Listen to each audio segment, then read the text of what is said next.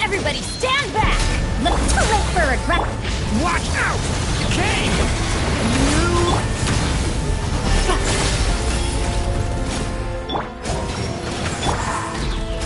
Ears of the storm! Time for takeoff!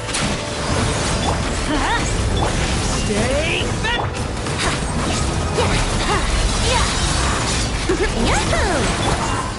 Kane! Go in! Here we go! Think you can get away? Truth repeats its course! Yahoo! Turning point? Let's play! Dare to mess with me?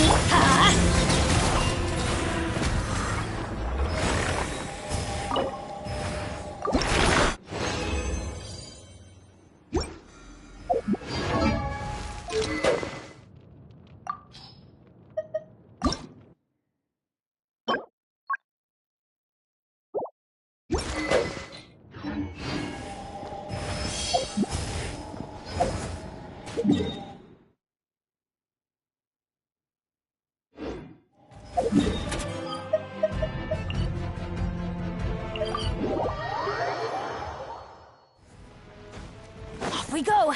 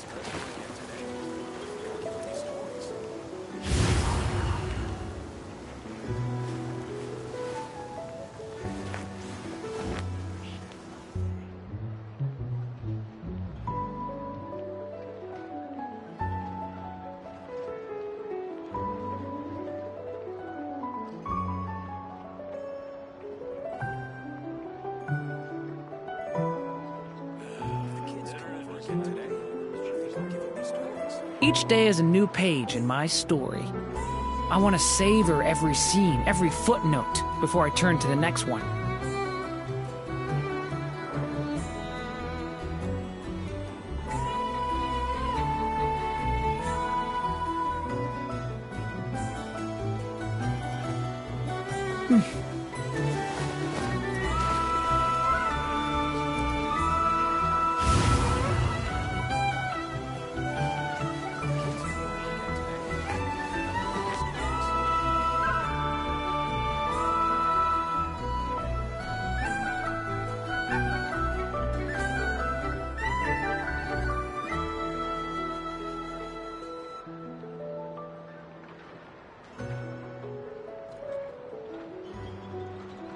Can I stop here and play? I mean, take a stroll.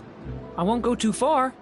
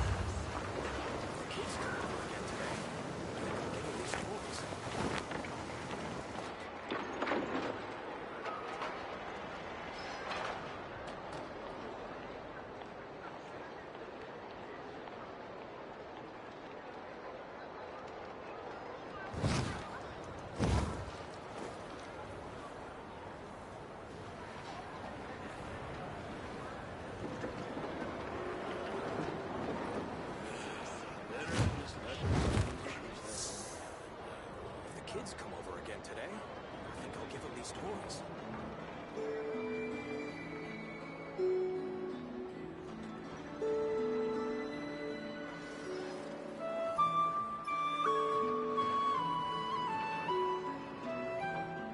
I still have so much to learn about human interactions, like, where should I put my hands when I'm nervous? I just really want to make friends with everyone. Over again today. I think I'll give them these toys.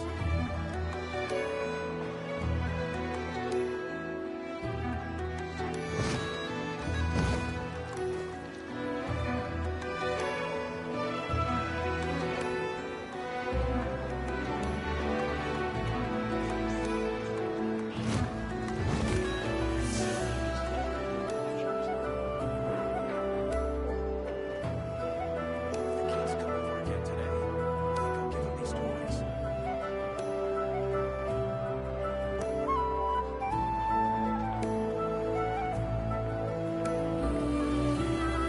Each day is a new page in my story.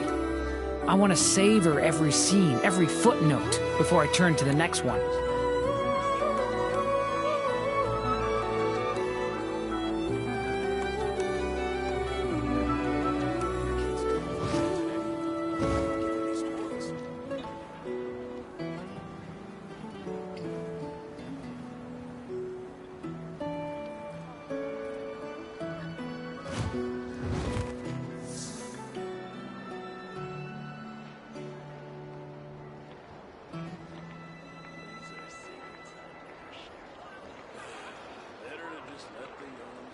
The kids come over again today. I think I'll give them these toys. I still have so much to learn about human interactions, like, where should I put my hands when I'm nervous? I just really want to make friends with everyone.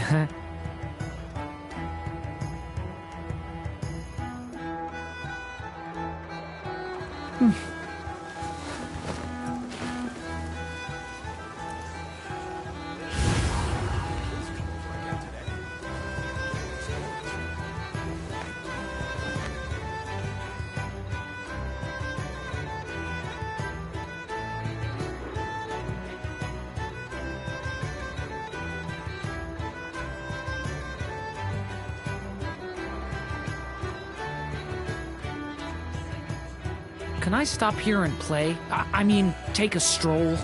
I won't go too far. The kids come over again today. I think I'll give them these toys.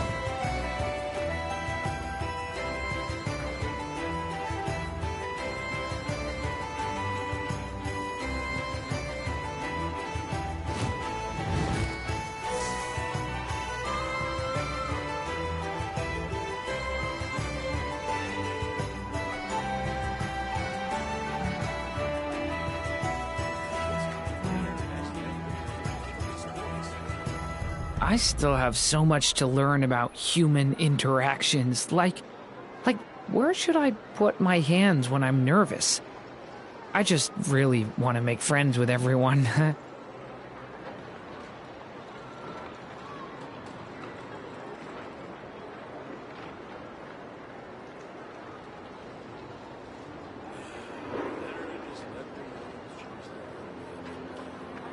kids come over again today. I think I'll give them these toys.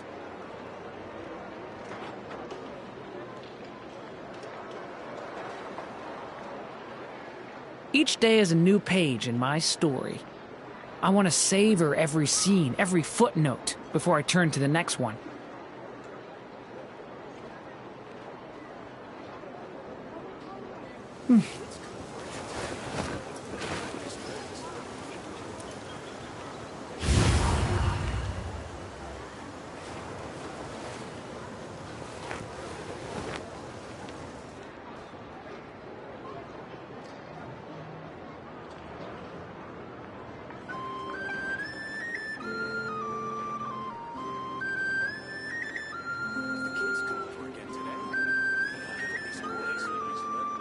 I still have so much to learn about human interactions. Like, where should I put my hands when I'm nervous?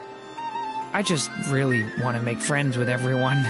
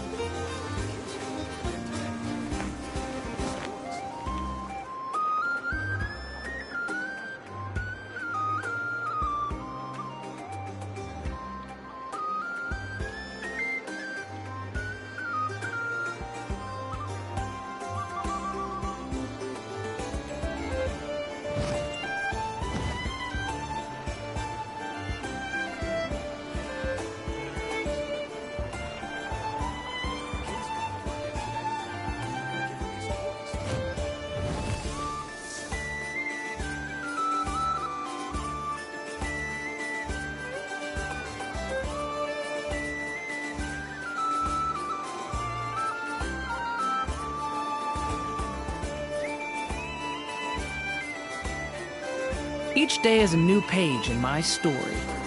I want to savor every scene, every footnote, before I turn to the next one.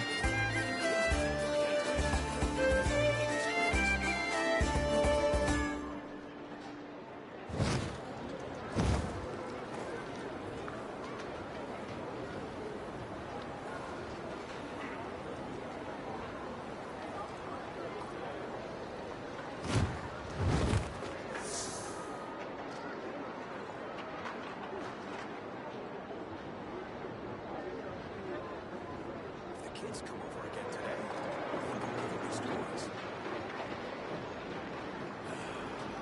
kids come over again today, I think I'll give them these toys.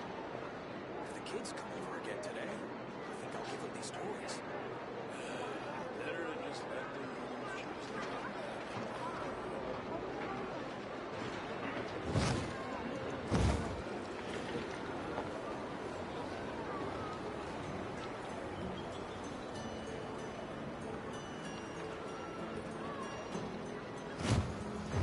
kids come over again today, I think I'll give them these toys.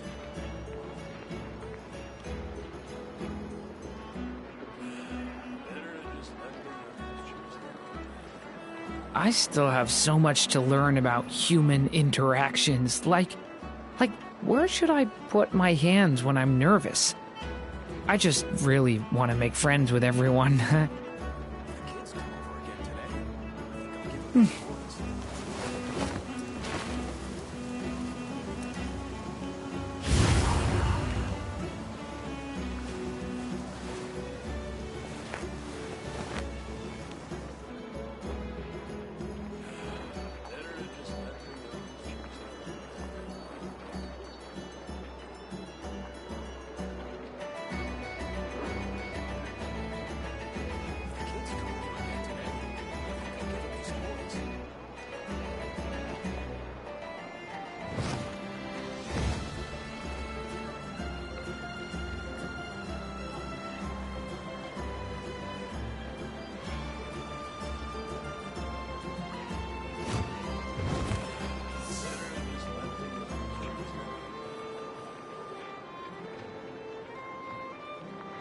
If the kids come over again today, I think I'll give them these toys. If the kids come over again today, I think I'll give them these toys.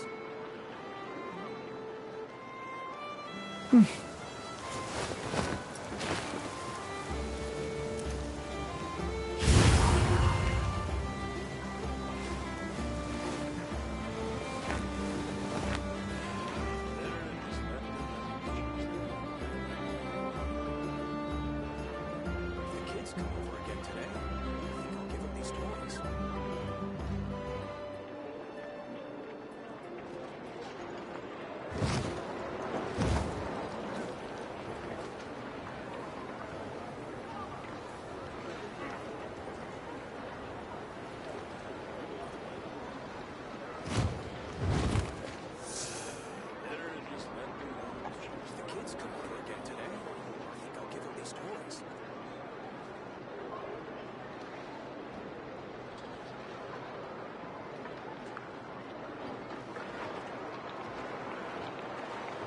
Can I stop here and play? I mean, take a stroll. I won't go too far.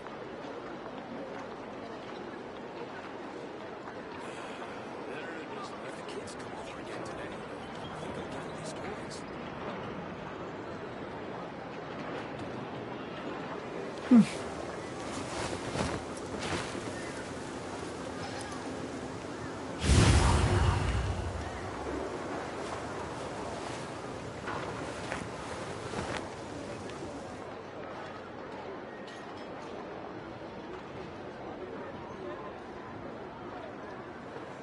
If the kids come over again today, I think I'll give them these toys. I still have so much to learn about human interactions. Like, where should I put my hands when I'm nervous? I just really want to make friends with everyone.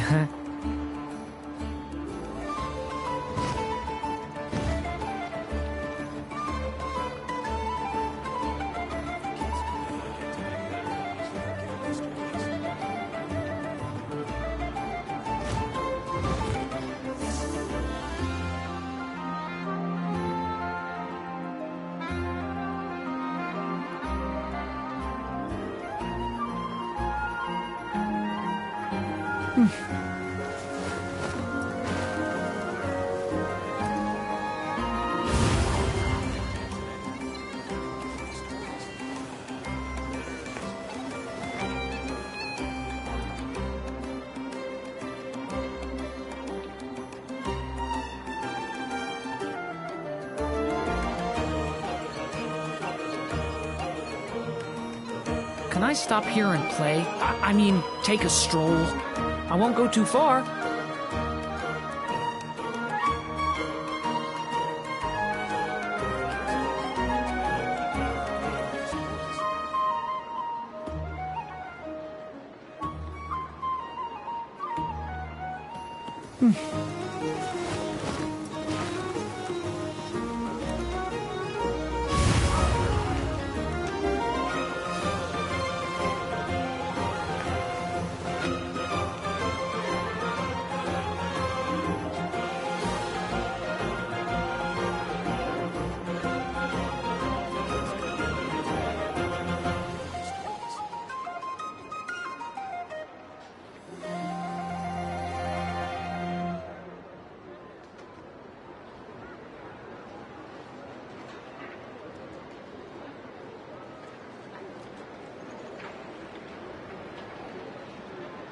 I still have so much to learn about human interactions. Like, where should I put my hands when I'm nervous? I just really want to make friends with everyone.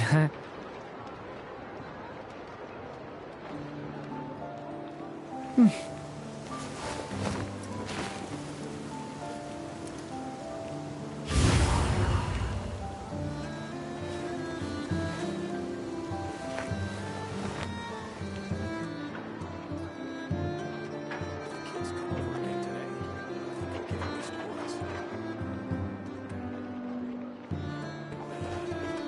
Just let the others choose their own path.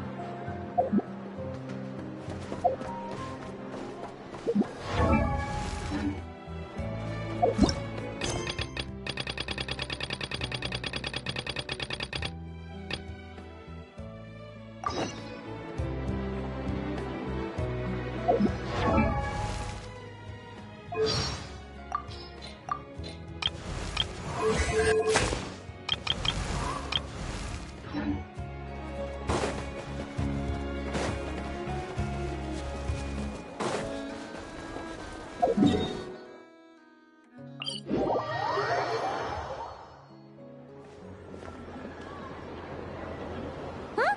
Hey, over there! It's Duran and Albedo with Flint's. What could they be chatting about?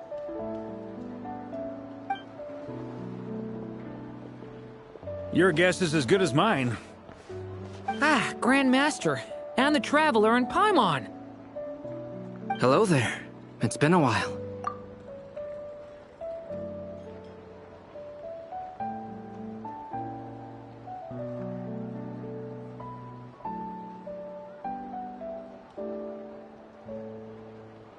Perfect. We have some new volunteers for our investigation. Wait, let me guess.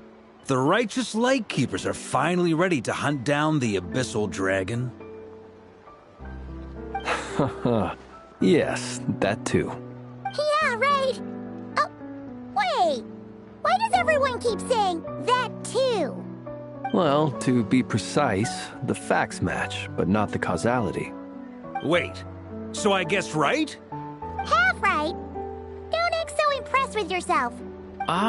Maybe I can explain. We ran into Mr. Flint's north of Nasha Town. At that time, we just noticed a few abyssal creatures out in the wild, but the strange thing was, I didn't detect any traces of abyssal energy on them at all. On closer inspection, we realized that they were not real monsters, but something akin to reflections in the water, or perhaps a mirage. Huh? What do you mean? Like, you could see them but not touch them? Exactly. It was very peculiar. They roared and tried to attack us, but we could not make any physical contact with them. I think I've heard of things like that happening in Nodcry before, but I don't know much about it. Yes, it's a known phenomenon. Mirage-like illusions tend to appear in Nodcry in the run-up to Moonprayer Night. From a distance, they appear quite real. I myself thought that Misters Durin and Albedo were locked in battle with abyssal monsters when I first arrived. But after sharing intel and investigating a little further, we can confirm that these illusions are harmless. There is no great cause for concern. All the Mirage stories I've heard are either animals, rocks, or small houses. Abyssal monsters, though? That's a first. It's a first for me, too. So I'm planning to look into it further just to be on the safe side. I intend to inspect a few more locations. What about you two? Any plans? Alice contacted me a few days ago. She'd like me and Durin to assist her with an experiment. But we lost contact shortly after receiving the message. I'm sure that comes as no surprise to anyone familiar with her. We don't know when the wind will blow, yet when the wind blows, we will know. That, in a nutshell, describes how Alice operates. Yeah, that tracks. Okay. Well, I suggest we investigate this Mirage business in the meantime. It's piqued my curiosity, and I'm pretty sure I know someone who will already be 10 steps ahead of us. Well said. Right? Whatever's happening in Nodcry, she always seems to be the first one to know. Let's go see what she knows. We can invite her and her staff to the festival while we're at it.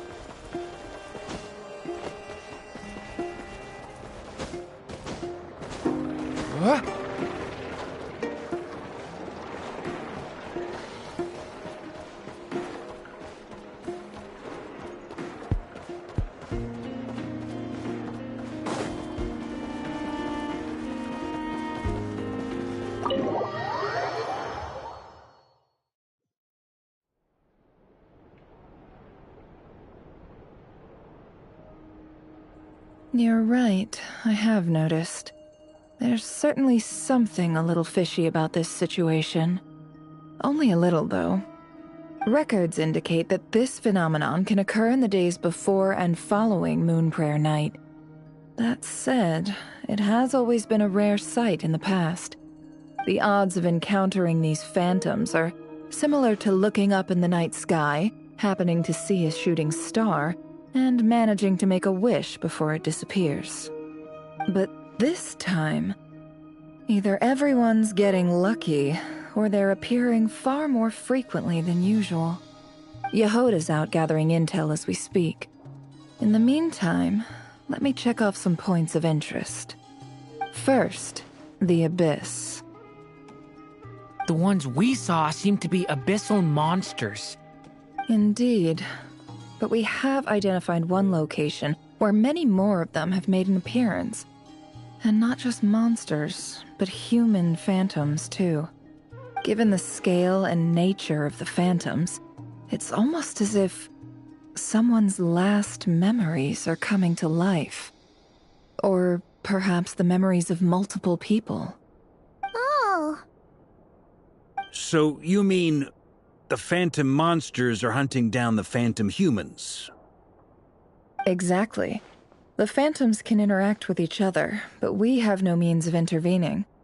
In addition, some of the human phantoms would seem to be from the very distant past.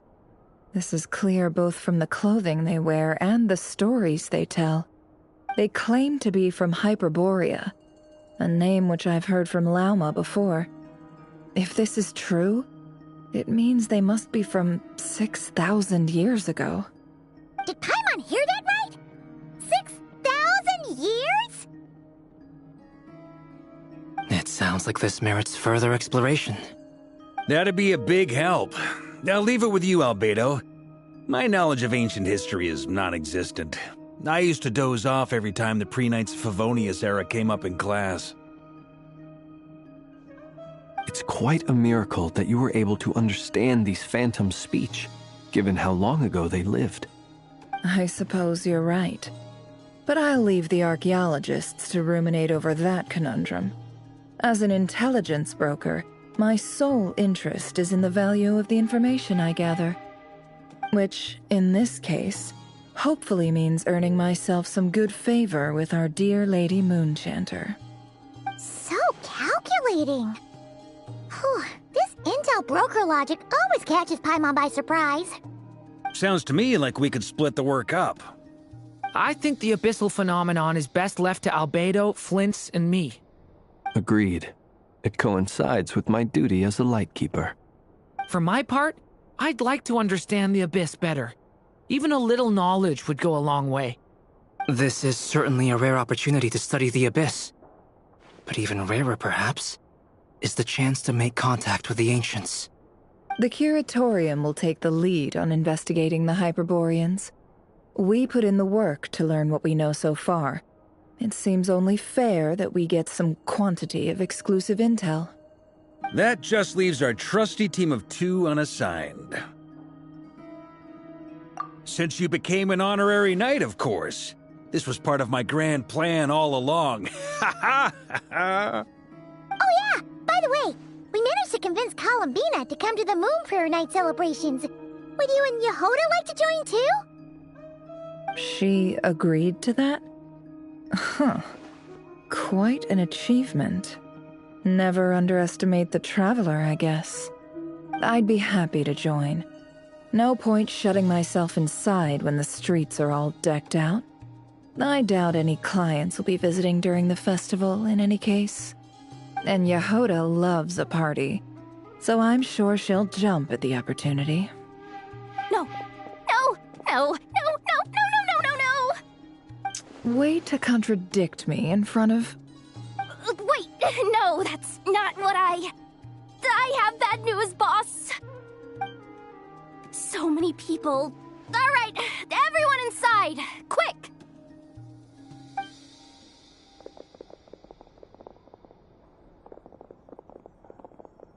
This is gonna sound crazy, but hear me out.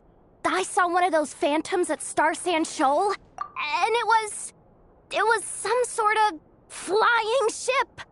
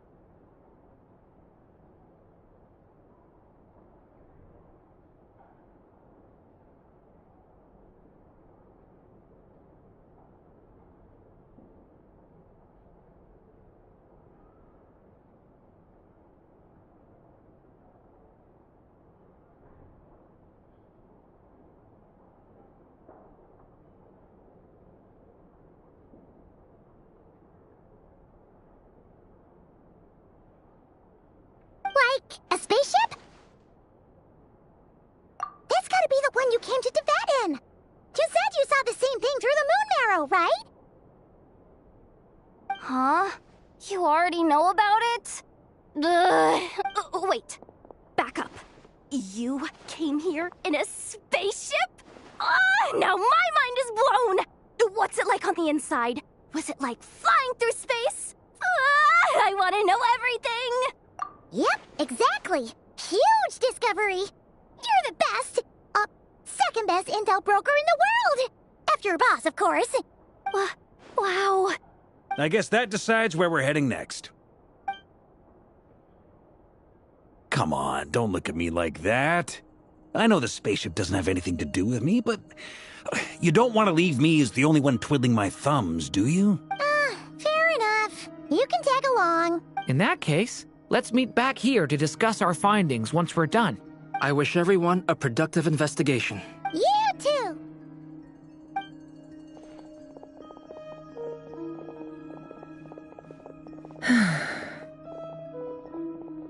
What's up, boss? Aren't we gonna head out? Tell me, Yehoda, when did the Curatorium start giving out intel for free? Oh, sorry, boss.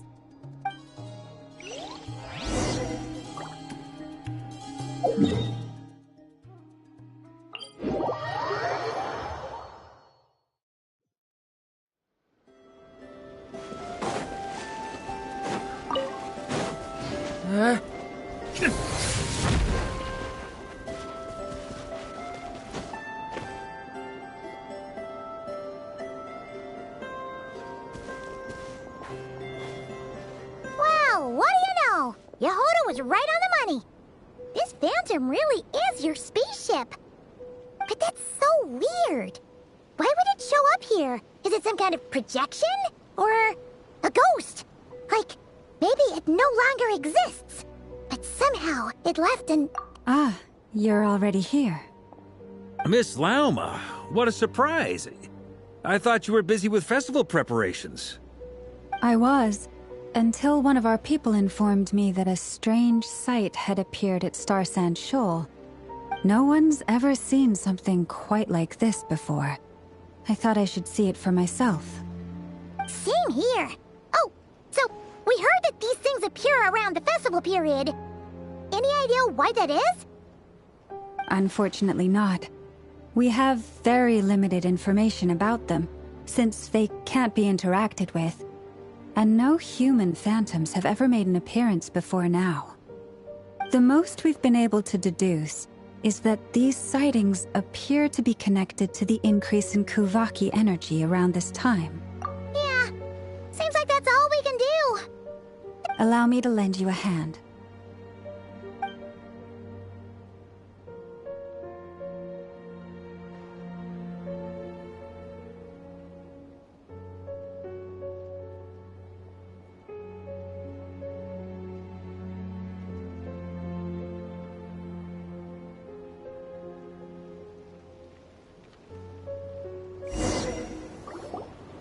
Everyone, our friend here should be able to provide us with some information. Is that a phantom Rhymehorn deer? I've heard about how the Frostmoon Scions live in harmony with the animals and can even communicate with them. That's coming in handy now, for sure. Okay. Yes, I understand. Then how about this?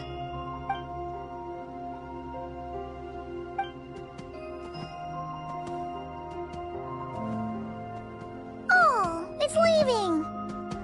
It appears to share our curiosity about this giant spaceship, so I asked it if it wouldn't mind investigating along with some friends.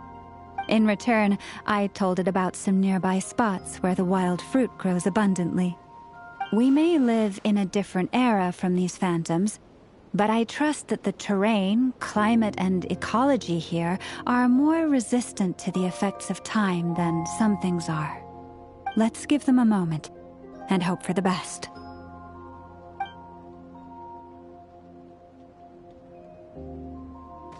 All back together? Must have been a lot of fruit. Indeed. Now let me ask them some questions.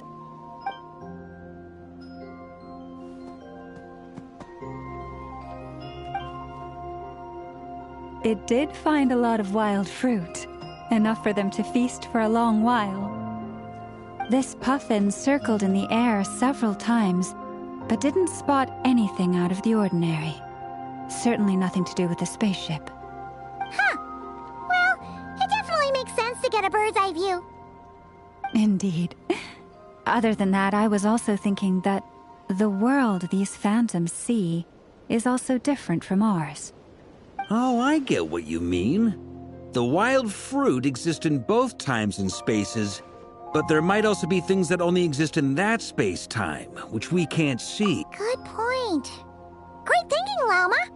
Blunthorn rhinos can use kuvaki to shift great rocks, but this one says it couldn't get that ship to budge by even an inch. The sniffer mole tried too, but despite being a skilled digger, it could not. They say that the spaceship looks robust and undamaged. It seems... So, just like us... Yes. Still, we are grateful for all your efforts, dear. I've noticed some other human phantoms gathered nearby. Come on, let's go talk to them.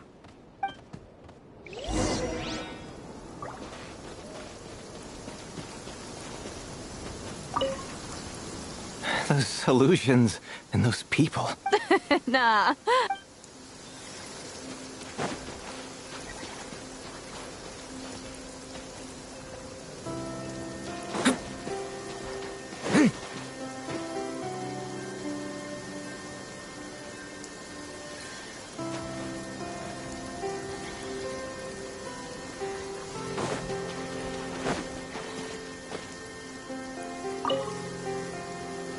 What is this thing? I've never seen it move, and there's no way to get inside. Goodness knows. My grandpa says it's been sitting here at least since his grandpa was still alive. What about his grandpa? Did he say anything to your grandpa's grandpa about it? Huh? I don't know. In all likelihood, it was here back then too. Hard to imagine something this huge could move. Guess that means that as far as they're concerned, this ship's been around a long time.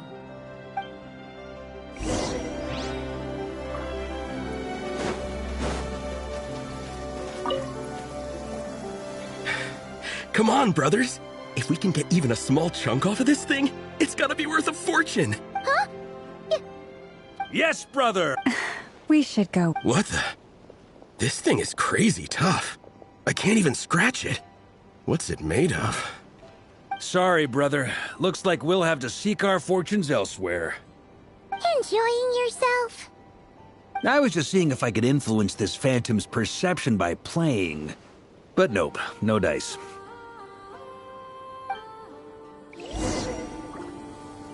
I'm sure we're all starting to build up an idea of what's going on here now that we've spoken to some of the people.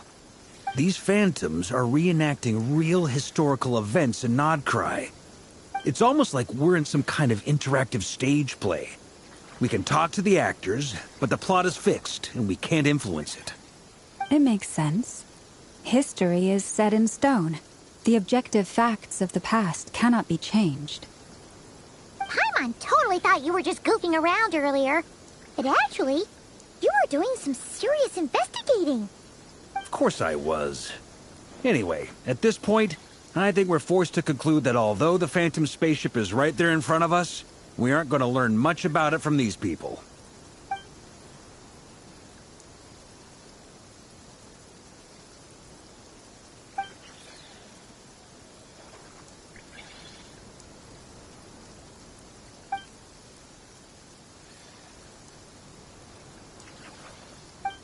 Don't be discouraged. If nothing else, and think about it. So many people tried to hack their way inside, but no one could get the door open. It's made of very tough material. To me, that says that we'll either find the ship itself or the story behind it. It's just a matter of time. Huh. Every now and then, when Varka gets... I wonder how the others are doing. Sounds good. Also, drinks are on me if Team Knights of Favonius is the first to finish. Wait, we have a team name now? Am I in Team Knights of Favonius as well? You're very welcome to join. We've even got a cathedral ready for you. Isn't that technically absolute blasphemy? You wouldn't dare make a joke like that if Barbados was in earshot. Nah, I'm sure Barbados doesn't mind a little harmless blasphemy once in a while.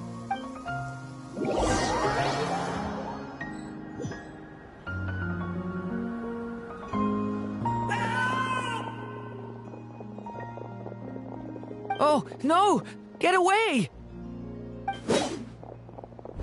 Oh.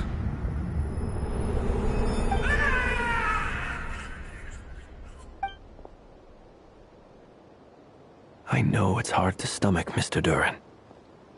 But as I'm sure you've noticed, there is nothing we can do to intervene in that which unfolds before us. But we have to at least try. And try you have. But are you aware of how many unsuccessful attempts you've made now? I wasn't keeping count. I'm afraid this is the 39th failure so far. Or the 5th if we're only counting this particular victim. There are no indications that these phantoms may be altered in any way. You seem to have calmed down a little. I'll make us a fire. You should rest and have some water. Feeling any better now, Mr. Duran? May I ask a few questions? Be my guest. What exactly are we witnessing here? What happened to those people? My guess would be that we are seeing Nodcry during the Conrian Cataclysm. Would that be accurate? Conria. That is correct. As you know, once the Abyss senses even the tiniest crack, it floods in and spreads like wildfire. There was a time in the distant past when it permeated all of Nodcry, causing immeasurable harm. The people paid a terrible price to heal this land. Then, 500 years ago, the whole of Teyvat suffered an abyssal disaster. Once more, Nodcry was dealt a devastating blow. I see. In the face of the abyssal onslaught, all were like grains of sand tossed around by a tidal wave. Be they human, fae, or god. The moment you witnessed is but one drop in a whole ocean of catastrophe. All right. I guess that answers my second question, too. I wanted to know why there's nothing I could do to help them, and that's because what we are seeing is history. That would be my guess as well. As I understand it, history and fate are not all that dissimilar. The latter may be unseen to us, but both are immutable. Yes. Fate was determined long, long ago. I still have a couple of other questions for you, Mr. Flintz. You mentioned more than one abyssal disaster that has struck this land in the past. How can you be sure that what we're seeing is from the Conrian incident? And also, how are you able to stay so calm when you're talking about these events? From everything I know about you, you're not cold or ruthless, and you're not indifferent to the suffering of others. Alas, I am forced to show my age. I must be 600 or 700 years old by human measure. Wait, so you...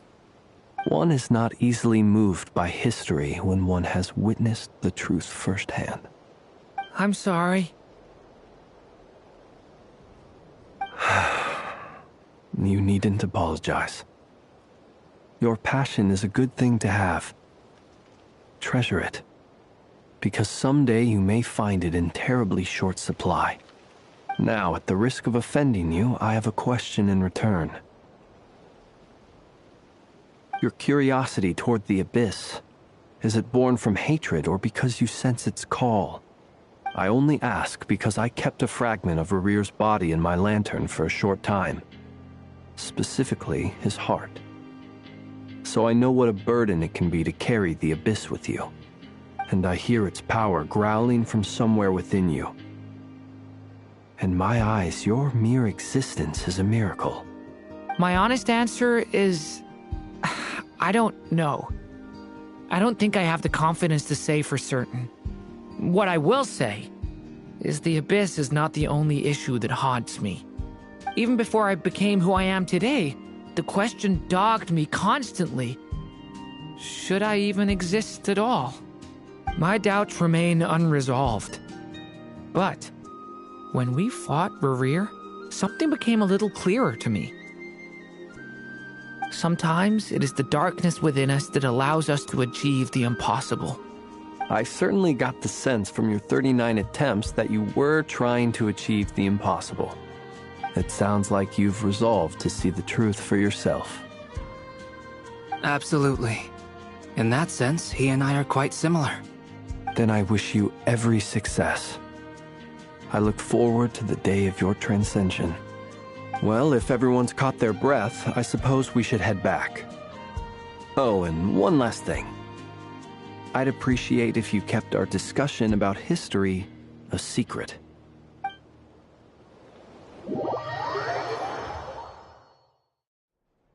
Incredibly, our separate investigations led us all to the same conclusion. Hooray for consensus! Yeah, but we barely learned anything, though. I totally thought this would be the mother lode. Talking with the ancients? I mean, come on! But nope. All we got was useless snippets of conversation. And all this stuff about moons and hyperopia. What a load of baloney. Seems like people back then had a few screws loose. I understand your frustration. We found the same issue. Each phantom only showed a very brief moment in time.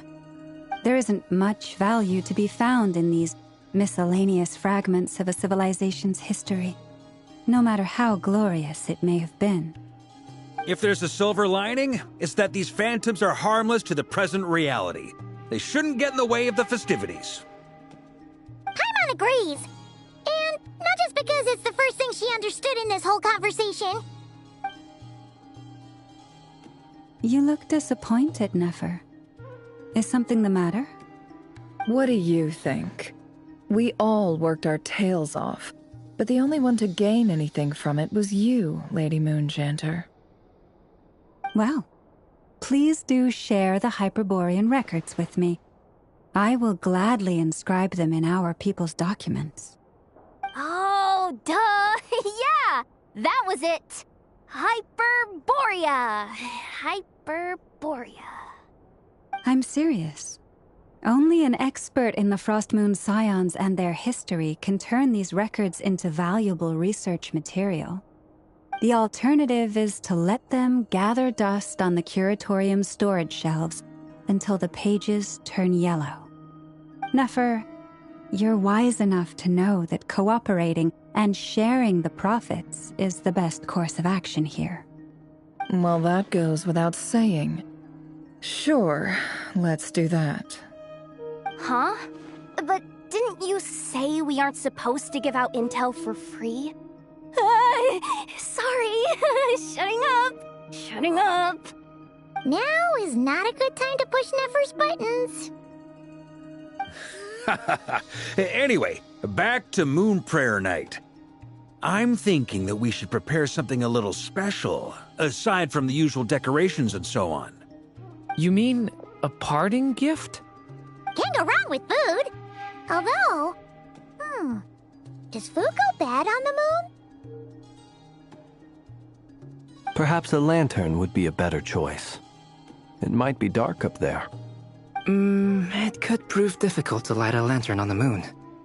Magical stones might serve that purpose better. What about a clockwork mecha model from Fontaine? I've got a whole bunch at home. I use them for fighting practice in my free time. None of these sound like things she would be even remotely interested in. But we don't interact with her enough to know what she likes. Yeah. It would really save us the guesswork if someone could find out what she's into. Wait, what the? Traveler? They're all looking at you. Great! Haha, problem solved. Now, I need to stop by Dory's. Gonna need her help sourcing a bunch of stuff for the festival. Then let's leave it there for now. We all have our own business to attend to. Traveler, if you find out what Kutar likes, let us know right away.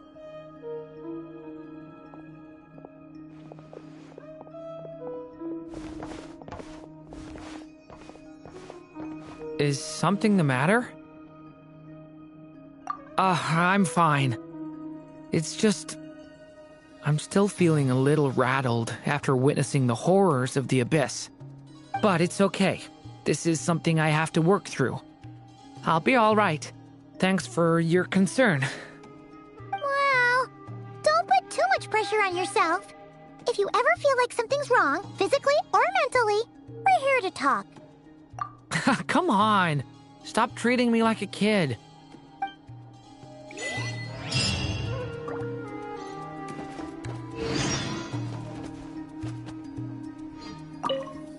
Which is why we need a lantern guaranteed to work on the moon. Yes, I have a few ideas, but the lantern itself is the easy part. The real issue is how little we know about the lunar environment. Wait, you two are serious about this? Let's just say I'm intrigued by these shining magical stones that Mr. Albedo has mentioned.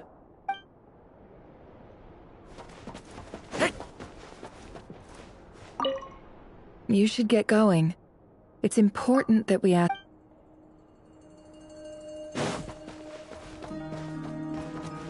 Could you do me a solid and try to smooth things over with Boss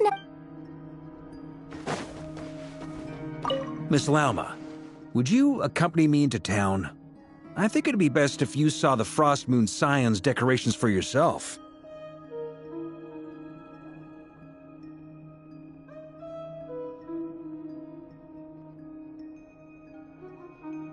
Very well. Let's go.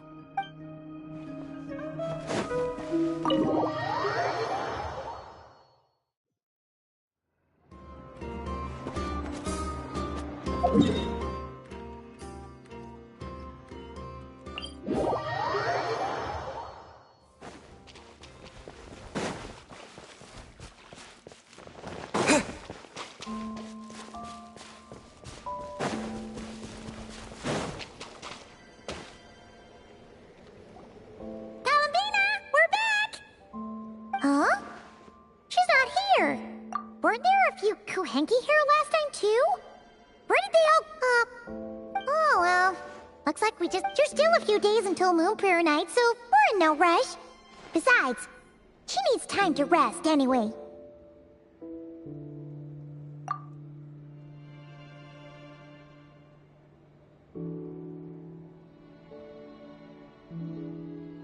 Kalamina! Are you back yet?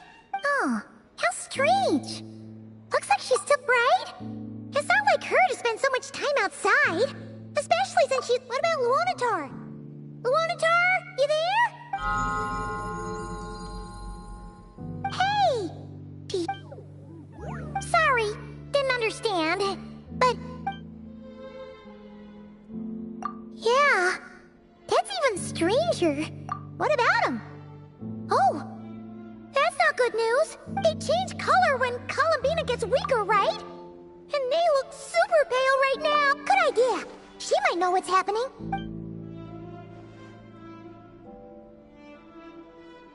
Lalma!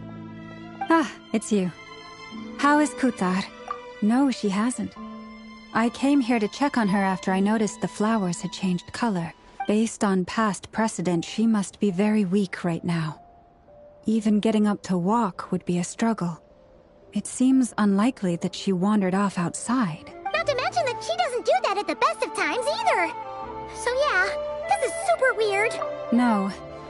Very few people are in the know about Kutar's whereabouts. And if anyone suspicious had visited, they'd have left some sort of evidence. Come on, let's go to Nasha Town. If anyone has seen her, someone there will know about it. It's Notcry's information hub after all. Makes sense. Let's go!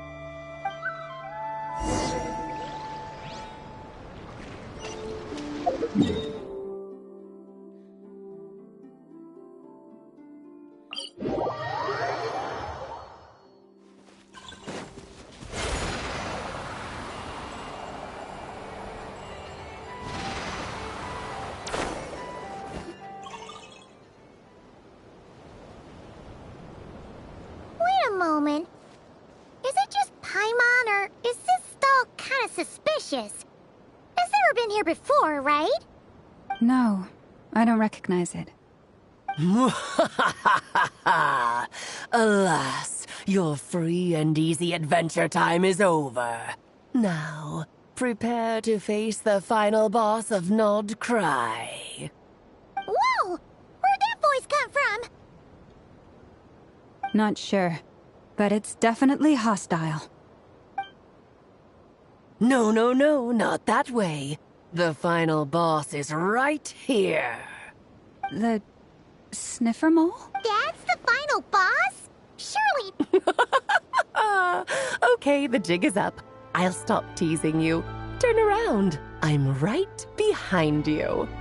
It seems I've managed to leave quite an indelible impression, even though you've never seen my face. Ah, nothing could make a great mage more pleased with herself.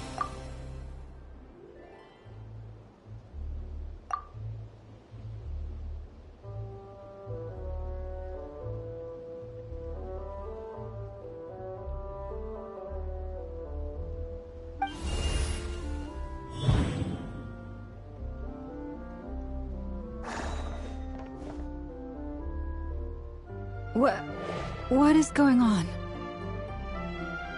I've heard that all the big shots in Teyvat have long, wordy titles that stun people speechless when they make their entrance.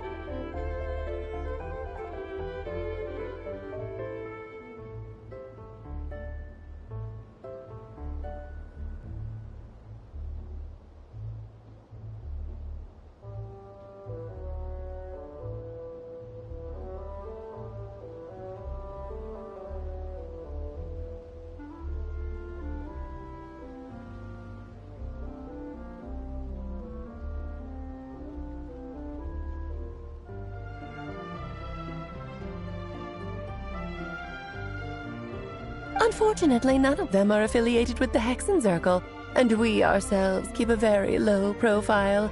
The notorious name-dropping doesn't quite work for us. Still, I, for one, think I'm really quite amazing.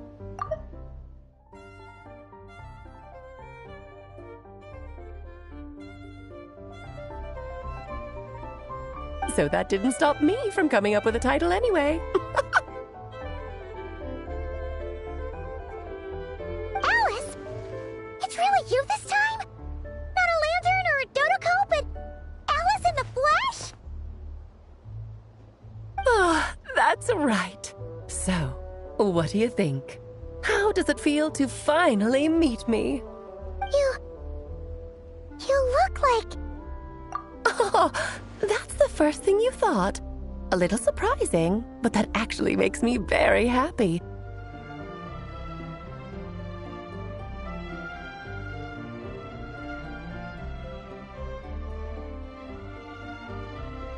Because that means that when Klee grows up, she'll be just as stunningly beautiful as her mother.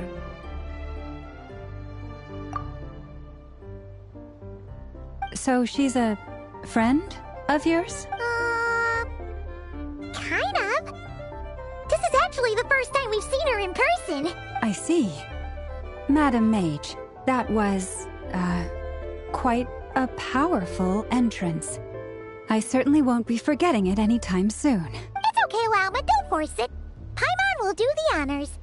This is Alice from the Hexenzirkel. She's a friend of ours. And of Arcus, too. That's right. She's a good person, just kinda... unpredictable. Well, what is the human heart if not unpredictable? Hmm? If we could not do as we please, how would we differ from machines? I am Lauma, Moon Chanter of the Frost Moon Scions. It is a pleasure to meet you. Oh, I know. Before you got here, I spent a good, 15 minutes getting up to speed on Nod Cry's present situation. In other words, I've read the whole in the last episode part, so we can skip the pleasantries. Fair enough. Well, Miss Alice, I can already tell that you have quite a unique personality. You'll get used to it. Paimon sure is. So anyway, what are you doing in Notcry, Alice? Oh, I thought I told you already. This time, I'm the final boss. And what a formidable foe I shall be. Powerful, confident, decisive, and good luck finding my weak spot. You will never succeed. Oh, drat! My one weakness, and you found it in an instant. Fate has been dealt a devastating blow. Thus falls the great Dodo King. Why are you playing along with this nonsense? For funsies, of course. What's wrong, Paimon? Are you disappointed in me? Am I a gigantic letdown? No, it's just... You seem like a busy lady. And this is the one time you've shown up in person. Paimon figured it would be for something more high stakes than just goofing around. You're quite right. I'm here in Notcry because something big happened. Something big enough it caught the attention of the Hexen Circle. It concerns the 3 moons, Tevat's borders, and of course, the moon goddess you are currently searching for. Kind of. Why don't we discuss this over a pot of tea? My main reason for coming on this trip to Tevat was, of course, to have some fun. But I do technically have a job to do as well, namely, maintaining the stability of Tevat's borders. I'll skip over the complicated parts, but to sum it up, abyssal energies are all that lie beyond Tevat's border. We'd find ourselves in a real pickle if they ever made it through. And the phantoms you've been seeing are a sign that the border has been disturbed. No wonder they tend to show up around Moon Prayer Night. Is it because the real moon is now so close to us that its power can cross the border? In part, but only a negligible amount passes through. Just enough to influence the verdant crests and so on. And as you've noticed, there has been an unprecedented number of phantoms appearing this year. The influence of the moon beyond the border cannot explain this. No, there is another far greater factor at play. The trilunar syzygy. A trilunar syzygy. Eons ago, before the heavenly principles came to Tevat, it was the then 3 moon goddesses who controlled the laws of this world. Oh, that's exactly it! The 3 goddesses split these powers amongst themselves, promising never to consolidate them into one singular body. This was meant to keep the world stable. But, fast-forwarding to the present, the eternal moon's marrow is with you, while the iridescent moon's marrow, which should never have appeared in this world, has been retrieved. Add that to the presence of a moon goddess in the flesh and... the power of all 3 moons is gathered here in Notcry. There hasn't been an event like this since the War of Funerary Flame. And it's having a noticeable effect on Tevat's borders. Because I wish to give my darling daughter a peaceful, sunny environment to grow up in. Is that a good enough reason? Kinda sounds like you're dodging the question, but it does make sense. Well, that's one reason anyway, and the most important one. The others are a little complicated to explain. For instance, cleaning up after dearest Miss R. Albedo could tell you more about that if you're curious, but right now, I have a more important question to ask you. Why are you collecting the moon marrows? I see. Nicole told me about that legend once. Nicole? You mean Mage Anne? Oh, so you remember. Yes, of course. That was a story about fate, her area of expertise. But back to the story of our dear moon goddess. I'm afraid her intended method of returning to the moon is unlikely to work anymore. What does that mean? She may be missing, but she hasn't gone anywhere. She has disappeared.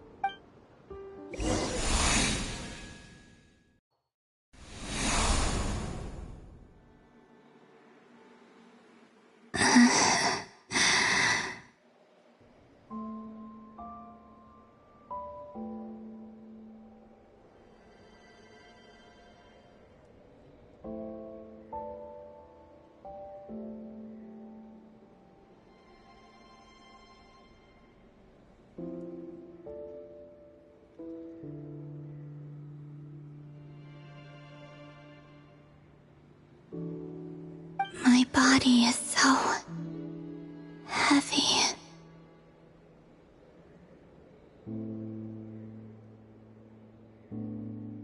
Wait, no.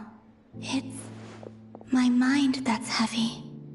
My arms and legs are as light as a feather. What's happening to me? I feel drowsy, like I've been asleep for too long. Is it daytime or nighttime? Is the moon out? I think I'll go for a walk.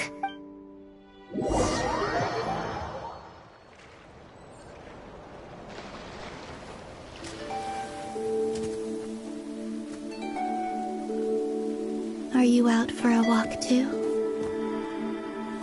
Huh?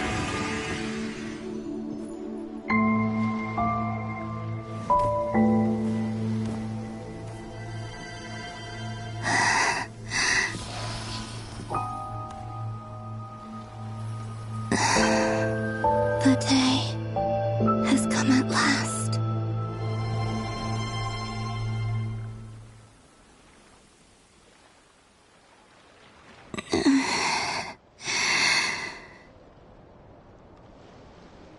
Have I grown so weak that I can't even sustain my physical form? But Moonprayer Night is nearly here. I was so close to returning home. Death is near. Is this how it ends for me? Will I return to the moon after I disappear? Or...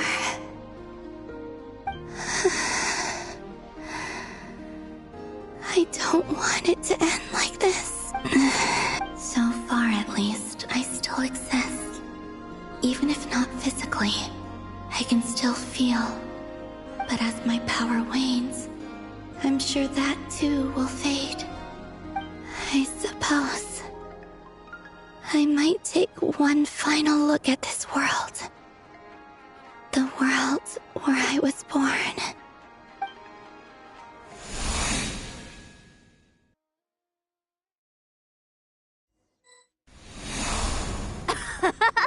Come on! Come on! Wait for me! The Frost Moon Enclave. How much it has changed since I was born. These decorations, they're so heavy. It's times like this when you kind of wish men could be priestesses and acolytes. How fascinating. I've never had the chance to be privy to people's private lives in this way. In the past, people would get so solemn and serious the moment I showed my face. Like they were frozen stiff. Karina, Lametti, it's time to eat. Coming! I want to watch them a little longer.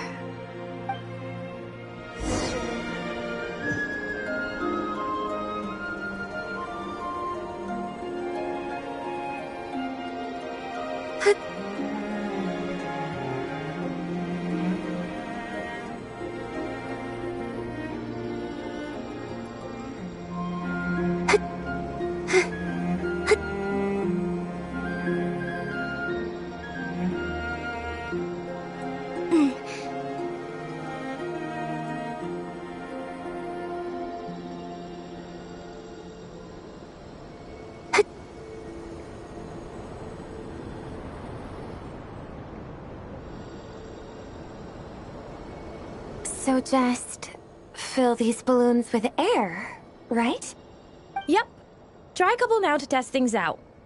The rest can wait till Moonprayer Night. Think fast. Breda! Teasing an acolyte of the Frost Moon Scions? Surely that's a punishable offense. Take this!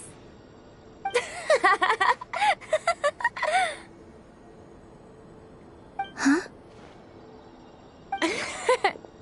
All right. right, enough horsing around. Lady Lauma gave us a task. We should get back to it. The task is just to check that the balloons don't leak, right? Doesn't matter if we fill them with air or water. Yeah. Okay, you got me there. And you got me there. But still, we can't use all the balloons before the festival even starts. We won't use all of them. And as long as Lady Lauma's trusted acolyte doesn't snitch, this can stay as a little secret between friends. A couple more can't do any harm, right? Oh, you menace. Then, think fast! Is pumping a balloon full of water really so much fun?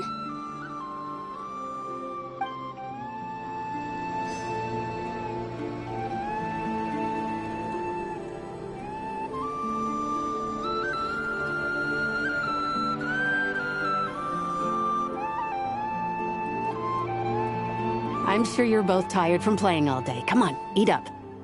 A plain, humble meal. That has always been the way of the Frostmoon Scions.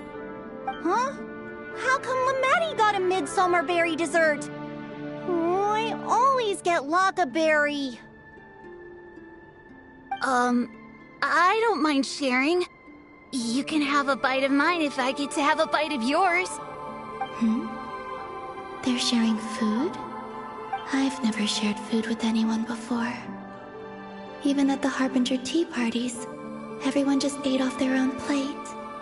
And when I couldn't finish my food offerings from the Frostmoon Scions, they'd leave the leftovers out under the moonlight for the animals to claim.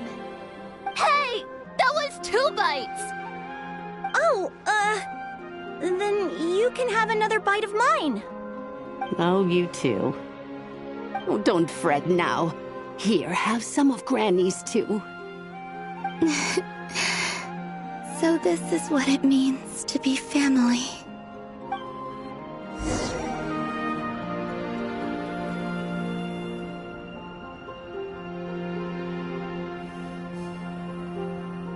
I'm seeing so much that I'd never usually get to see.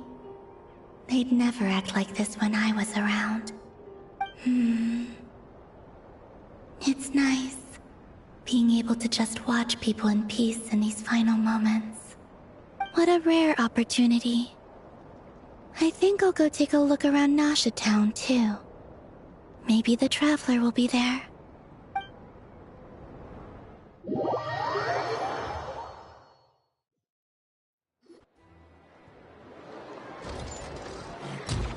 After the War of Funerary Flame, the Moon Goddesses were no longer recognized by Teyvat. They lost the whole foundation for their existence. That's why the Moon Goddess's strength is fading. She cannot withstand the world's rejection of her. To be more pedantic about it, the Moon Goddesses did something to offend the heavenly principles, and that's why they were ousted. Something of a recurring theme in Teyvat's history. Theoretically, speaking so candidly should put me in their crosshairs too, but they can't tell me what to do. I'll say whatever I want.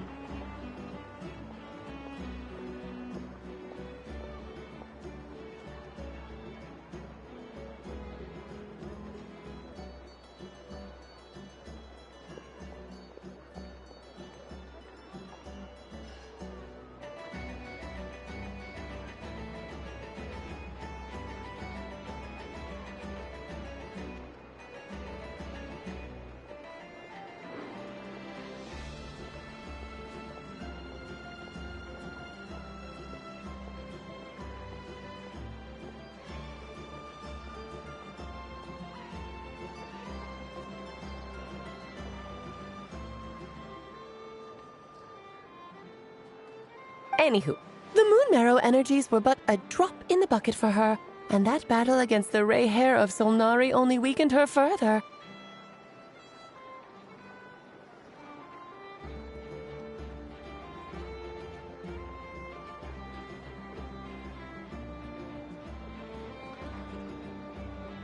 Fortunately, it happened close enough to Moon Prayer Night when the Kuvaki concentration here is high. That's That's the only reason she managed to survive this long. What do you mean, fortunately? You said she disappeared. We're too late. Oh, what a headache. I thought this was all common knowledge. I guess I have some more explaining to do. Okay, buckle up. It's time for another lecture.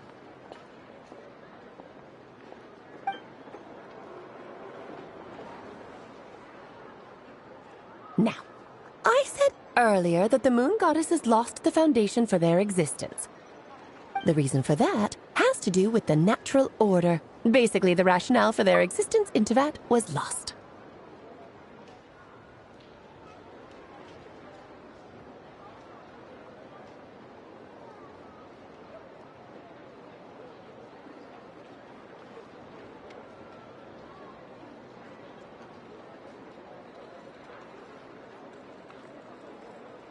The same logic applies to the present moon goddess, too. Consider her existence so far. Her comrades in the Fatui called her Damselette. And she was worshipped as Kutar by the Frost Moon Scions. But these connections have now been severed, whether by her hand or yours. So, the rationale that once sustained her existence is... Wait, we did... Well, strictly speaking, yes. But let's not start pointing fingers, shall we? I'll only end up as the big bad villain, and that's not the kind of final boss I want to be.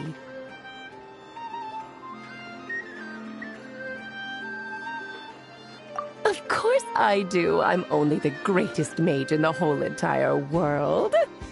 Now, if you wish to find your moon goddess, there are two problems we need to solve. Firstly, we'll need to strengthen the connection between her and Teyvat, at least enough to sustain her until Moon Prayer Night. Strengthen her connection. But does that mean I'll have to rally all the Frost Moon faithful behind this? I'm afraid a bygone faith and a former home won't be of any help to her now. Do you know her name? Her name? Yes. Names are very important things. A name is a fundamental concept that anchors one's entire existence.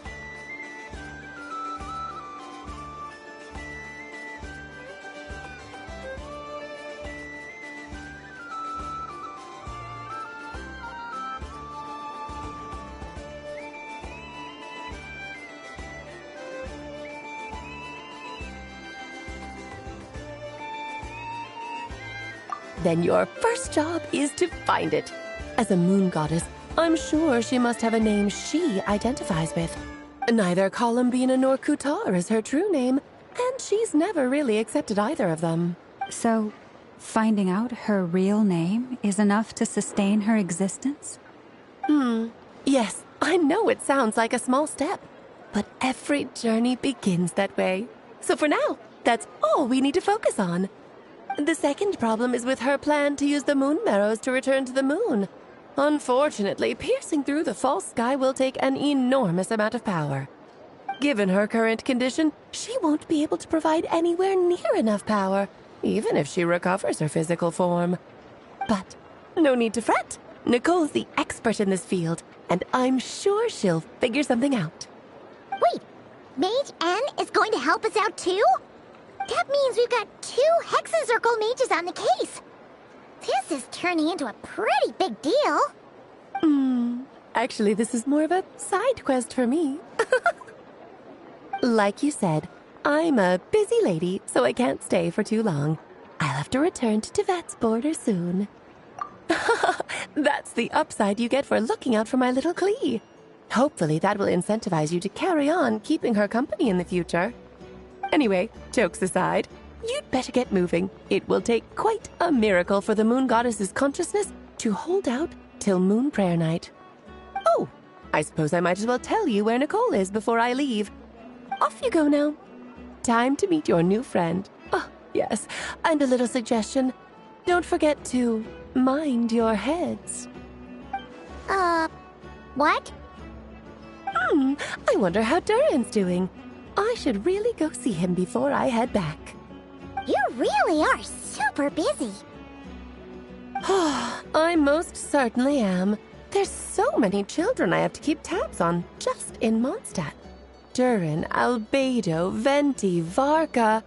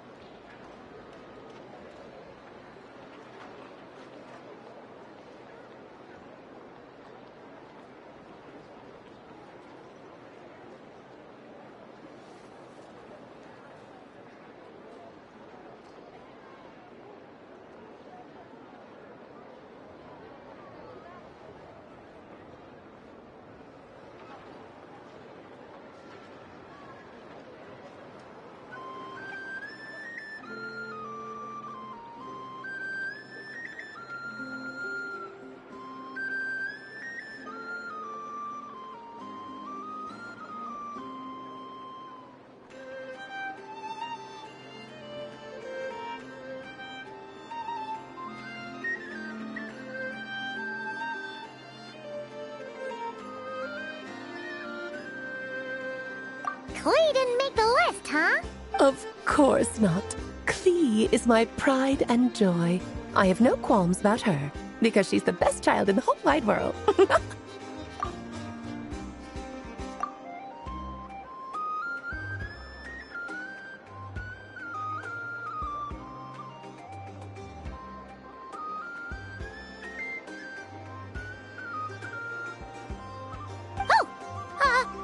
Yep. Klee's a little angel. I'm glad you agree. Well, all the best. See you when I see you.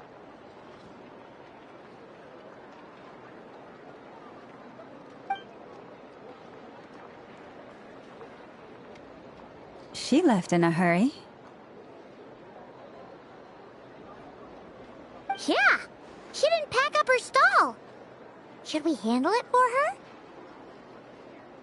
I must say, I'm now very curious about her daughter. Klee, wasn't it?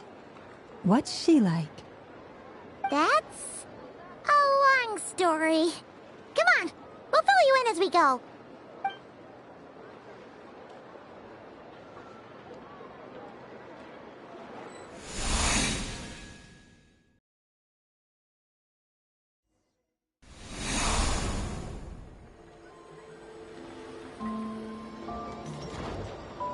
What a lively place.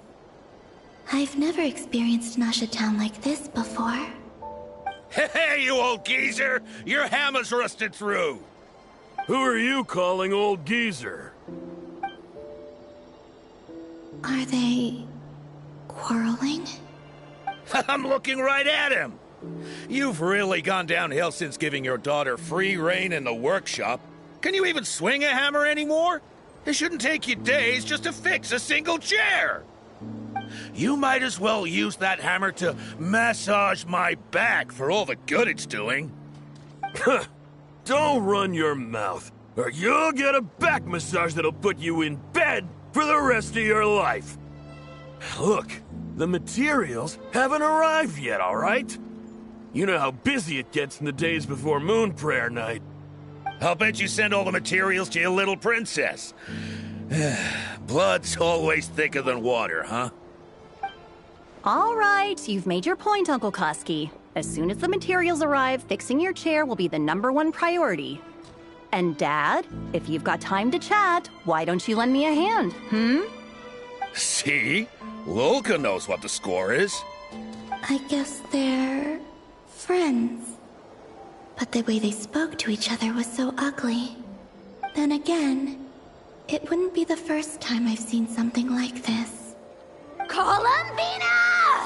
Sing outside my door in the middle of the night one more time, and I'll unscrew your vocal cords. You hear me?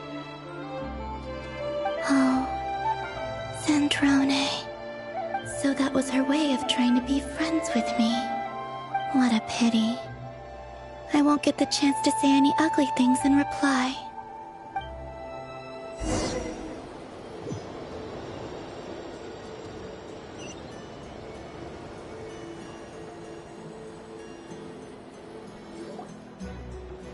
Hey, have you decided what to give her for Moon Prayer Night? I sure have. She's gonna get the surprise of her life when she's least expecting it. Then I'll whip out the ring and pop the question. The surprise of her life. What a fun turn of phrase. Cool, I get the picture. You can spare me the gushy details. Ooh, looks like we have a customer. Hello there, ma'am. Would you like some Moon Prayer Night candy? Huh? Is he talking to me? Can he see me? Here you go.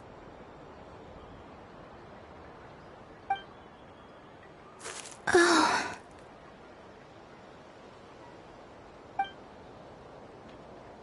Come back anytime. Right. Now, where were we? I don't know why, but I still held out hope.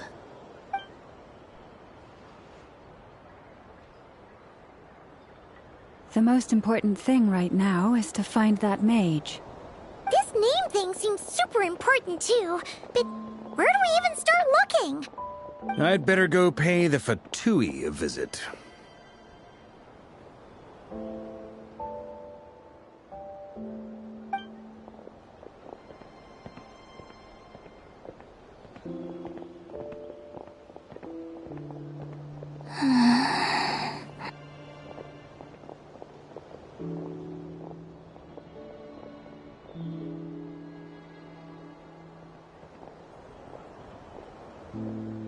Columbina?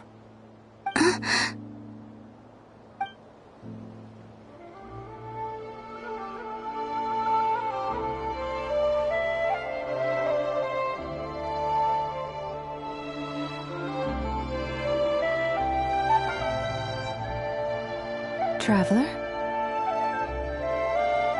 Let's go! This is no time to be spacing out!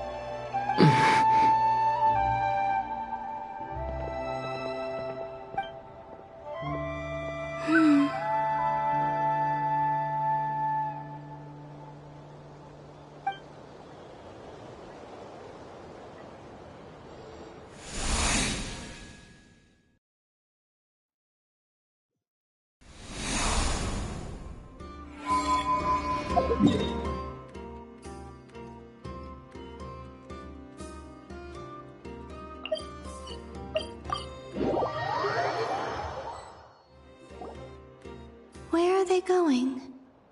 They mentioned a mage and... a name? So, Mr. Varka, are you acquainted with this Nicole? Or should I call her Mage N? Ah, not really. We've never met, though she has come up in conversation. From what I've gathered, Alice kinda took Nicole under her wing. taught her how to speak in a more ladylike fashion, that kind of thing. Huh. Hard to imagine Alice as an etiquette coach. Yeah, Alice is a larger-than-life personality, I'll give you that. But then again, that's why she's able to draw such an eclectic mix of people into her inner circle.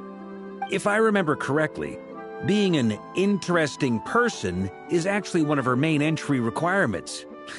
So, if you ever wanted to join the Hexenzirkel, I'm sure you'd both be eligible to apply. Hey! Don't go around making promises on Alice's behalf. I wouldn't dare. I'm just trying to paint a picture of the Hexenzirkel for you. Okay, sure. Anyway, since none of us have ever met Nicole, how are we supposed to find her? We can't just go up to every woman in sight and ask, "Hey, are you Nicole?" Maybe something she's wearing will give it away? Like, a windbloom pinned to her chest or something. Wait a minute. Alice never said Nicole was from Mondstadt. Oh, true. That would be this young lady, then?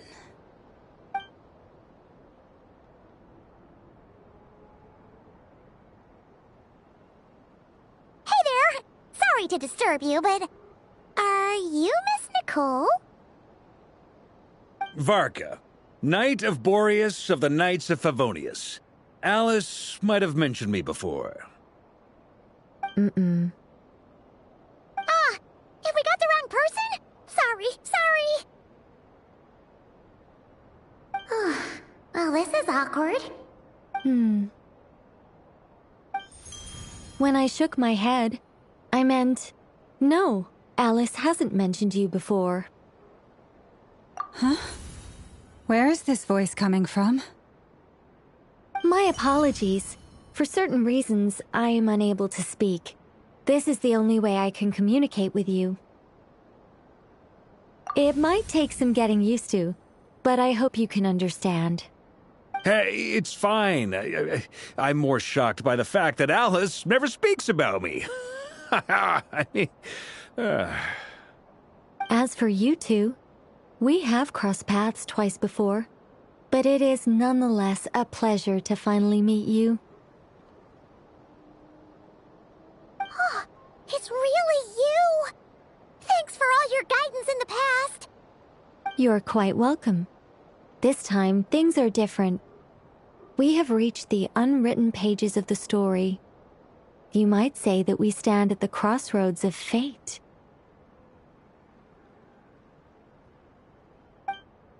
Now then, allow me to formally introduce myself. My name is...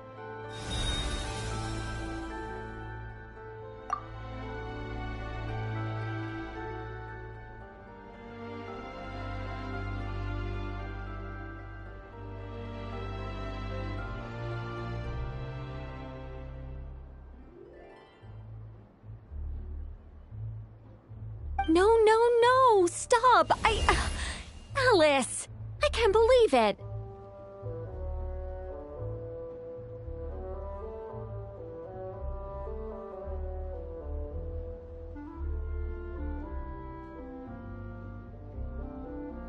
I had a whole speech prepared. I'd agonized over every single word. She always picks the worst moments to ruin other people's plans. I'm so sorry about that. Alice took the liberty of devising some bespoke self-introduction magic for each member of the Hexenzirkel. But I could have sworn I deleted all of the triggering conditions for it. How did it bypass everything? Oh gosh, this is so embarrassing. This is a very different side of Nicole than what we're used to. Is she not used to face-to-face interactions? Don't worry about it. We've seen that introduction magic once already, so it wasn't too much of a shock. Please go on, Miss Nicole. We'd love to hear what you have to say, or, well, communicate. Huh? Are they talking to this lady?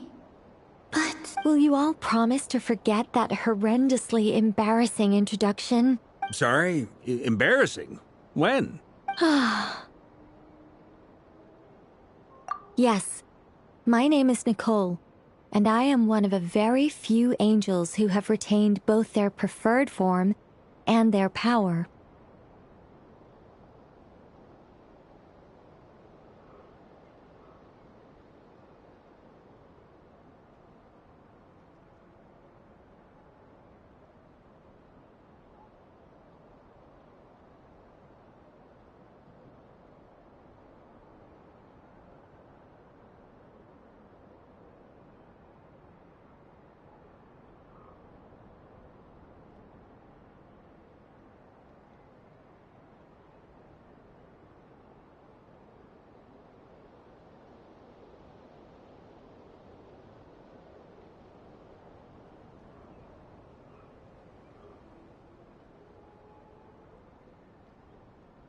The Traveler and Paimon should be no strangers to this concept. There is another of our kind in Natlan. They call her the Lord of the Night. Alright! Paimon remember— Yes. Well, I have retained more of my power than she. It's because I don't have a long-term duty to fulfill. To be more specific,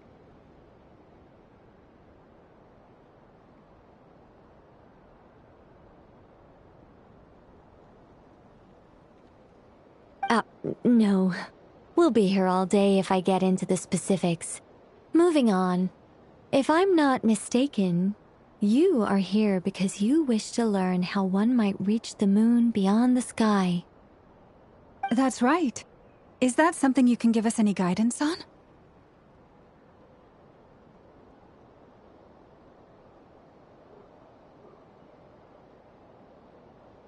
Yes, I do know a way.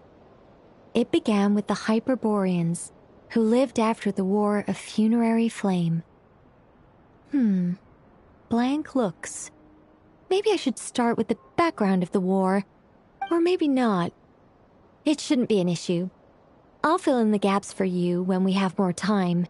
Anyway, after that war ended, the three moons retreated to beyond the false sky.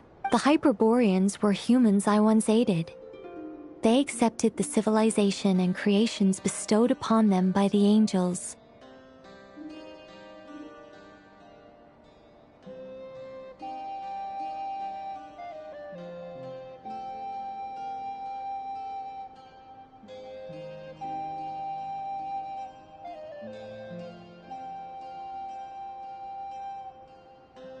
But despite accepting many blessings of the angels, many among them still held on to their faith in the moons. They were reluctant to accept the new order, even after the War of Funerary Flame. They sought to contact the moon goddesses beyond the sky and receive their guidance. But all three had passed away by that point. This mage has a unique method of communicating. Is she talking about the moons? Yes, but they did not know. And so, still they prayed for the moon goddess's mercy. After building titanic structures that consumed vast amounts of Kuvaki, at last they glimpsed the moons and heard their voices. But of course, they were gravely disappointed. For it was then that they realized the three moon goddesses were dead. Oh, that's such a sad story. It is. Humanity was in a very sorry state at that time. The angels who had once aided them were gone, and the War of Funerary Flames had left them homeless and destitute. Just a second, I gotta ask. How relevant is all this history to the task at hand? Well, I mean, it's... Okay, it seems we've drifted into irrelevant narrative waters. It's been a while since I've had the chance to speak inside someone's head. As soon as I got started, I lost control, and the words just flowed out like a waterfall. What I'm trying to say is... Right, yes, that's it. The relevant part is the ritual created by the Hyperboreans. The fact that they bypassed the false sky and saw the true moons implies that they successfully built a connection between Teyvat and the outside world. Which means, with enough Kuvaki and a sufficiently stable connection, It should be feasible to send one person over the border.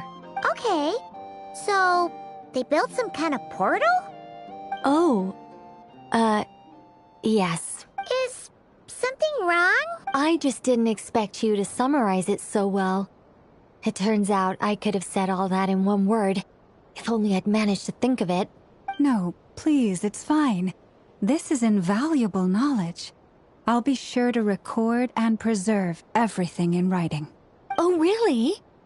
Well, in that case, I suppose I could backtrack and add some more detail. I did gloss over a few things so far. Whoa, whoa, whoa, time out. Let's summarize what we've got first. The Hyperboreans were the last ones to use this method, right? So we somehow need to find whatever structure they built and make sure there's enough Kuvaki to power it up. Luckily, we have the moon marrow of both the eternal and iridescent moons, so we're all good for Kuvaki. Which means the key issue we need to focus on is finding the place. Yes. Although I expect the structure is long gone by now. That said, what if we could take advantage of the phantoms to travel back to a time when it still existed? Well, travel back isn't quite accurate. It's more like we'd be creating a handshake between 2 points in space-time. We wouldn't even have to pick a time when it still existed. It could just be a time when it still appeared in phantom form via projection, or we could project our own phantoms, fold them together at... You look lost. Was that too hard to follow? Yeah, things got a little, technical there. Paimon's brain is reaching capacity. All right. Let me think about how to put this more simply. Okay, got it. Over the next few days, I'll search for phantoms that we can use. Once I find one that meets the criteria, I'll let you know and we'll regroup. By completing certain rituals, specific individuals will be able to enter the phantom and make it to the Hyperborean structure.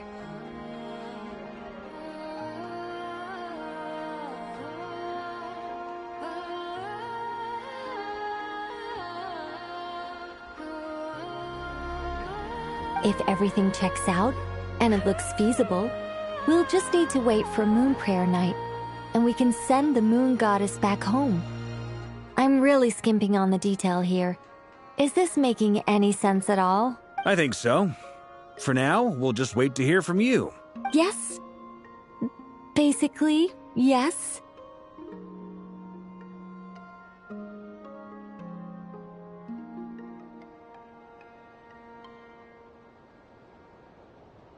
Great. Counting on you. In the meantime, we'll focus on finding the Moon Goddess's name. My name? Are they looking for a way to stop me from disappearing? Excuse me, Miss... Go on, Miss Nicole. This conversation was a little all over the place. I didn't catch your name. I am Lauma, of the Frost Moon Scions. Ah, I did wonder. I noticed that you listened very intently when I spoke about Hyperborea and the moon's history. If you'd be interested, I'd love to visit you this evening and go through it again in greater detail. Also, if you were serious about making a record, it would be too risky to simply write down the raw details as is. I would suggest some tweaks. Maybe rewrite the stories as fairy tales or fables, perhaps even prayers. Anyway, we can cross that bridge when we come to it. So, see you later then? Oh, and no need to prepare anything. Just a cup of tea will do. See ya! She seems friendly. It's just... It's so nice to find someone who's actually willing to listen. I've been dying for a chance to finally go through all this systematically from start to finish. Any longer and I'd probably start forgetting it.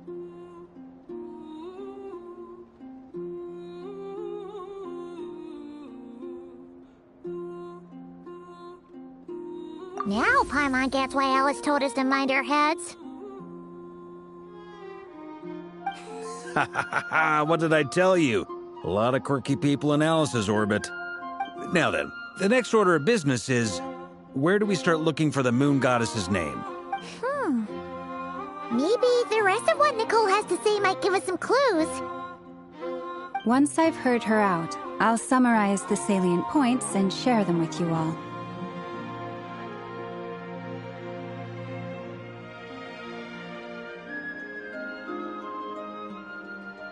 I'm also inclined to review our other documents. Yes, our faith was first established by our Hyperborean ancestors, but many of the more factually accurate records are from after Kuthar's birth. Sounds like we're gonna follow Columbina's journey through Devat, huh? In that case, we'll start by heading to the Frostmoon Enclave. Sounds like a plan. Take this with you. I'll see about getting in touch with the Fatui. It'll probably just be Arlecchino and Sandroni again. They're the only ones who would want to help. Thank you, Mr. Varka. Don't mention it. Honestly, I'm more comfortable dealing with the Fatui than prying into the details of a young lady's childhood. Catch you later. I should follow them, just in case there's some way that I can help.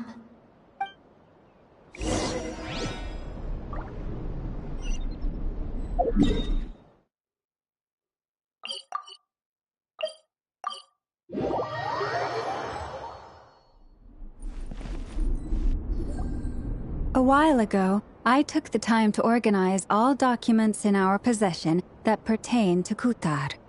What you see here is the material I consider reliable.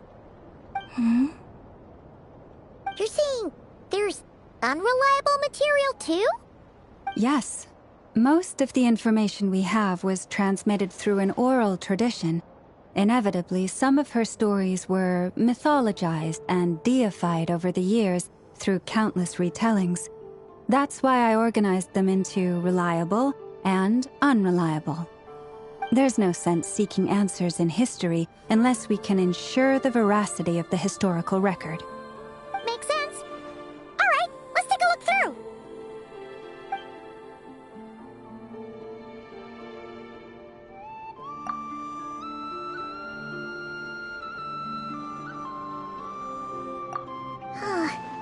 Almost all these records refer to Kuthar instead of Columbina.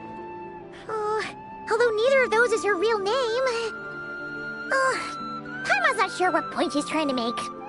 What we can gather from these records is that the Frostmoon Scions worshipped her as a god, placing impossible expectations upon her. I cannot fault them for their earnest faith, but for all their devotion, worshipping her day in, day out changed nothing. I imagine that none of it resonated with Columbina. It wouldn't surprise me if, even back then, she had already begun to reject the name Kuthar and everything it represented. Lama speaks the truth. When I heard them call upon Kuthar with hope and expectation in their voices, they may as well have been calling upon somebody else. Well, that's a bit complicated. I looked at the level of detail, perceived authenticity, prose style, and how realistic their portrayal of Kuthar seemed to be. Amongst the Frostmoon Scions of today, only I know of her existence, and I alone have spoken to her face to face. As such, I know that there are certain things she simply would never do. That being said, I have sensed some changes in her lately. Changes? Me? Seems like this is getting us nowhere. For what it's worth, why don't we check the unreliable sources too? Sure. Give me a moment.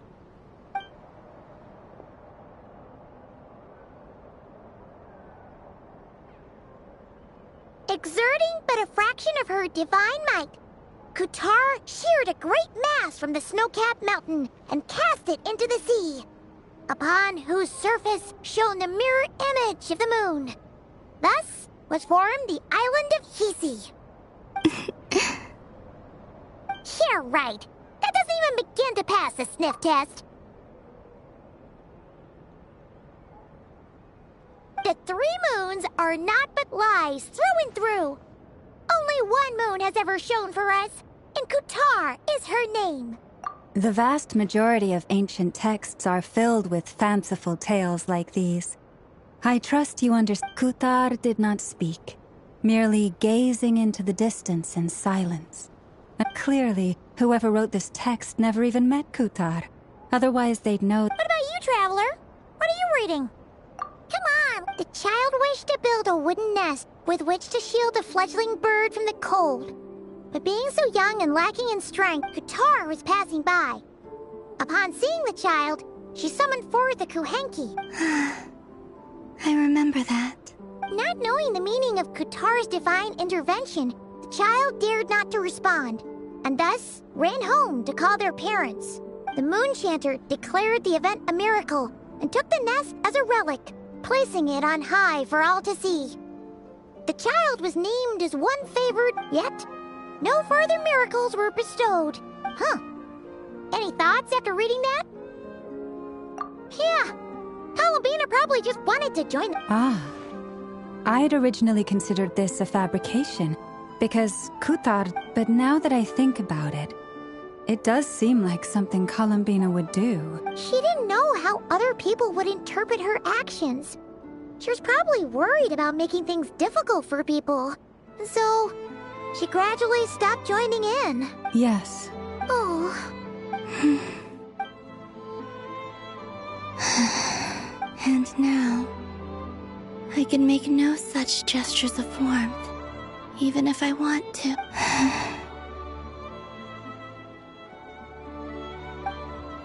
Still no name. That's a bit of a shame. But we did learn some interesting stories. That's gotta count for something. Barca said he was gonna set up a meeting with Arlecchino and Sandrone, right? Let's go back to Nasha Town and see how he's doing.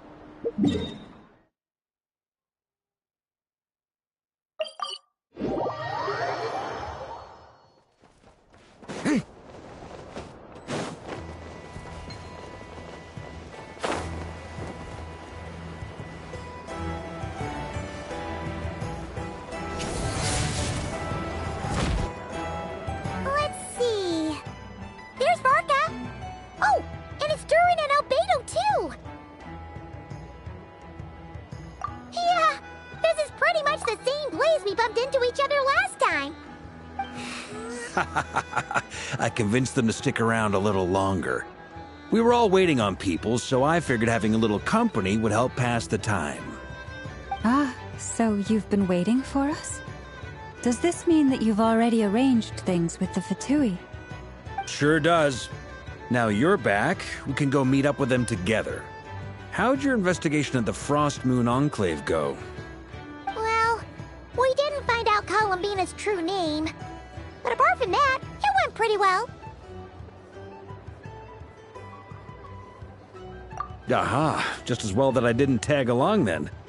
I'm sure our moon goddess wouldn't want every man and his dog knowing all about her private life. Still, desperate times, desperate measures, I guess. Someone had to do it. So, Barca was waiting on us, but what about you two? Are you waiting for Alice? Oh, no. We already met with her. We discussed that experiment I mentioned to you last time. Oh, and she also handed me this communication device.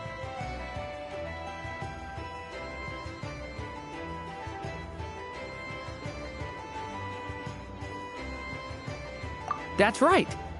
I understand she informed you about the relationship between the Phantom phenomena and Teyvat's borders, yes? She wants me to help her with some more experiments on that front. She said that she'll contact me through this device with more information. Ah, I see. Following instructions and making observations. Pretty common research method. Takes me right back to Albedo's lab. Wait, then who exactly are you meeting? Someone you know. Albedo's met him too. But I don't think Miss Lauma or the Grand Master have been introduced. Introductions are overrated, especially in cases like this. It's you! So? It's not like the Academia has prohibitions against going abroad. Also, I applied for leave. I've been writing to Hat Guy since obtaining a human form. I've already brought him up to speed on everything that's been going on in Nodcry. Hat Guy? Turns out, I actually have heard that name before. Oh? Then why did you react? I only knew the name, not the fella. But since we're all here, let's do some introductions from— Lauma, Moonchild. And I'm a Drioche from the Vahumana Darshan of the Sumeru Academia. Hat Guy. Good to see you again, Mr. Guy. I believe we last saw each other on the boat ride here.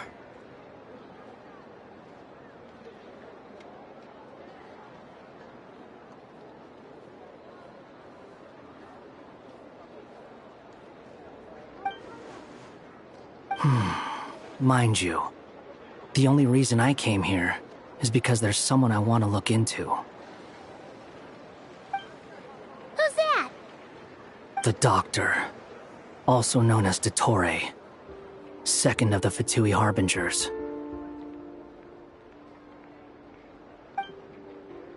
From the tone of your voice, it sounds like there's bad blood between you. I was reviewing our archives and noticed that a lot of information about him was missing. Left a bad taste in my mouth. Dottore, or Zondique, as he was then known, once studied at the Academia, but he got kicked out before he could graduate.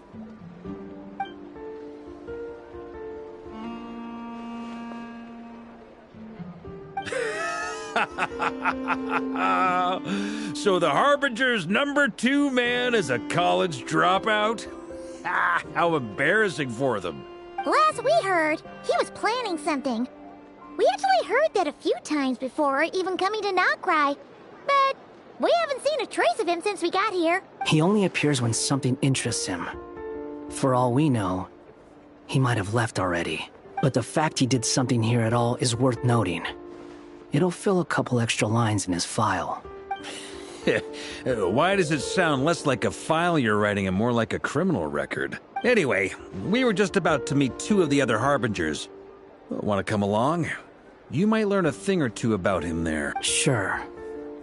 Even though they're Harbingers, well, they're old acquaintances of ours, so, you know, when you talk to them, try to be... I got it.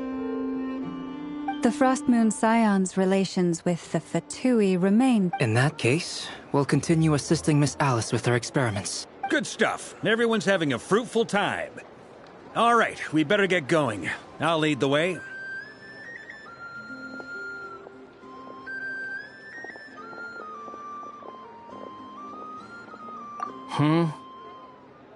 Well, yeah. That's obviously part of it. But I'm not the only one who has a score to settle with him. Neither you, nor Lesser Lord Kusanali, nor I want to see him meddling with things again. What's the hurry? Don't worry. Pigeons always know which way home is.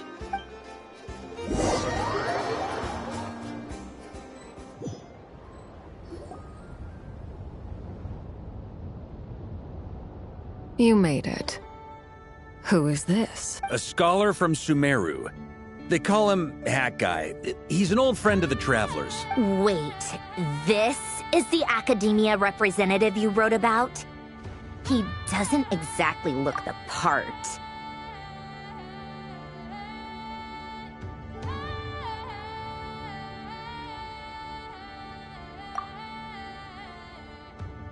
I believe this will prove my identity. You'll notice it bears the seal of the Sanctuary of Surasthana. Well, what do you know? So it does. All right then. My mistake. It's fine. I expected as much. What? So as I mentioned in my letter, the Academia's got its eyes on Dottore, but this matter remains top secret. Apart from those assisting in the investigation, the fewer people who know, the better. If anyone asks, I'm here in Nodcry to pursue my personal academic interests. Gotta say, Varka, you did pretty well to keep all this under wraps for so long. Sounds like you got in touch with the Academia about this way back. You flatter me. We're Where do I even start? Remember that time we fought Rerir at Star Sand Shoal? He sure let me have it then, didn't he? I'll bet Dottore had that all sketched out, with me as his convenient little pawn. He could not care less about us if he tried, but hey! The feeling's mutual. Does Dottore really strike you as the sort who values his relationships with his colleagues?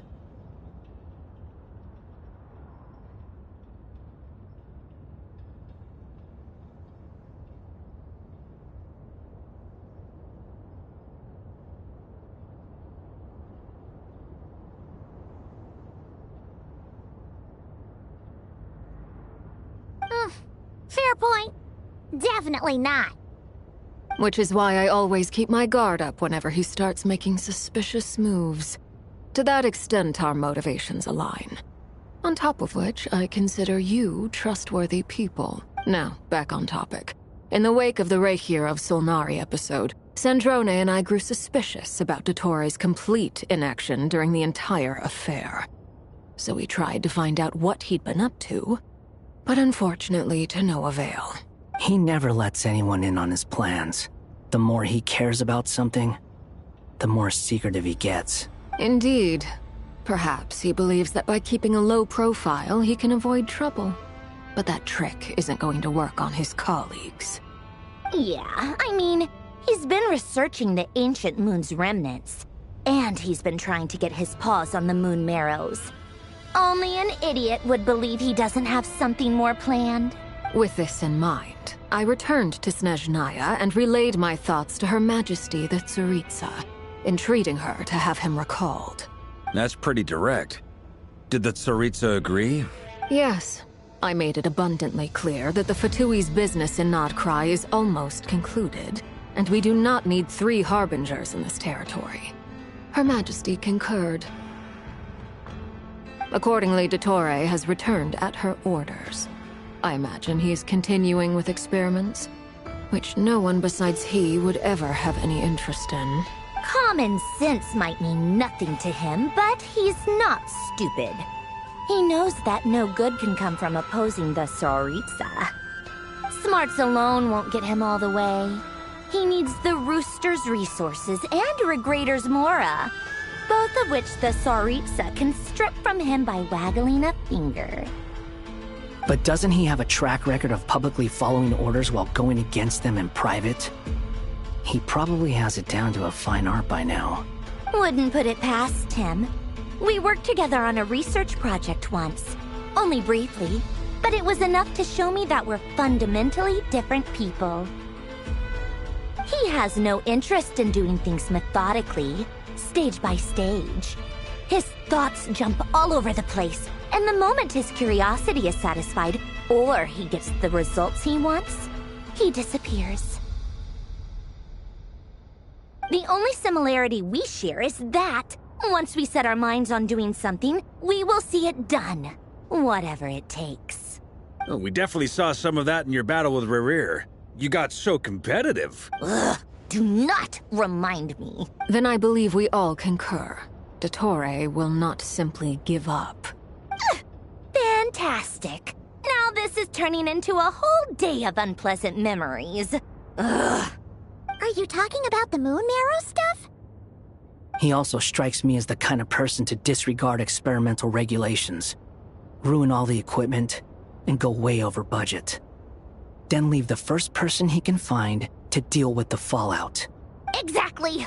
This one time, he was running some high-temperature experiment and the substance exploded. But does he care? No. He orders his subordinates to open the device so he can observe the results, which causes the gas inside to leak out. That gas was poisonous! If I hadn't been there, who knows how many people might have died. And after all that, he left while I was still cleaning up after his mess. What a waste of time, he said. Waste of time? The nerve! He wasted my time! You've been bottling that up for a while, huh? Hat guy, I must say, You seem awfully familiar with internal Fatui affairs, especially when it comes to Dottore. Thank you, Lady Harbingers, for providing such valuable information. I have no other questions for now, so I'll be on my way. Wait, what? You're just gonna leave? You're welcome to join if you want. Ugh. Just when Paimon thought he'd finally mellowed out. He makes quite the impression. I'll say. I've met tons of headstrong people, but not many of them would join me in bad-mouthing Dottore. Anyway, back to the main agenda. Barca, you said that Columbina has gone missing? Or rather, disappeared. Yeah. We're working on building a connection between her and this world. The simplest method is to find out her real name. I've actually asked her that question before, but she said she didn't know. Considering our relationship, I doubt she was lying to me. As far as I recall, she was never dispatched by Her Majesty to claim a gnosis or anything like that. The Tsaritsa's plans had long contained a place specifically for her. I always thought that was weird. What could she do that the rest of us couldn't? Knowing what we do now, it's probably something related to Kavaki, right? More than likely. When she first arrived, Columbina would often go to Her Majesty and ask when she could start the task assigned to her. But Her Majesty always gave the same reply. The time has not yet come. So she spent her days in Snezhnaya doing basically nothing. The Tsaritsa has summoned a beautiful blind maiden to be a harbinger, giving her the third seat by virtue only of her enchanting voice. It was a dumb and stupid rumor, but the reality of the situation made it hard to refute. And what happened after that? I imagine she stopped caring. She no longer seemed to care why she had been recruited, and Her Majesty never gave her any missions. So she just continued to sing in the flower garden. For my part, I was busy. So busy, in fact, that watching someone be that idol had me fuming. But still, I got the sense that she had long been used to a life of other people claiming she was needed when she wasn't. I just felt that having a place to stay would cost me something eventually. And so I waited quietly. And on the other end of that spectrum, you had me. Someone once told me that I had the lousiest work and the toughest luck. That's a good way of putting it. I forget who said it, but those words have always stuck with me. But you've done your job exceptionally well all this time. Because at heart, you are a conscientious person. What is it? Something come to mind?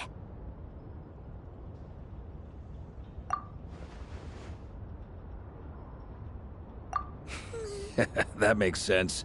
Nothing screams you are needed like your name shouted from across the town. Well, good luck with it. But if you ask me, Columbina is still the most shoutable name. I'm just so used to it now. After all the arguments we've had, I can't be bothered trying to remember another name for her. Nor I. Sandrone. Harlequino.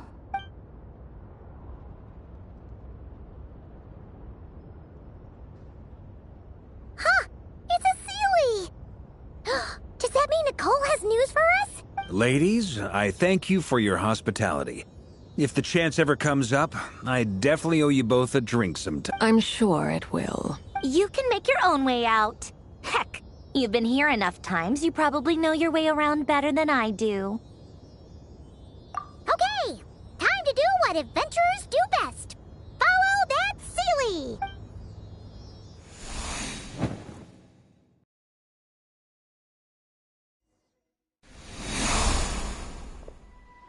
Here you are.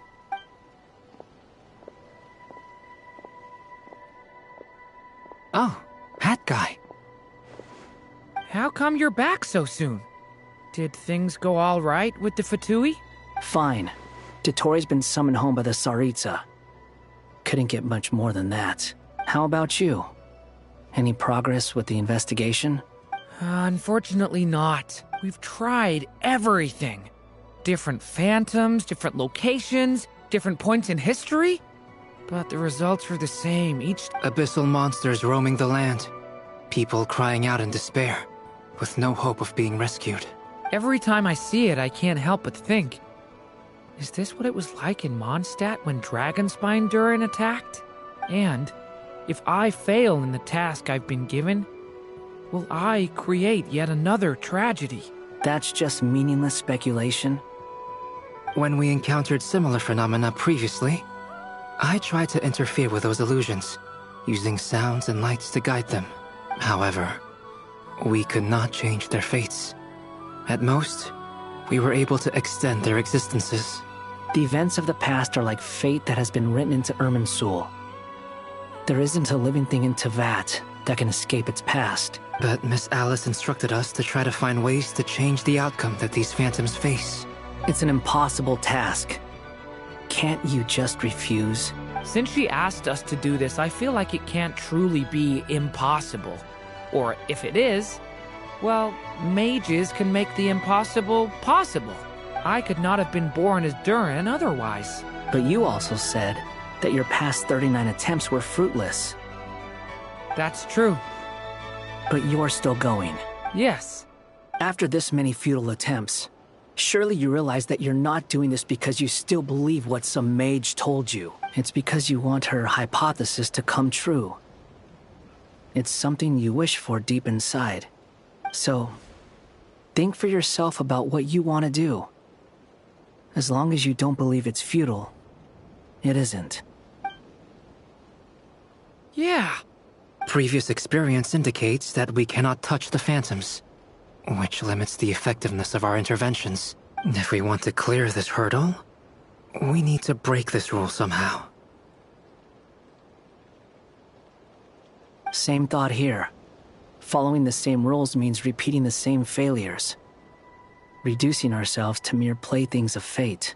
So you mean we need to figure out a way to make contact with them despite knowing that we can't?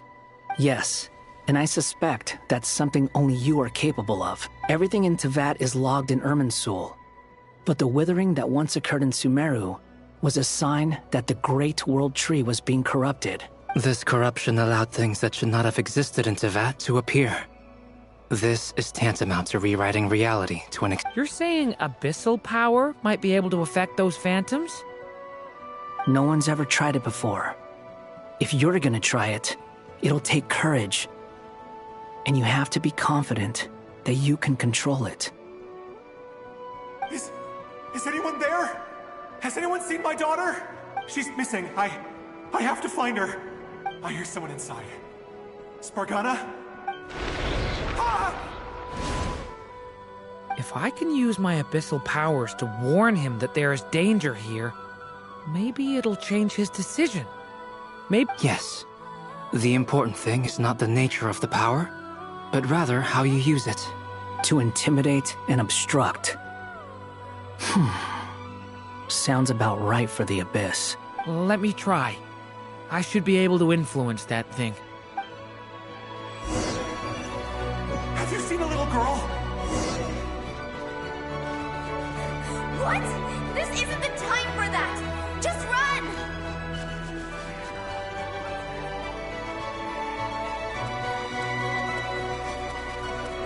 I hear someone inside.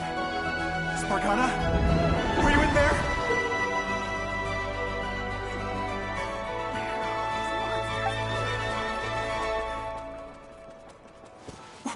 What is this?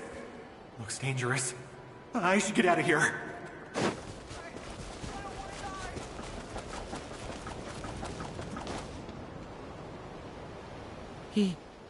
He really left. Ha!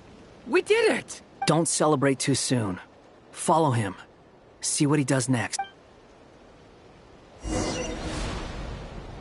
Monsters approaching from the front. You need to stop them and create an opportunity for him to hide.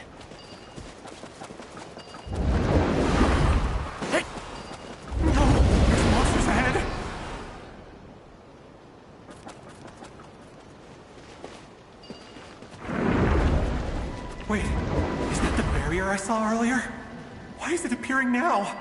It's as if someone's controlling it.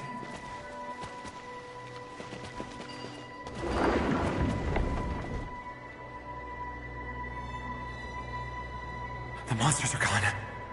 Is it safe now?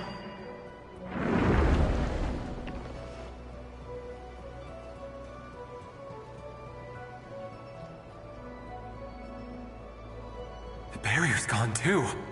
How odd. Anyway, I guess I'll keep going. Quickly, let's keep up.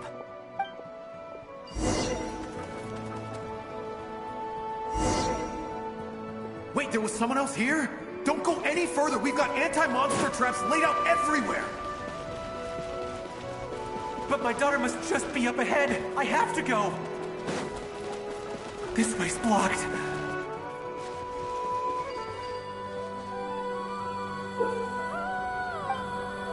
We might be able to use the explosion.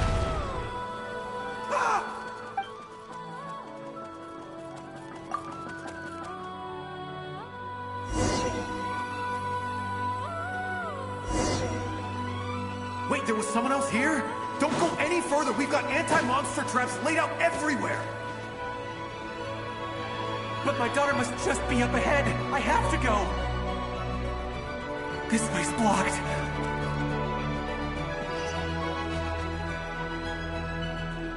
We might be able to use the explosives over there, but we need to take care not to hurt him. I'll use the barrier to keep him at a safe distance. This barrier seems to be helping me somehow.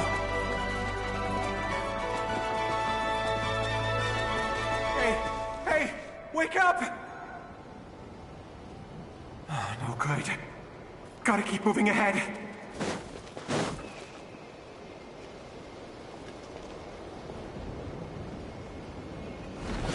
So many monsters! There's still a chance, Durin.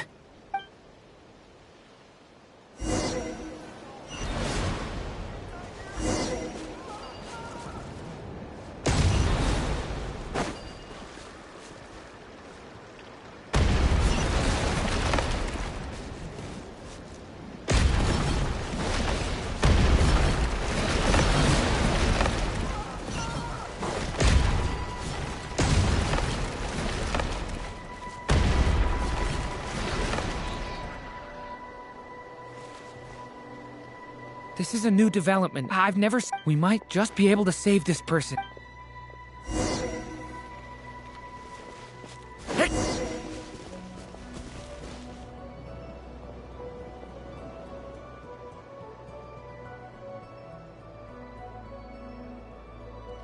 Hello there. Have you seen my daughter? Spargana's her name. Get out while you still can. But I can't just leave her here. Sorry.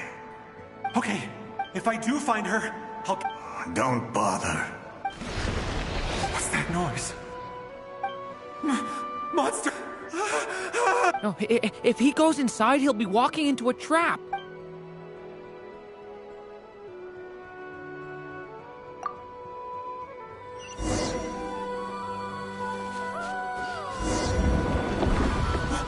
Why? How will I know where Spargana's gone like this? You know what? I'll trust this strange barrier. It's gotten me this far after all.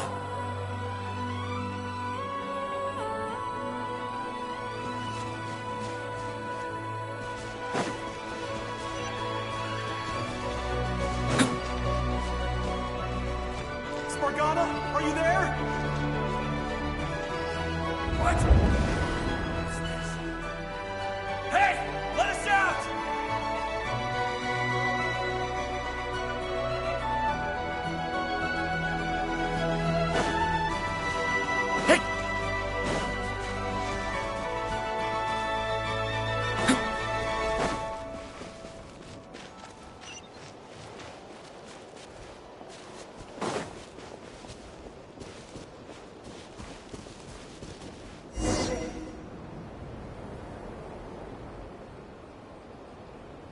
Huh? That's... Yes, it's one of hers for sure. That's her name on it, right there! Durin, just like last time. Use the explosives.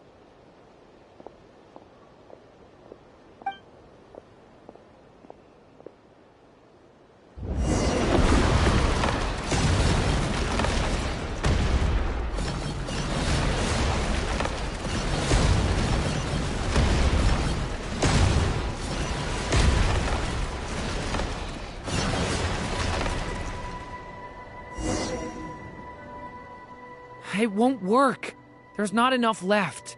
But then, this clue... It might not be the only one. Better he misses that clue than loses his life. I guess so.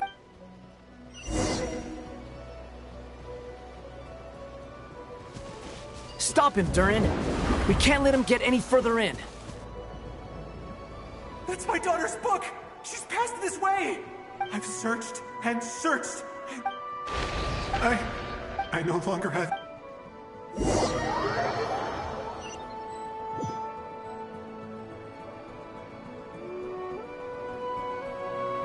I'm sorry. He refuses to go anywhere else. Whether he opens this door or not, all that awaits him now... Albedo? Hat guy? Let's try...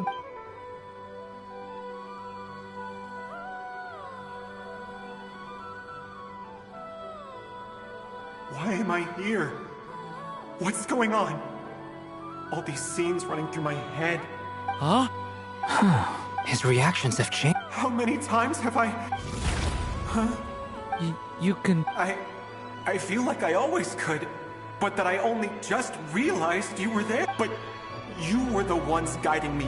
I haven't done anything yet, but those monsters, those deaths, I won't find my daughter. No. Yes, even so. We're trying to find... You've not seen my daughter either. It seems she really isn't here.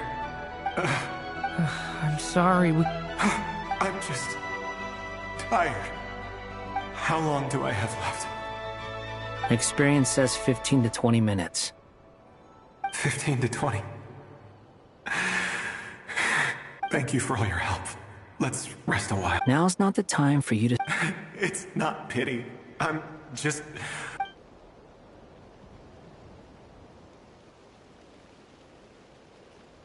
You say you're from Mondstadt, yes? A place with... And you're from Sumeru, where they've built... Yes. It seems you've Those names are unknown to me, I'm afraid. I have, but...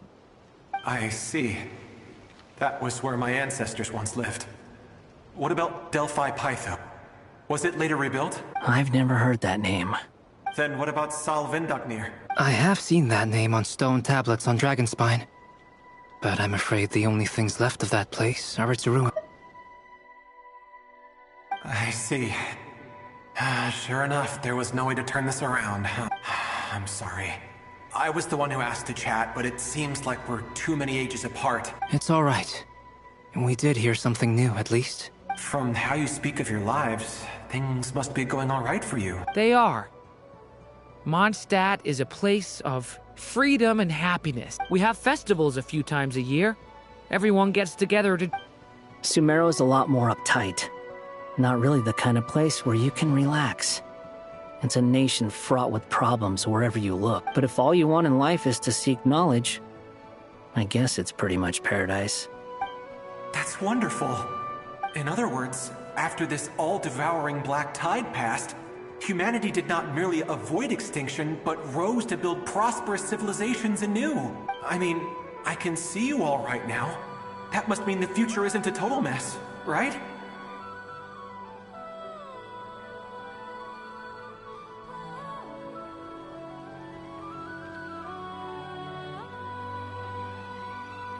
That's true. Well, time's almost up. Let's part ways, I think. Might be best if you don't waste too much time on me. The chances are slim, I know, but I'd like to spend these last few minutes looking for Spargana. If things work out, may we meet again. Well, or not, most probably.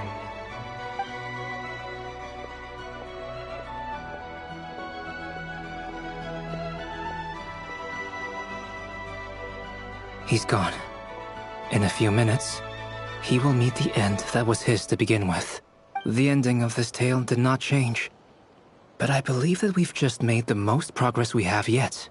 May your wishes come true. If only it were so simple. Hat guy, could I ask you a question? You've never talked about your past. It seems Would you be willing to tell me about it? I mean, sometimes it's better to get things... I know about Albedo's past. Our experience. As for you, you're my first friend, and you've witnessed every step I've taken. But either way, I mean, we're still best friends. But if I knew... I've told you about myself. And what did you do? Prepared for the entrance exam. All right. If you really don't... I was a puppet built from the branches of a white tree, using technology left behind by the Conrian schools of mechanical engineering.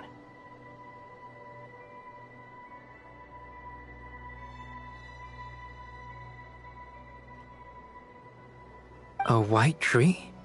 You mean an Irminsul tree? Yes. A branch of Irminsul that was once connected to the main tree. So you had a human creator too? Yeah. But my creator abandoned me after deciding that I was a failure. After that...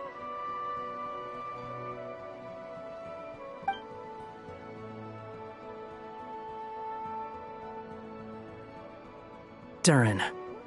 Resisting the influence of the Abyss, suppressing the urge to destroy, trying to do the right thing. None of these things are easy, but no matter how hard they are, trying to rewrite past wrongs is far harder. You asked me if you would create a new tragedy if you failed. I told you there was no point speculating about that, but the real answer is, yes, you absolutely will.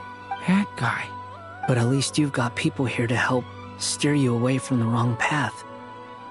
So, just keep aiming towards the light. I will. I promise. All right. Break time's over. Hello? Durin speaking. Hello, friends. It's me. What have you been up to, I'm detecting some unmistakable fluctuations here at the border. The amplitude isn't particularly high, but they're completely different signals from the ones before. And the scale is comparable to those I've detected previously. Alice, we were unable to save that person. However, he appears to have retained a portion of the memory. I see. Well, that is rather odd indeed. It definitely merits further attention.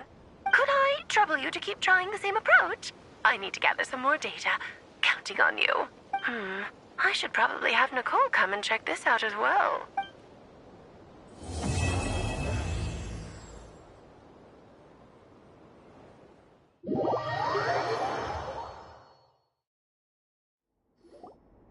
There you are. I was worried you might stop to collect treasure chests opened by the Seelie along the way. It would have taken you so much longer to get here. And I am delighted to see that you understand what takes priority, and that your adventurer's instinct has not swayed your resolve. Okay, I'll try and keep it short. My senses are telling me that this is where we shall find the entrance to the ruins. Oh, cool! Patience. This was a sanctuary of great importance to the Hyperboreans. Oh! Like the place that housed the Eternal Moon's Marrow? Okay, so what's the plan? Need us to do anything? And just the short version, if you can. Alright then. I was planning to start with some background on the invention of these— Remember what you were saying about priorities? Fine. Simply put, we need 3 human representatives to successfully undergo a process of Kuvaki resonance. Think of it as a test from the 3 moon goddesses to see if the entrants are qualified, with the most recognized— Pretty sure Lauma would ace that test. Oh, wait. I also have no doubt that the Moon Chanter would be qualified. But therefore, the most feasible method is not so much to follow the rules, but to figure out how the test functions. I've done some research, and it turns out the mechanism is rather crude. We'll simply— I'm with you so far. How do we get the Kuvaki in them? The easiest way would be transfusion. Take some Kuvaki from Nodcry's soil. So we're going to cheat on... Precisely. There are other methods, but this is the simplest one. Cheating the system Huh? Sorry? Does the idea... No, that's not it. Oh, what is it?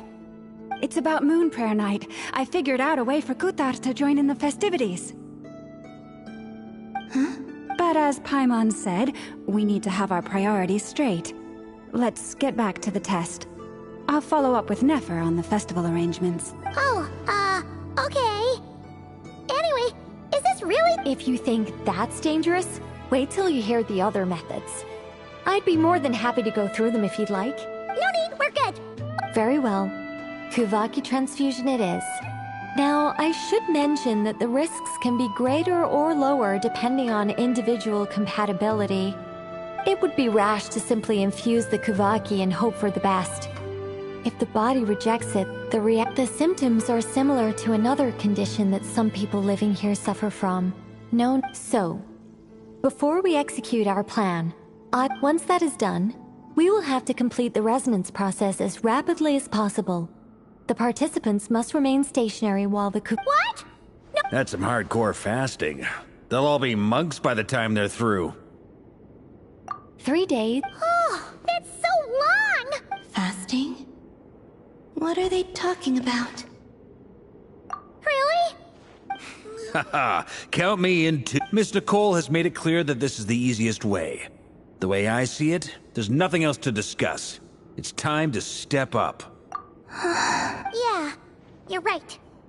In that case, Paimon volunteers to be captain of logistics. She'll keep the fires lit. Then we'll start with you first, Traveler. Please.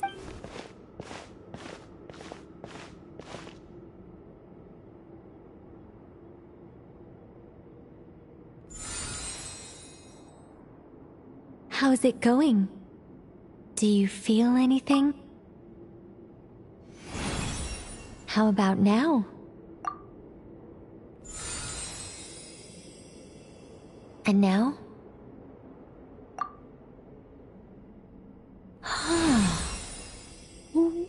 What about now? You guys, it's not a All right, I'm officially impressed. Even as a descender, you can withstand far more than I imagined. It's like I summoned a giant stone titan to arm wrestle you, and your arm hasn't even moved an inch. In my last attempt, I infused 5 times the amount of Kuvaki required. Yes, safe to say, compatibility won't be an issue for you. You're next, Mr. Varka. Sure, here goes nothing. All right, I'll start where we left off. 5 times... Whoa, whoa, whoa, hey, wait a minute. No, not great. I kind of want to puke. Feels like I've been drinking too much. A few bottles of wine and a big stein of Dark Horse. You think this is funny? I just lost to a young lady in an arm wrestling contest. I'm never gonna live that down. My apologies. I'll lower the concentration and try again. Oh. How's it going now? I'm not as dizzy as last time, but I can still feel it pulsing around. In that case, you wouldn't be an ideal choice, Mr. Varka. Okay. Let's go ask some of our other friends.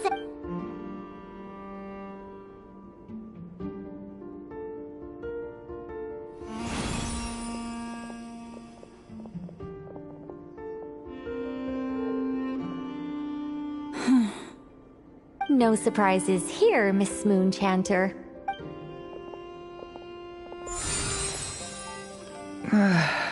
I'm getting a slight headache. Shame.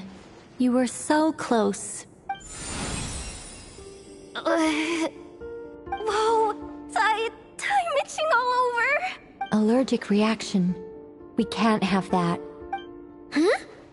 Well, are you gonna start a what? The Hexenzirkel is an organization that cares for and protects children.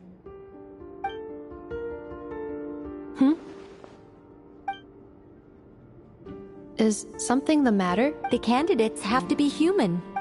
I guess that rules me out too. Huh. Everyone except the Moonchanter got beaten. Guess I don't need to feel so bad after all. I mean... Perhaps I could ask for volunteers among the Frost... I'll see about talking to some... In fact, I think we had some former Frostmoon Scions join our ranks recently. Can you give me the scientific explanation for how the test works? I can probably make some kind of test bot. Then we can just zip through Nasha Town, going up to people and pressing a button to check their status. No. Wow. No. How about I contact the Knights of Favonius garrison in the Wave Chaser plane? Shame that Lohen's already left. Strange. The moon goddess is clearly revered by many people. So why is she on the brink of disappearing? She mentioned that the world has rejected her from... And when we fought the Reikir of Solnari, it... Also, Paimon's not sure revered is the right word. Gratitude, certainly. It's basic reciprocity. She helped us. Yeah. Even though she looked like she didn't care, she still saved a ton of people, including me. A review of the relevant data leads me to conclude that Miss Columbina is a good person. Yep, you bet! They really think so? I'm super surprised that Columbina isn't her actual name, though. I think it real... I know! Unfortunately, that's not our Columbina. That was the cut. Is that really all there is to it? Is there anyone left who will still call me by that name?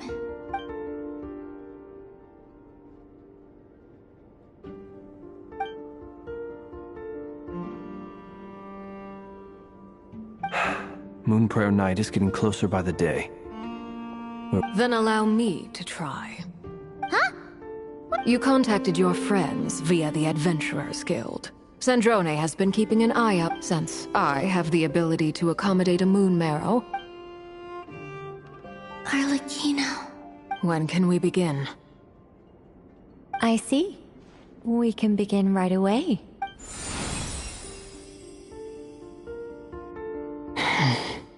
How was it? Not at all. Then it seems we shan't need to look for additional candidates. Great! Cool. Alright, like Paimon said, the rest of us can take turns. Then, my job is to take care of the caretakers. I will ensure everyone receives food and accommodation. I'm ready as well.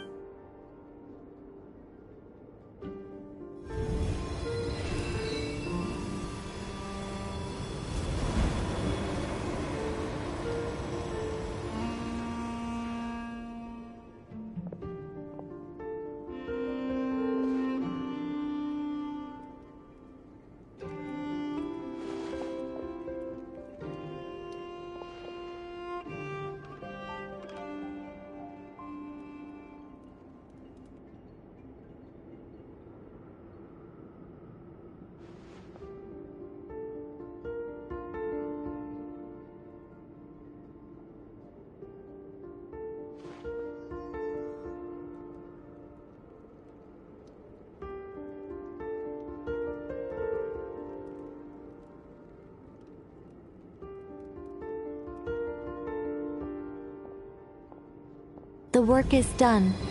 The sacred scroll shut. The stars grow dim, the people silent. The white sun sets, the silver moon rises. O path to the temple, appear now before us.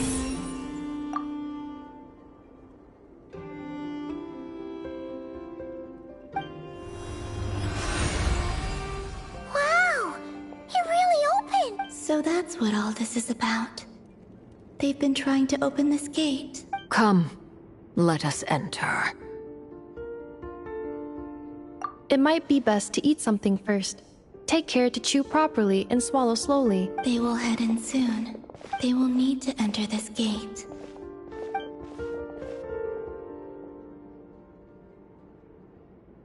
Huh? I cannot pass through. It has been 3 days. Can I really hold on until Moonprayer Night?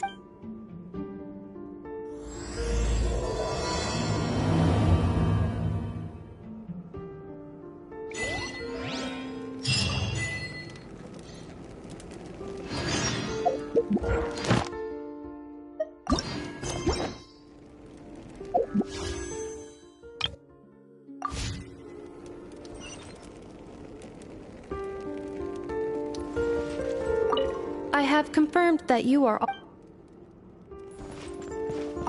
It's good to know you're all well.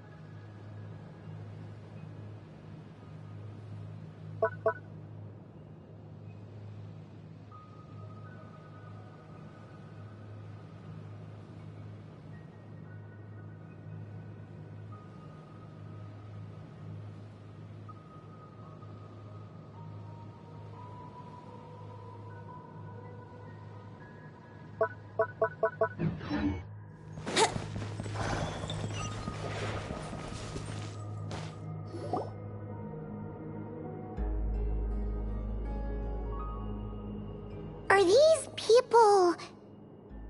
Judging by their clothes, they appear to be phantom Hyperboreans from... That could mean they have some clues about the moon goddess's name, right?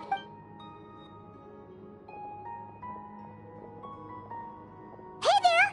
Could you tell us what the moon goddess's name is? Sorry. That's probably a weird question, huh? How do we explain... The moons are long gone, and their goddesses are... When a new moon goddess is born, we have used every last resource.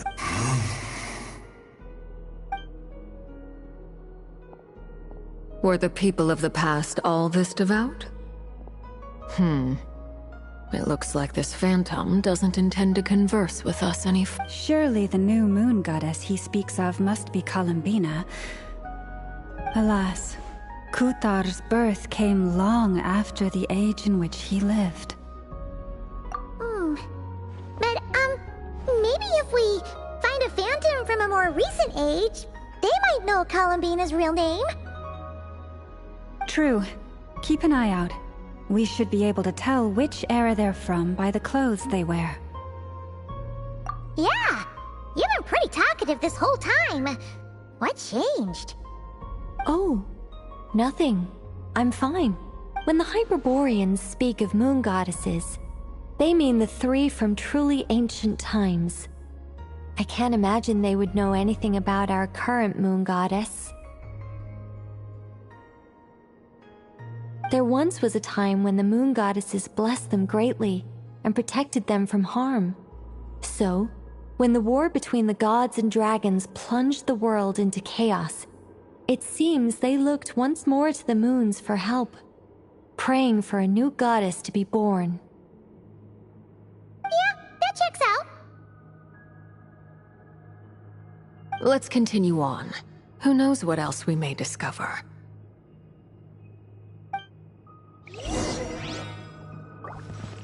Hey!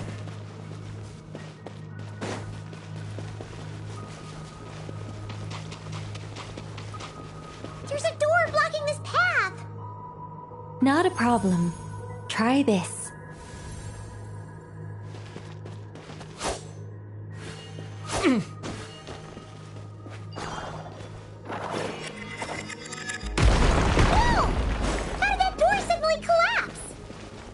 This device was maintaining the door's integrity.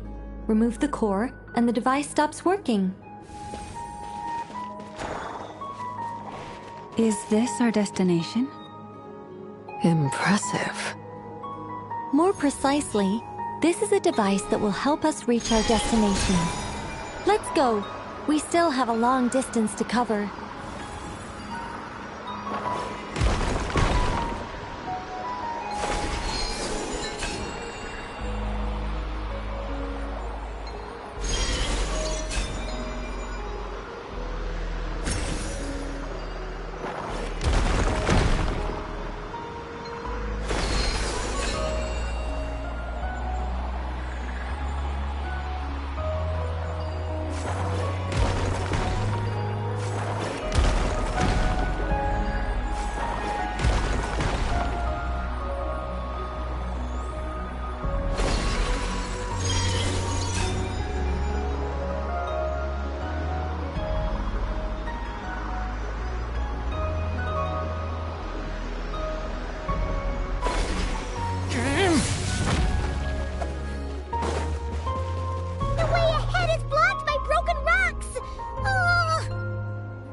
Let's try that device again. Remember the door from earlier? Huh! It works in reverse, too!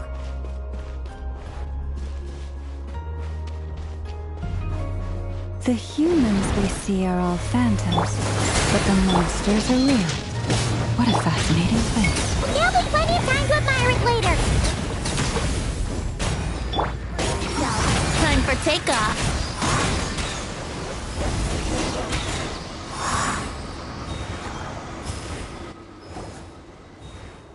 Ooh, there's a whole bunch of artwork in here. Seems pretty old. Nicole, this is probably your area of expertise.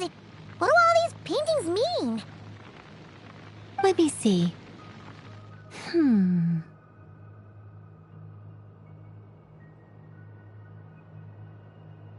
To understand these murals requires some knowledge of the history surrounding the War of Funerary Flame. I shared a little of this with Lauma before. Yes.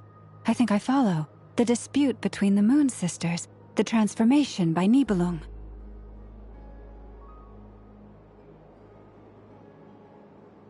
Oh no, it's no trouble. Tevat's 3 moons and their goddesses were brought into being by the will of Nibelung, the then ruler of Tevat. But when the heavenly principles came, they changed the world completely. The moon goddesses were nowhere near strong enough to challenge this entity. But the heavenly principles did not view them as heretical entities that had to be removed. Essentially, the 3 moons existed to keep this planet alive and operational, which did not directly conflict with the heavenly principles' aims. Nevertheless, the inherent precariousness of this arrangement would soon be revealed. Nibelung returned. Yes. He did, and thus began the War of Funerary Flame, a battle for dominance between Nibelung and the heavenly principles. Discord would soon emerge between the 3 Moon Sisters. One would voice the opinion that they should follow Nibelung, for it was he who first hung the moons in the sky. Another would argue that taking sides in the conflict would only bring the world closer to ruin, especially since their creator had returned, bearing the perilous power of the Abyss. Nibelung would eventually discover their disloyalty. He had all 3 imprisoned before transforming the moons into weapons with which to fight against the heavenly principles. What? Weapons? Yes. The very moons that had once defended the planet became instruments of death and destruction, striking terror into the hearts of all living things. And although the heavenly principles and the 3 Moon Sisters had once been at peace, it now seemed that the moons posed an unacceptable threat to Tevat. It is possible that the heavenly principles did not know of the goddess's imprisonment.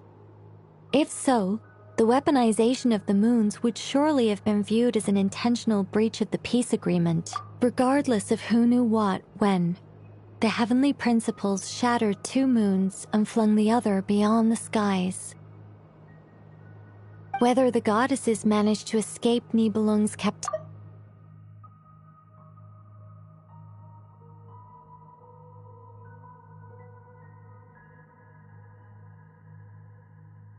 but this much is certain. From that day on, the moons no longer belonged to Tevat. The rejection slowly drained their power until eventually they passed away. So that's the full story. You say the moons ceased belonging to Tevat from then on. Why then would Columbina be born here? That is perhaps due to the lingering connection between the Frost Moon, which was not shattered, and this world.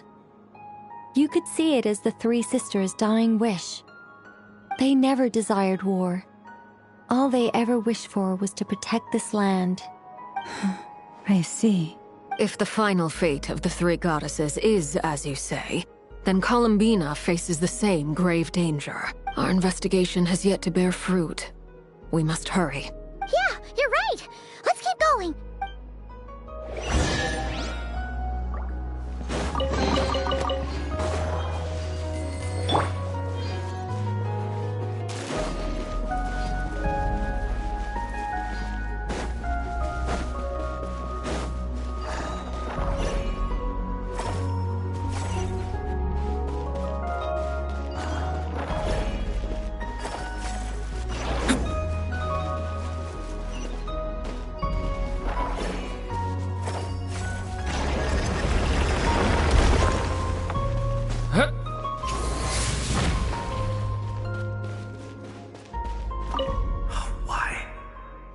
creators of this world no longer should remember his words. We must... Should we trust him to keep his promise? We have to. Wait, that's odd. Who is...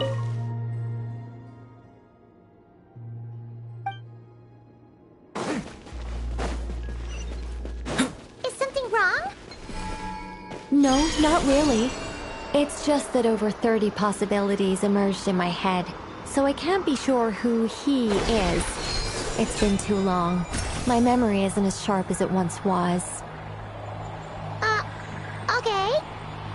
30. Wow. Impressive.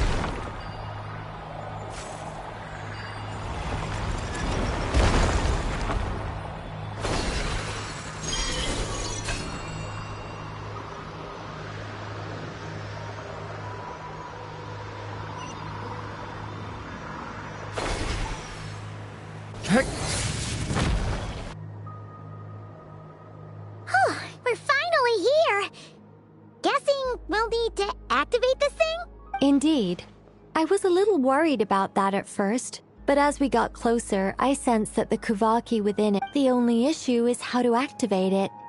It's looking a little worse for wear.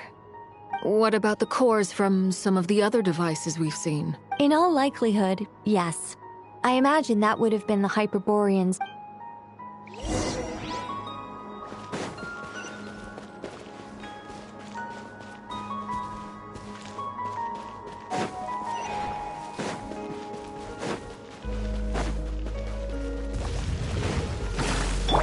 Have fun with this gift. Stay back! Okay! Let's light it up. Here we go. Think you can get away? Huh.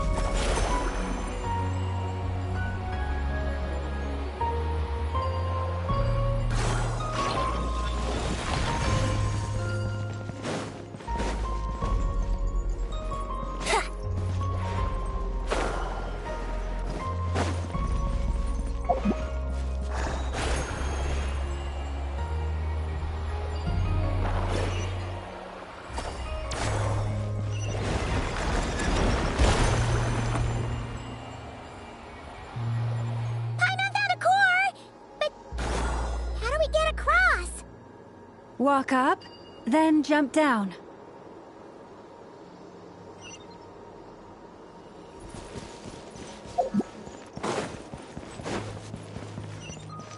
Wouldn't gliding be faster?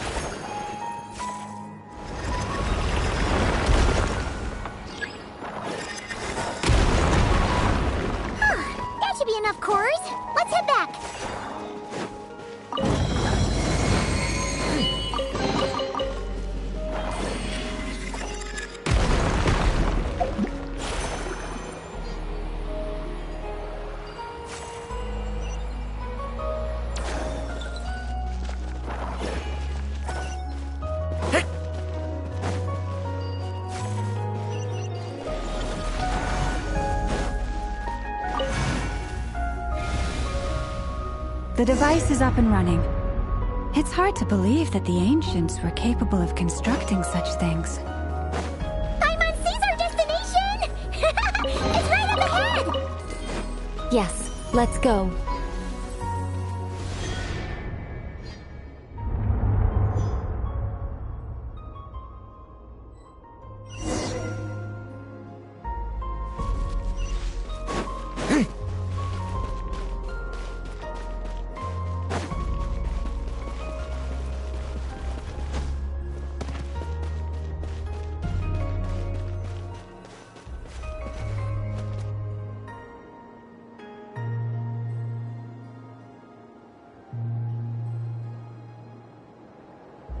This is where the people of Hyperborea communicated with the moons.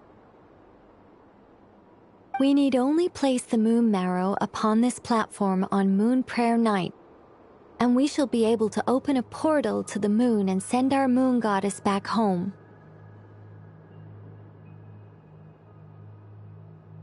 The assumption being, of course, that we can find her first. That's right. You want to know if it's safe there, don't you? And yet, she has no choice but to return. That's not the only... Despite looking at historical artwork and talking to people from Hyperborean time... If it's not too much trouble... Oh, sure! What? Then your first job is to find it. As a moon goddess, I'm sure she must have a name she identified. Neither Columbina nor Kutar is her true name. And she's never... Is it not also possible that she has never had a true name? That would be a hard pill to swallow. No one knows how she came into being, and she certainly doesn't have parents in any... Does that mean there's no way to get Columbina back? Huh? Wait, why all this pessimism? Was it the... Well, just because she's never had a real name in the past... What? Think about what Alice said again. She never once said that you'd have to find a new name, did she? Are you saying what I think you're saying? Yes. Names are anchors that connect us to the world. If she doesn't have one already, it's like... yes. Traveler, when you first arrived in Teyvat, do you think you would have turned around if someone behind you shouted, "Hey, Tumaini"? But what about now? I understand what you mean. Life is a long journey. Even the friends and family by our side can change over time. When people call you by different names, what matters isn't so much the words themselves, but what they symbolize, and of course, whether that resonates with you. Lumine. So, close your eyes and picture the moon goddess in your mind. Columbina. Columbina. Paimon would call her Columbina too. She has long forsaken everything that Kutar represents. Well, it sounds to me like you found your answer. Are you sure? Is it really that simple? For a journey like this, the process is every bit as important as the outcome. Had you not searched far and wide, rejecting every other answer you were offered? How could you have come... Oh. Are you suggesting that Mage knew from the start that Columbina never had a real name to begin? I can't say for sure. But I can definitely imagine her chuckling in satisfaction somewhere right now, saying, "Ah, what fun." Lalma! Your antlers! You should hurry. The festive moon has begun to rise. Do not worry, for when you called the name Columbina just now, I could sense that the power within was enough to summon back the moon goddess. The power? Yes. So... This is so annoying. I really want to explain how that whole thing works. Starting from the founding principles of Teyvat and... Oh, I could talk about this for hours. But... Deep breaths, Nicole. Deep breaths. You're an angel. A sober, sensible, solemn angel who has her priorities straight. Okay then.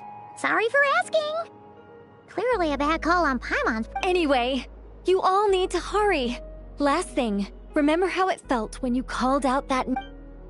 Then it is agreed. By the name Columbina, we shall find her. Then we'll throw her the best Moon Prayer Night party ever! And at last, we will send her home.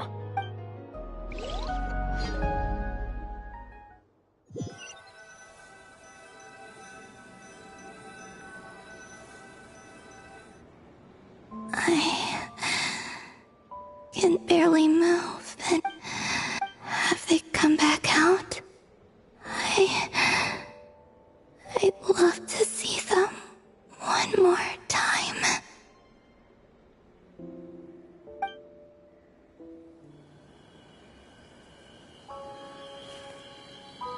They didn't make it.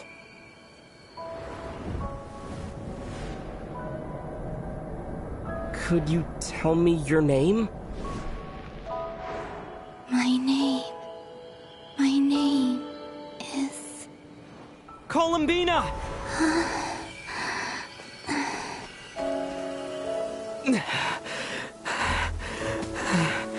Columbina! Are you here? Columbina! That's the name you gave when we first met. And it's what I've called you ever since. Columbina. It's a fine name. I have many fond memories of Columbina, and so do all of your friends.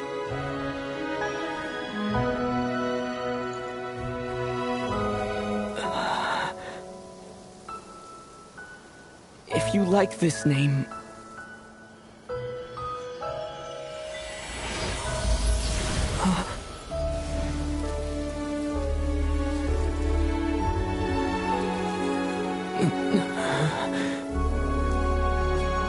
Looking for me?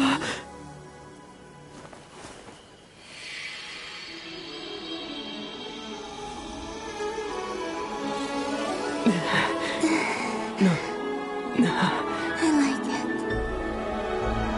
You can carry on using it.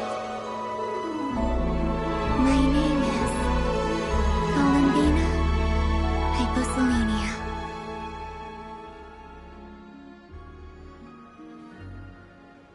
Columbina Hyposelenia.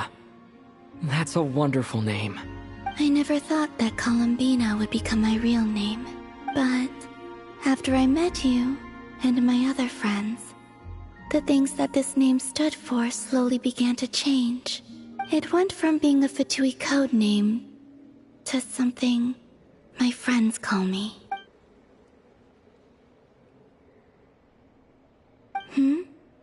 What? I'm just so happy for you. We can go and meet them very soon. Everyone... Great. I'd like to thank them as well. Everyone's done so much for me.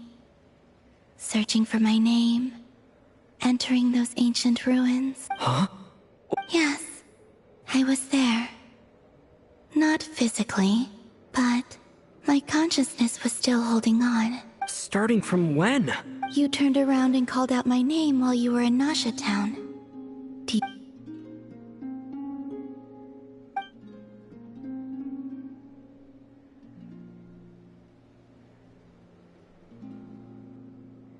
Let's go. Sure. But... Before that... Sure. Come with me, Columbina Hyposelenia.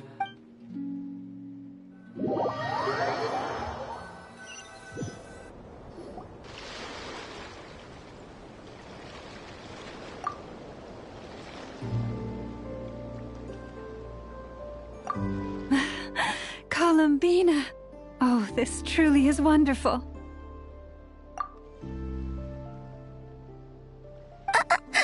Llama! I can't breathe. Ha-ha! Just in time for Moon Prayer Night!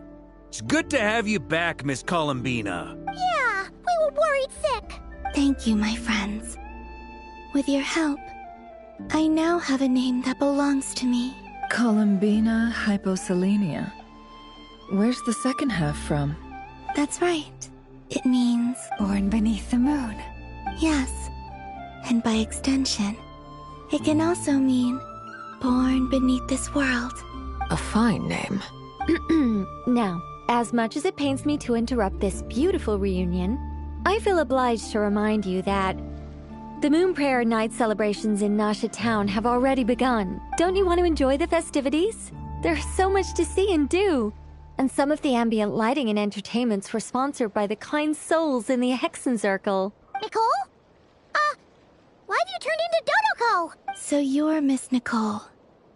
Thank you for helping us, and for helping me find my name. It's nice to finally hear your voice. You're quite welcome. Guiding lost people to hidden treasure is what we Seelie do. And if you ask me, spiritual treasures are far more precious than material ones. Chests are all well and good, but this was what it's all about. So satisfying. Anyway, I had to go help Alice. It seems like she ran into some trouble. That's why I couldn't be here in person. But don't worry, we're with you in spirit. We'll be celebrating right along with you. Keep an eye out for the Hexen Circle's festive stalls in Nasha Town. I think you'll like what we came up with. Alice said she even managed to rope B in this time. The Frost Moon Scions have also prepared various attractions. I believe Aino and Effa and their crew are setting things up as we speak. On that note, Nefer, about that request I made. It's all in hand. Yehoda is on site to... Wonderful. In that case... Huh? Come on, Columbina. It's time to celebrate the best Moon Prayer Night ever.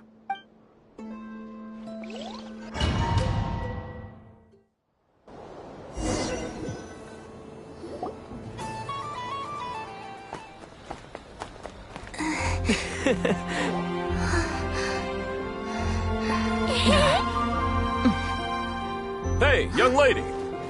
Would you like some Moon Prayer Night candy? Happy Moon Prayer Night.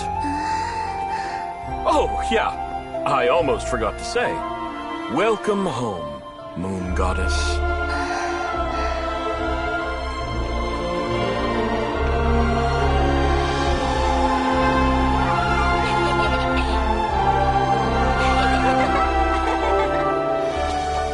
Welcome home, Moon Goddess. Welcome home, Moon Goddess. Welcome home, Moon Goddess. Turning Nasha Town into her home is a festive gift. A rather brilliant idea. Perhaps this is what Notcry, Columbina's home, should have been like all along.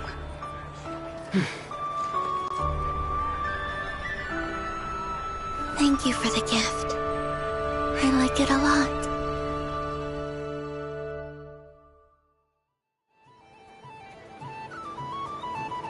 This feels like the surprise of my life.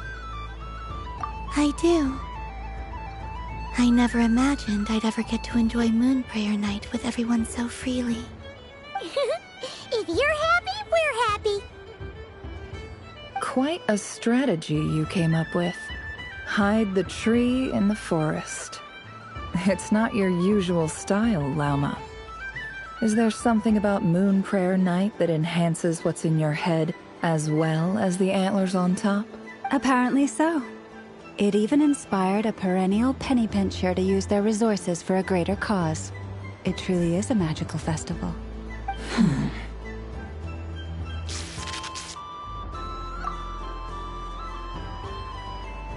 I see it now. This bickering is actually a sign of a strong relationship. Huh? What's everyone doing here?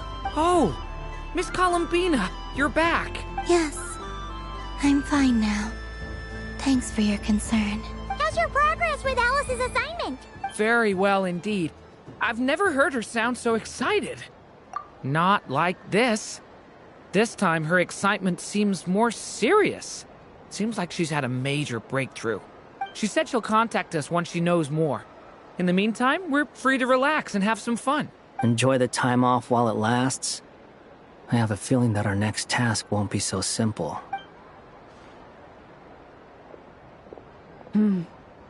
I should go. I still have a few things to attend to at the Frost Moon Scion stall. And I think I'll take a look around. With any luck, this once-in-a-year festival will come with once-in-a-year opportunities. Hold up a second. Where? I believe he made a beeline for the flagship. That's Mondstadters for you. They know what they want when festivals roll around. Goodbye for now, Columbina. I hope you have a wonderful night.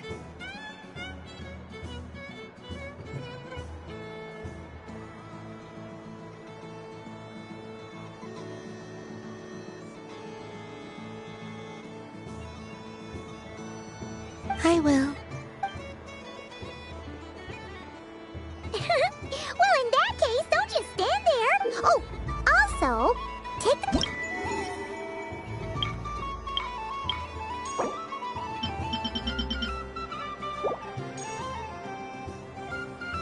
The Frost Moon Scion stall is over here. Lauma's invited a whole bunch of kids. Over there is the Hexen section. Atlas seemed more excited than anyone about... Oh, and then there's the Nasha Town local specialties, including... Thank you. It looks like you're not coming. We'll be around. But don't you want to browse by... Yep. If you find something you like and want to try it out together. Otherwise, just relax and enjoy yourself. There's so much on offer, so try to experience as much as you can. All right then. Off I go. Where should I go first?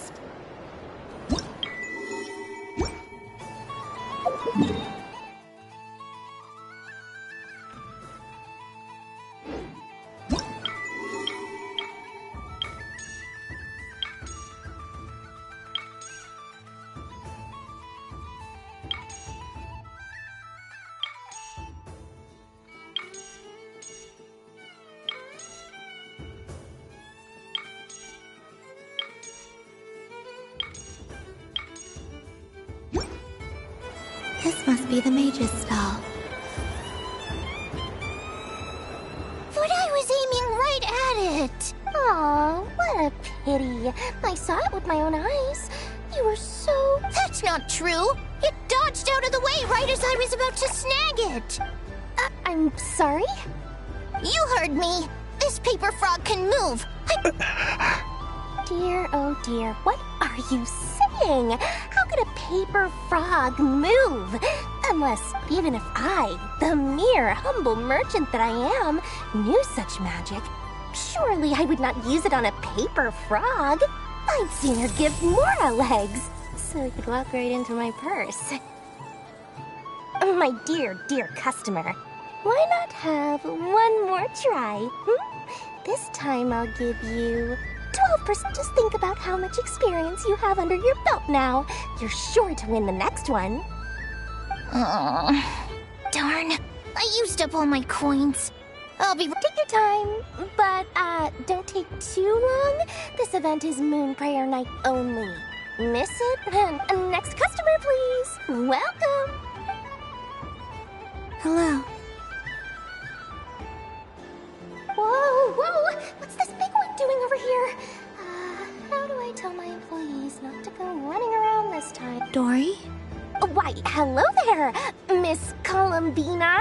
Would you like to play my ring toss game? How much for a round? Oh, first time's free. Not a sink, but with your sharp sharp skills, I'm sure you'll win all the prizes in one fell swoop. That wasn't obvious enough.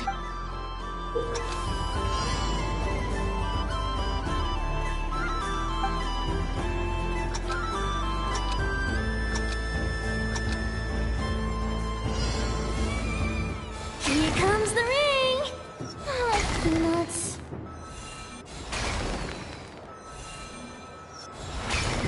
Change tracks! Roselle! Roselle! Should we move or not? Just a tiny bit. Alright, then I'll... Oh, sugar plums! Not the clock hands! How do I move the legs again?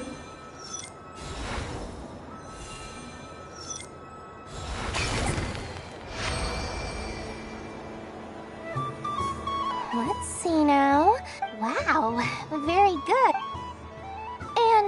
here's your prize. Now, how about another round? Happy Moon Prayer Night, Miss Columbina. Happy Moon Prayer Night, Durin and Hat Guy. Yes. You said we were just... I did, but then I recognized a few more people as I got close. Do my eyes deceive me? Is that... It's our little dragon. He's... Someone's popular. Well now, since you came all this way, why don't you try out? He'll have a go. It's only one free try per customer. I'm aware. How has Elder Almond been lately? He's in great shape. He goes for a run in the forest every morning to stay fit and healthy. He tried to go boat racing with Firecracker a while back, but he couldn't even make it onto the Lotus Leaf. Firecracker was in fits of laughter. How about you, little dragon? Can you still fly? Yes, I can. But you've become less chatty. Has growing up been tough on you? We call that maturity. You know, the thing people sing about. The knight wields a sword of stone. Stone is very heavy. That's awesome! I want to be a knight when I grow up, too. Ring, here I come! Oh, the hat-wearing man. I never thought I'd see you again. You seem more... If you say so. Oh, I do say so. The people you once helped see it clearly. It's because you are once again on the right track.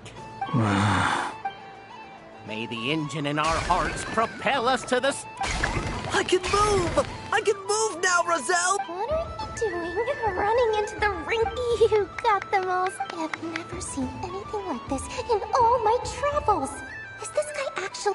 How? They're origami animals and clockwork people from a fairy tale.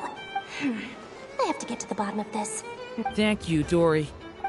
So, now for your prize. Oh, sweet grand prize. Oh, I wish I didn't have to. Good thing I've already turned a profit from the customers earlier in the night. Okay, What? I leave for 2 seconds and someone's already claimed the grand prize? Oh, well, these things happen, you know? Perhaps you'd be interested in one of the other prizes instead.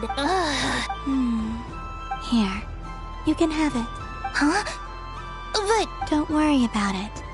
It will be happier with you. Oh, thanks so much, miss. Moon Goddess. Oh, goodness gracious, Columbina. Give me strength. How am I supposed to make any more money from this child at the... Daddy, look! That's the... forget it. She is the Moon Goddess after all. I'll think of some other way to... Huh? Oh. You can take mine if you want. What? Why? Why are all these bleeding hearts coming here to ruin my business? Happy Moon Prayer Night, everyone.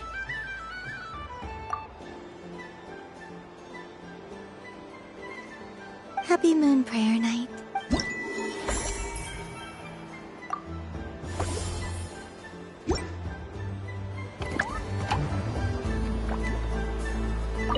If all the prizes are gone, I might as well close up shop for the day. So the next time a customer shows up, and remember, run out of the rings.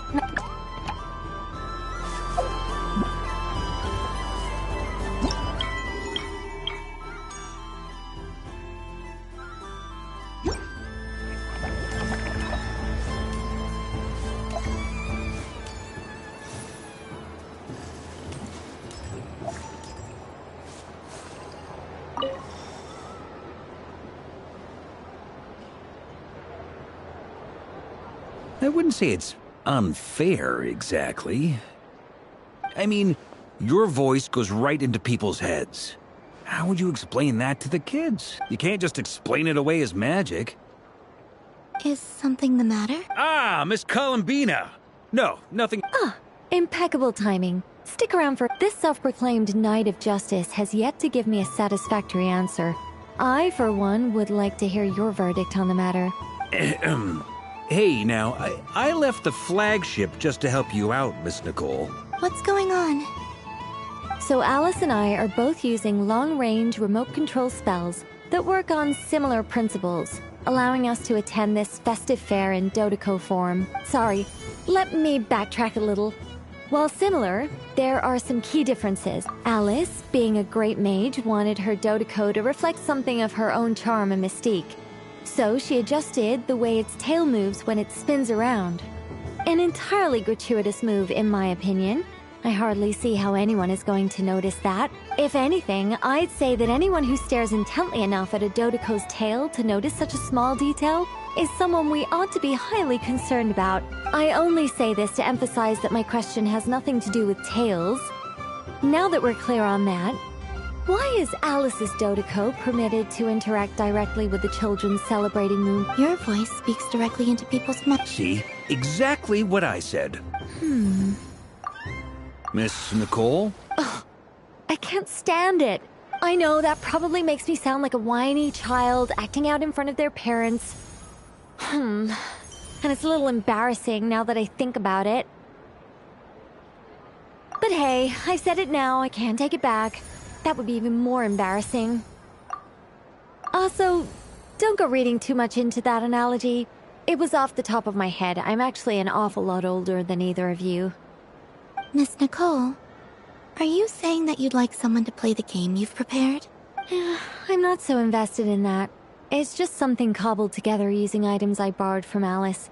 She probably didn't even make them herself. The point is, I want to know everyone's thoughts after they receive their prizes. But as you've said, I can't just ask. I've been biting my lip for so long, and I've had no one to vent my frustrations on. I thought this was going to be a nice, straightforward festival where I'd get the chance to guide people to treasure. Well, can I play? I can't guarantee that I'll win a prize, but... You will? I'd like to try. Then what are we waiting for? Let the game... It's like they forgot I was ever here.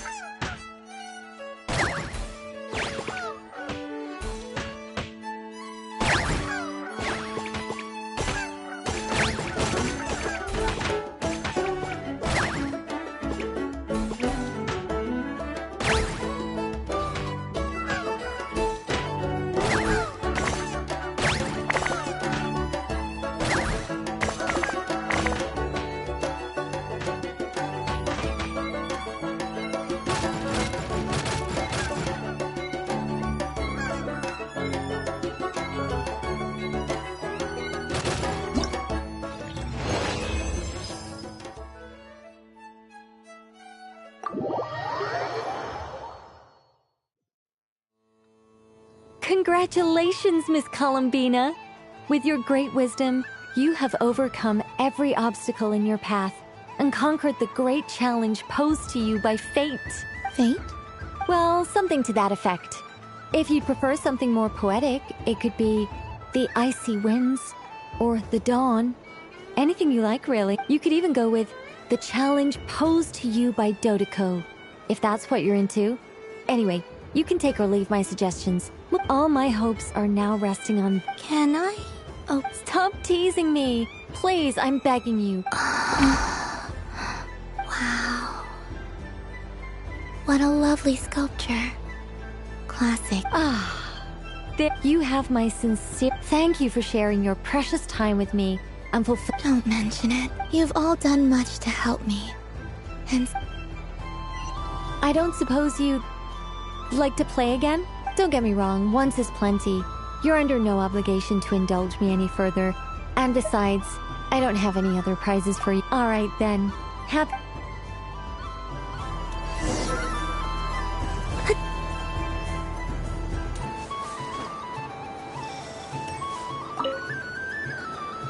a soft and furry creature that bounced. Welcome home, Moon Goddess.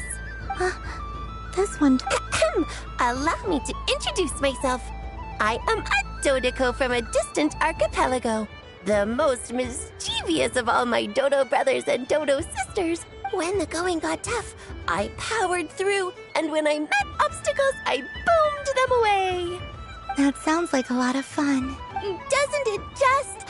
Oh, but then the trouble started. Recently, I found a lovely beach, the same beautiful jelly color as my hometown, and so I dove in to have a look, only to find it overgrown with seagrass and nasty little spiky fish everywhere. I made it back to shore by the skin of my teeth, but my tail was sorely hurt. Couldn't you just boom them away? Oh, I wanted to, believe me. But I've heard that you, Moon Goddess, can understand animal speech. The last thing I wanted was to cause a gigantic fuss and get taken to court by a school of spiky fish. I'd be driven out of these waters for good, and my winter holiday would be ruined. And so, dear Moon Goddess, I was wondering if you might lend me your allegiance. Are you roping me into a crime? Oh, let's call it a once-in-a-lifetime carefree adventure. All the festival goers tonight are dressed up as the Moon Goddess, but there's nothing to say that the Moon Goddess can't disguise herself as a Dodoco, is there? Besides, this is your home. You should be free to be whoever you wish. I'm afraid I'm not well acquainted with Dodocos, Madam Mage. Oh, that's quite all right. We Dodocos are innocent, happy creatures with a free-spirited nature. Many, like myself, are mischievous troublemakers. Others are lazy souls who like nothing better than to lie down on a nice rock and take a nap. In our eyes, every creature who yearns for happiness and freedom is a Dodoco. But perhaps in yours, we Dodoco are Yes, that is a much easier image to follow. Oh, wonderful! Then let's play! Grab onto my tail.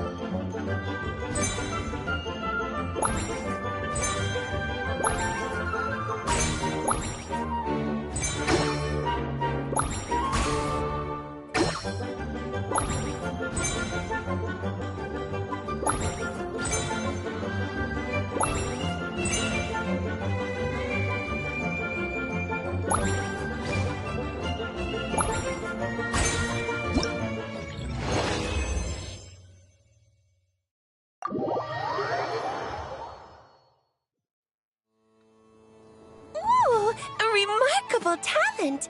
So, what do you make of it? The use of Jumpy Dumpties doesn't come as naturally to me as Kuvaki. But their unpredictability makes it fun. I think they call this novelty. Indeed. And how did it feel? Not bad. Any guilt? Oh, wonderful. Lovely answers to all three questions. Remember, if you find any meanies living on the moon, I will.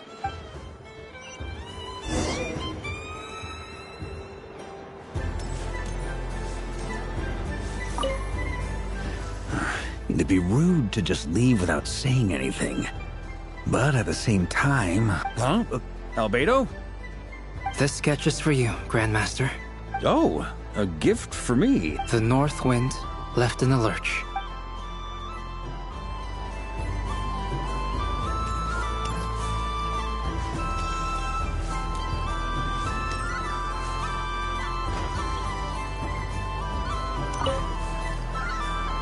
Welcome home, Moon Goddess. Oh, you're the genuine article. Alice was right. This Moon Prayer Night was worth watching after all. Another one that talks. Greetings. Pleased to make your acquaintance. I am the Hexenzirkel member they call B. Barbeloth Trismegistus. Columbina Hyposelenia. Pleased to meet you too. Hyposelenia. A fine name indeed. Now then, Miss Columbina, do you wish to hear a maid divination? The Frost Moon Scions used to ask me. From the perspective of the one seeking answers, perhaps. As you look to your journey ahead, if you seek to understand the unknown, resolve your doubts, and soothe the confusion in your heart, divination could be for you. The unknowns on my journey. Of course, if one wishes to peer into fate, then hydromancy is the more precise option. But that is a complex affair, and to relegate that majestic art to the status of a festive amusement, hence, I shall use the suitably festive Luna Arcana to tell your fortune instead. It is more popular with the youth in any case. Lunar Arcana. Indeed. Unlike hydromancy, this will only display possibilities and trends. People like to think of themselves as creatures of agency and free will. Peering too far and too clearly into the future is detrimental to both body and soul. I'd like to give it a try. Of course you may.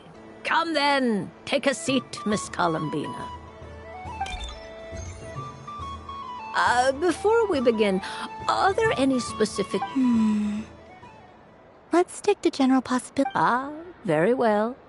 Then I shall use... Now, try to relax.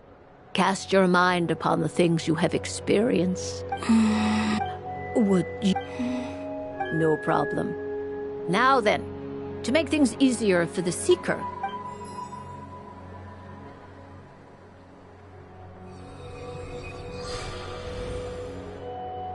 Please, draw the first Lunar Arcana.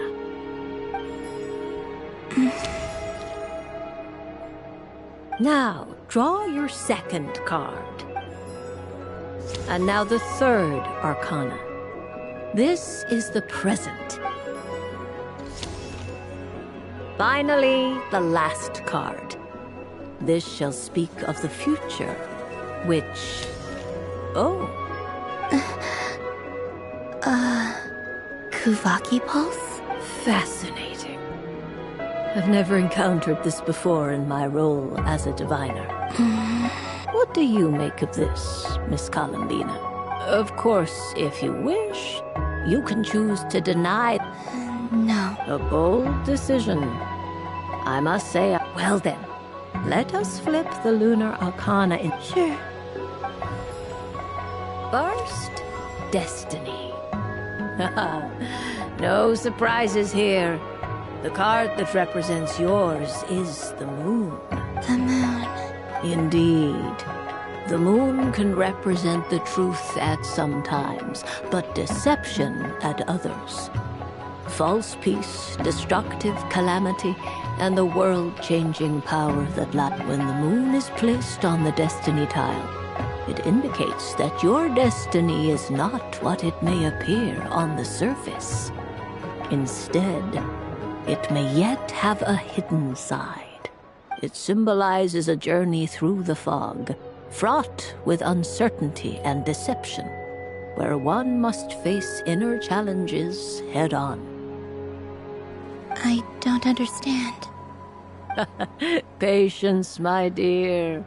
This is but the first card, which serves as a basis for the interpretations that follow. Our divination will only grow clearer from here on out.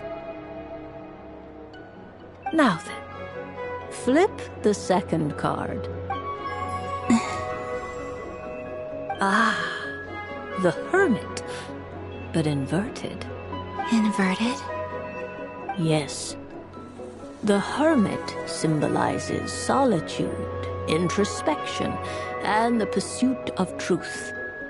When inverted, it represents isolation, truth out of reach, and a path that leads one astray.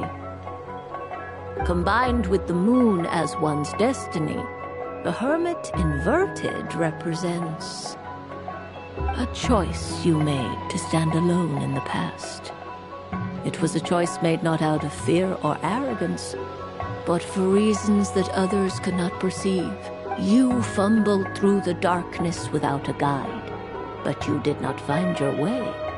Rather, you went astray. Is this about how I became Kutar despite not wishing to become a god? And how I joined the Fatui because I yearned for a place to... I suspect only you know all is not lost. The past is in the past, and so it... Oh my. The lovers. One of the most interesting Luna Arcana.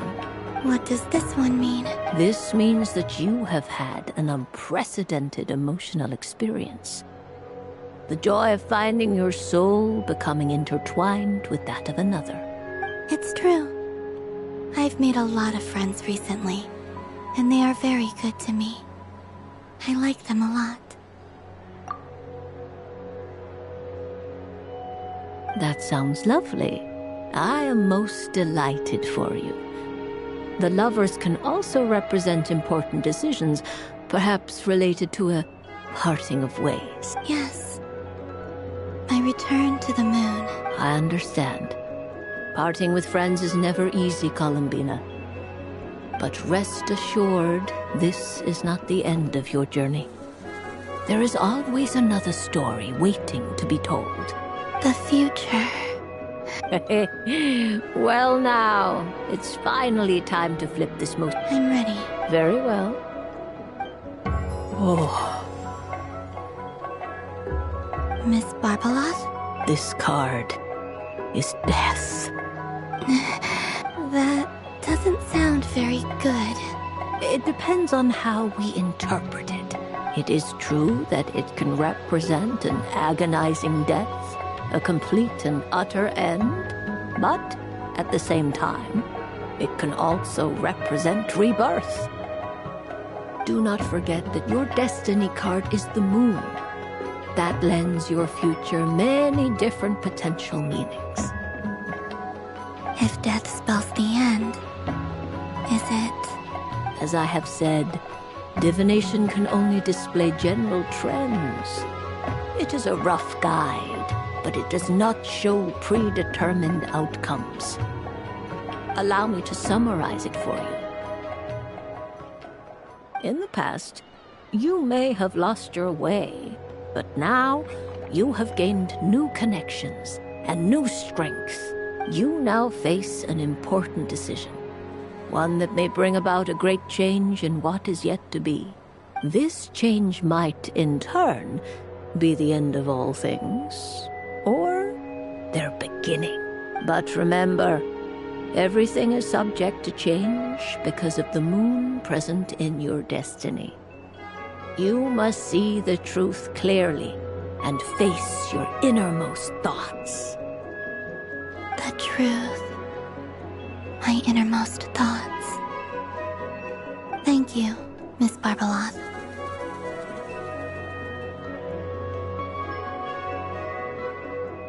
Don't mention it.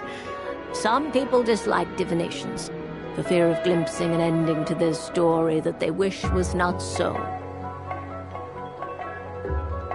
But I can see that you're different. The result of this divination will not sway your decision. This is a rare quality, and one that diviners always hope to see in the seeker. I understand. Go then, and illuminate your future, Miss Columbina.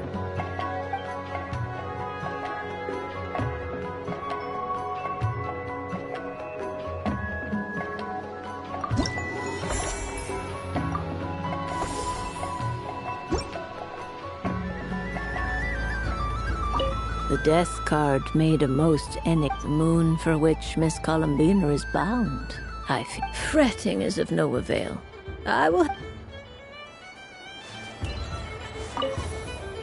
Up for another round of fish blast? Oh, I mean, of course, of course. Huh? Albedo? This sketch is for you. Oh. The North Wind.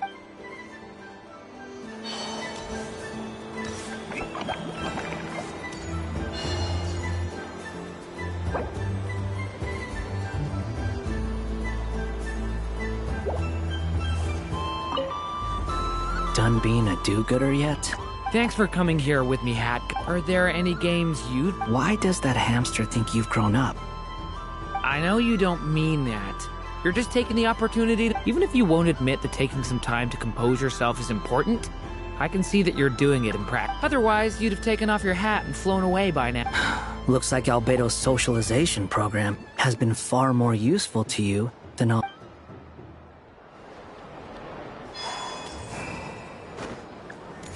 Happy Moon Prayer Night, adventurers.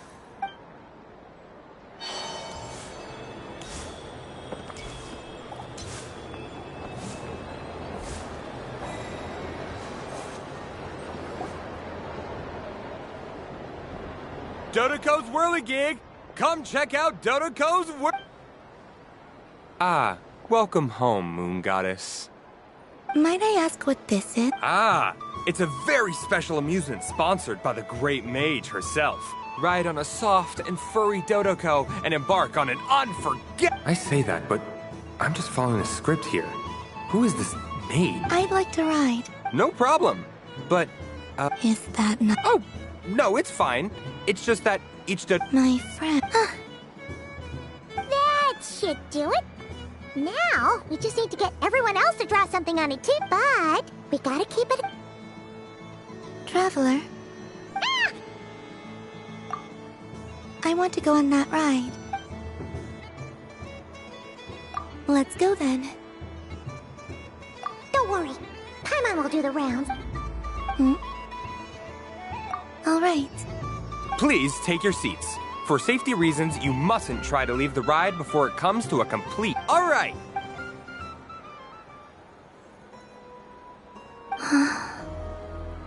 Not bad. It reminds me of riding a moon lane. Sometimes, the Kuhenki circle around me like this, playing their beautiful melodies. Yeah. I'm going to miss them.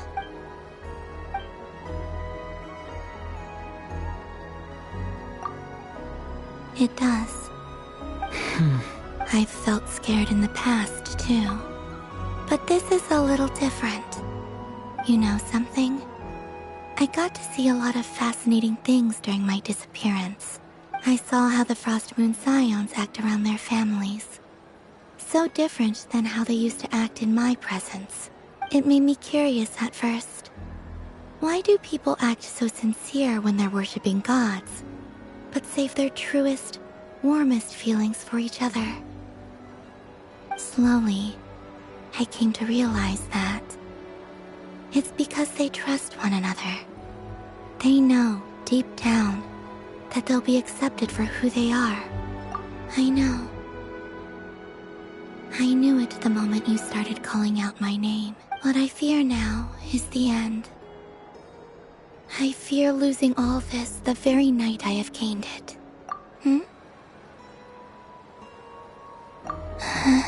Thank you for this conversation. Don't worry. This fear I have, and the unknown that awaits me, they cannot hurt me. Not when I possess a treasure full. I just want you to remember this version of me, the real me, on this final night together. Dear passengers, Dodoco's awesome adventure has come... Don't want the journey to end, huh? Don't worry, you two. There's always another adventure waiting just...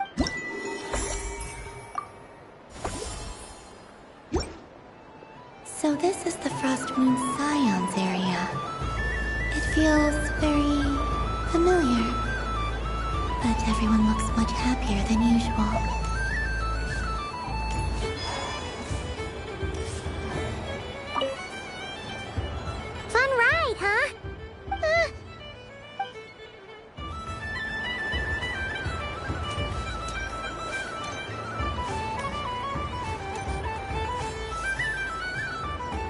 days. I prefer sunny days. Ah, well, you are as warm as the sun itself, Moon Goddess. Very well. I believe your spirit animal had this most adorable chic badger. Wow! Thank you, Mr. Talking Magic Lamp. Have a very happy festival, Moon. Lance? That's you. It's our little secret. Everyone celebrates in their own way. After gazing into the abyss and spending time around gravestones all year, what bet besides that? I like to think of myself as a fair judge of character. I dare say matching personalities to confection. That's not what Paimon was talking about. Should I be? There is all manner of magic in the air. I see Miss Columbina is hiding in plain sight. Why should I not do the same? Why miss this rare opportunity? Fair enough. You got a point there. People who don't know you will probably think you're just a talking lantern. Well, now that we see eye to eye, what brings you here? Not a search for your... Well, actually... Oh, this is... Yeah, we just met Barca, and he said that having everyone draw their own section was kind of boring. So, he did your bit for you. Varka. Ever the maverick. I see his art. In that case, I shall paint something on Mr. Albedo's behalf in a short while. What? Why not now? Ahem.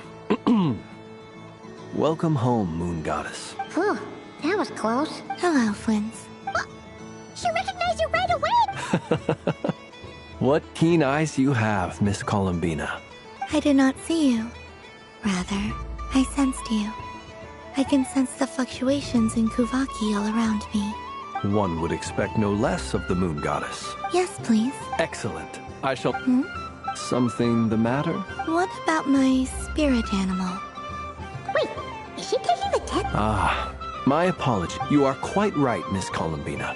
Every one of us has a magical creature. Yes, please. Do you prefer the day? Night. Which of the 4 seasons? Winter. Think of a perfect day. Rainy in the morning, sunny at night. What kind of answer is that? Forests, lakes, and opens. I like them all. Imagine you opened your very own shop. Well... Moonlight. Wow! Paimon would totally shop there. It wouldn't cost anything. You'd just need to visit. Aha! I believe... Here. Oh, it's a Kohenki! Indeed. A free-spirited being with a deep love for all things here in Nodcry, who selflessly lends her aid to as many people as she can reach. It is the perfect fit for you, Miss Columbina. Thank you. But you shall have to forgive me. We have known each other for quite some time. So instead, would you accept this sugar sculpture as a... It's a lantern. Hey, why don't you two go enjoy your candy over there? Come on, play ball. But I want to hear Paimon's answer. But it'll probably take ages. Paimon's a complex soul. Oh.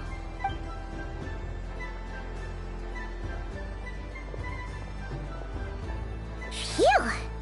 Nice excuse, Lady Paimon. Yeah, no thanks to you. It's sweet. Is that Lakaberry? This way! It's the candy-selling lamp! I'm coming! Of course, Traveler. Maybe we can share? Yes. I found out recently that people share their food sometimes, so I'd like to try it. Thank you.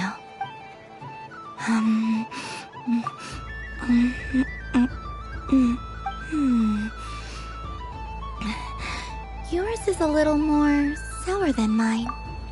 Are you sure? Amazing. My sugar sculpture has shrunk, yet my heart is filled with feelings of sweetness. I will remember this feeling. Sure.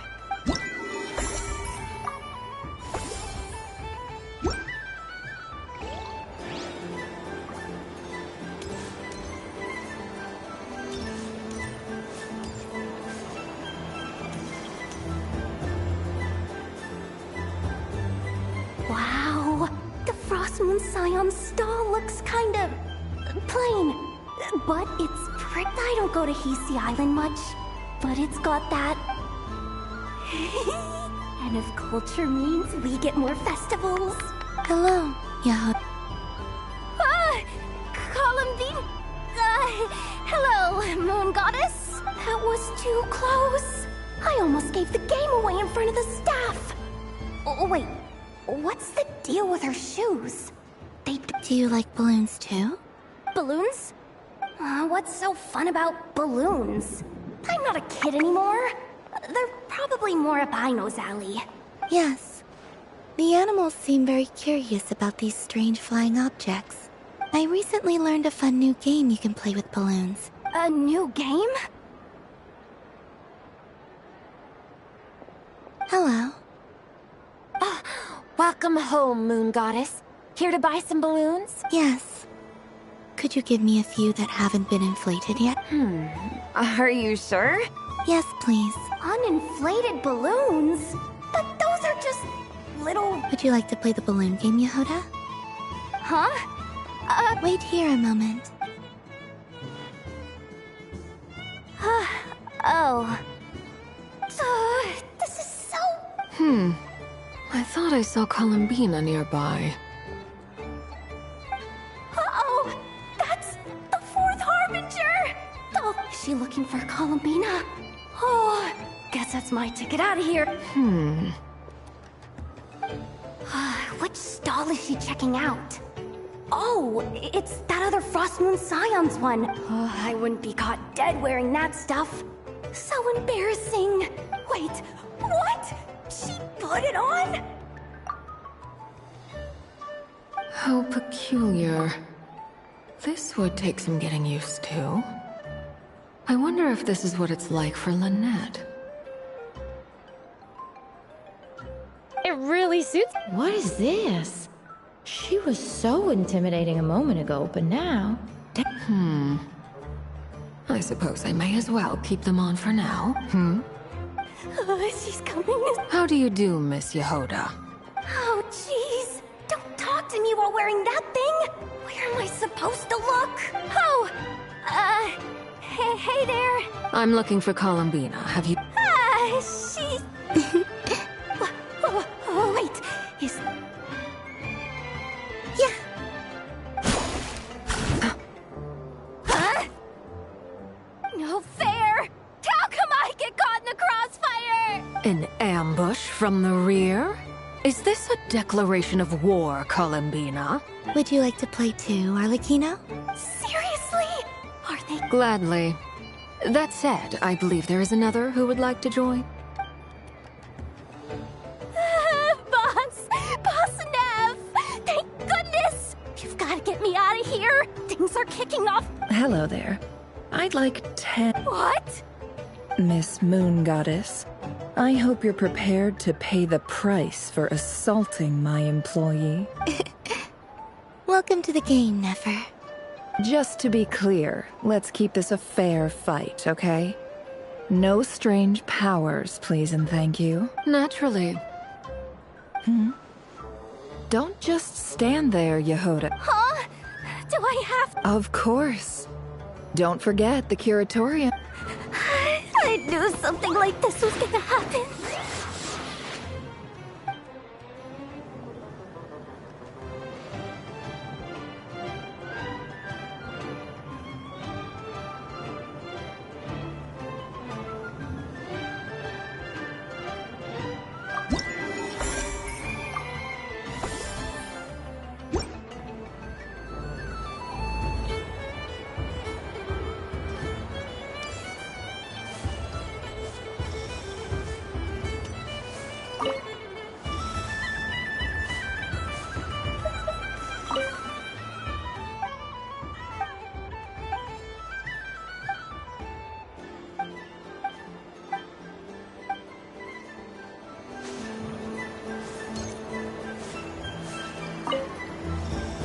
I've seen Lyney and the other children play this game before.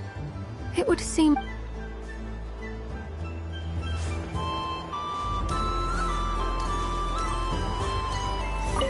Something about festive lighting always has a way of putting the warmth.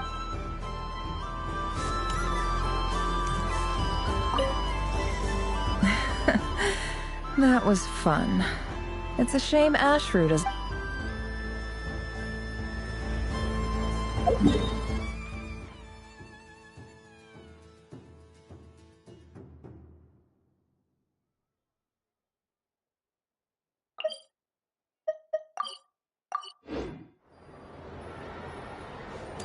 What's this? I just had a water fight with two Fatui Harbingers.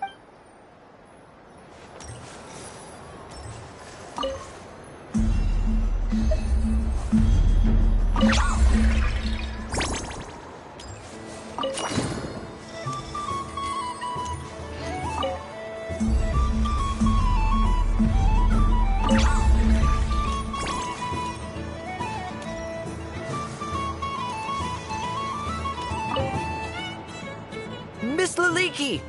A kitten's been following you. Oh, so it has. Hello there, little kitty.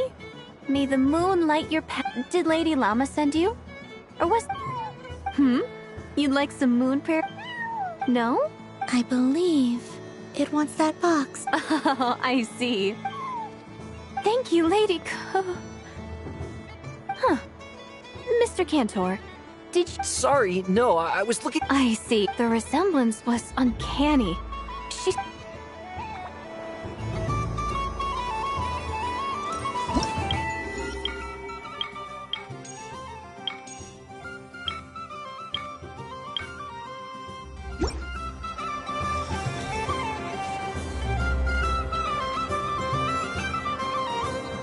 I wish for a never-ending supply of Laka berries.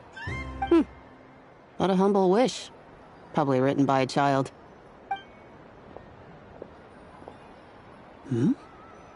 Is that Llama the Moon Chanter?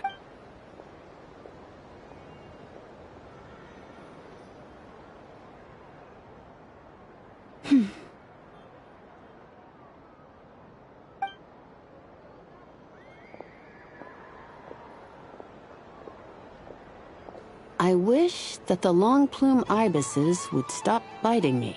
Oh dear, poor Llama. All right, I'll write that one down for you. I got it. While everyone else is celebrating Moon Prayer Night, you're as busy as ever. I don't mind. It's rewarding work. A good kind of busy. My antlers are at their heaviest tonight, and the Kuvaki waves are especially strong.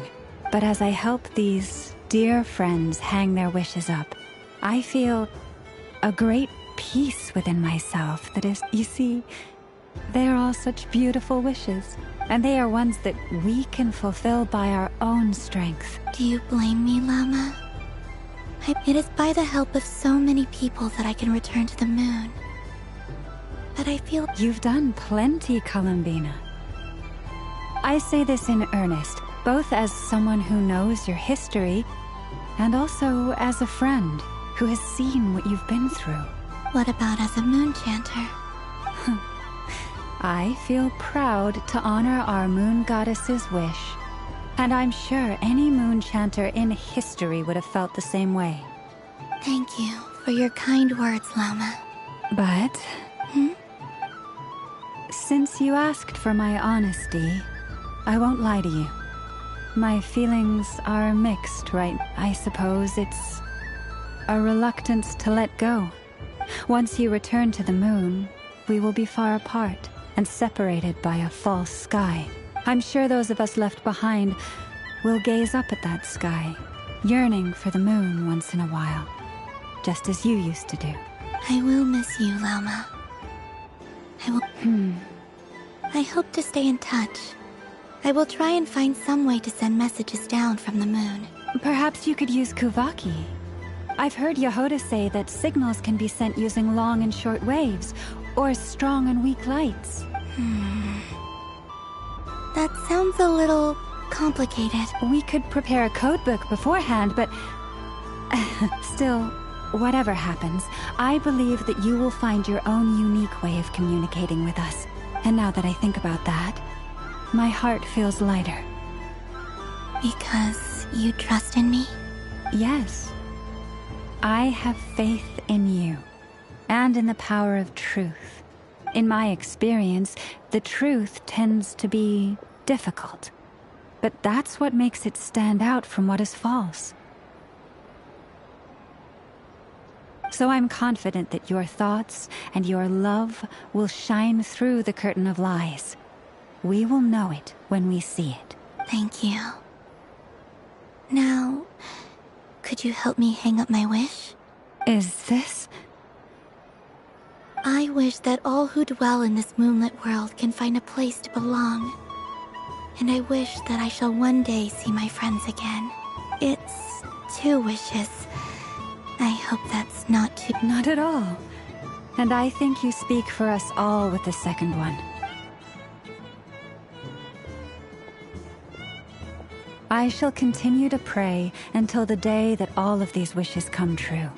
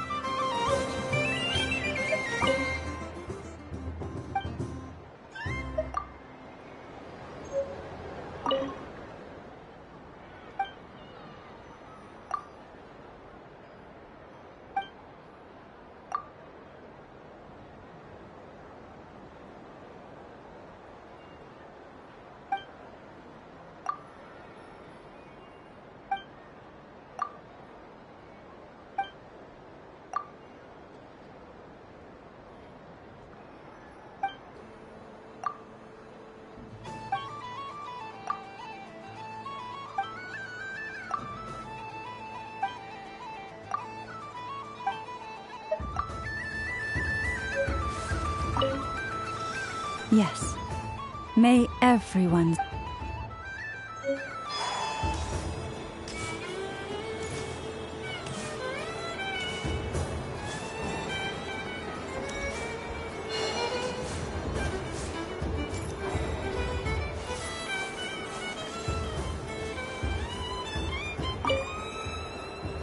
If this were any other day, I'm sure it would make for a great photo opportunity. But Moon Prayer Night has rendered my antlers. Doesn't it look like this Rhyme-horned deer has 2 sets of antlers?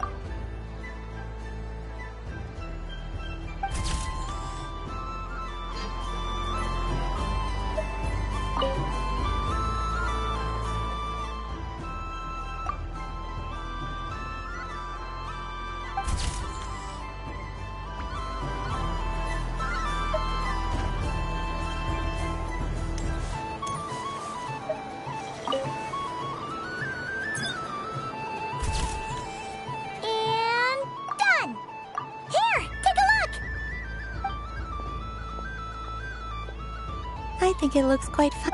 Well, it looks like a silly chic badger and a Rhyme-horned deer. Maybe I'll stand on the chic badge. It looks like we've attracted the attention of quite a few animals.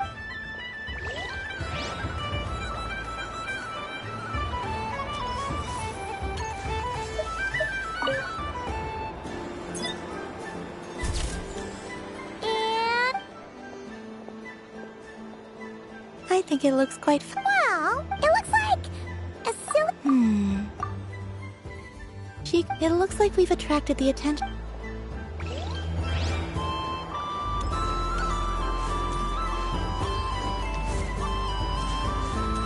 There are so many attractions here. Since I rarely get out, I might as well make the most of it.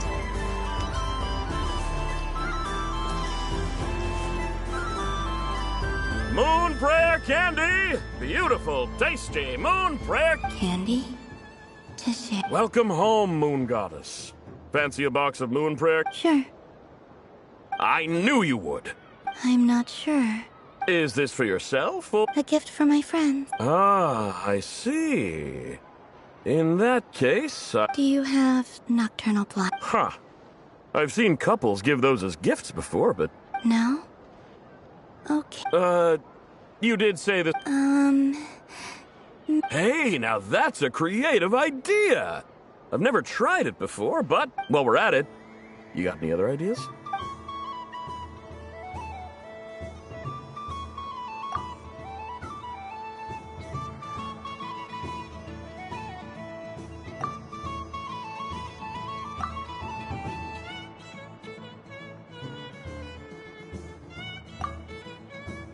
Here you go. Every Thank you. I should be the one thanking you! You brought me a whole bunch of new business. I hope you and your friends have a lovely night.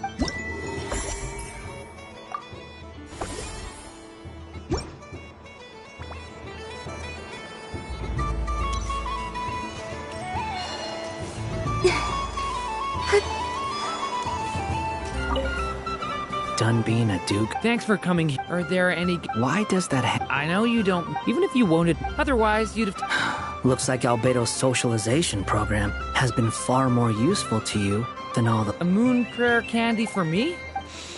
It smells like... Reminds me of Good Hunter, a restaurant in Mondstadt. I always have to resist. I understand your homesickness, Miss Columbina. Because both Simulanka and Mondstadt...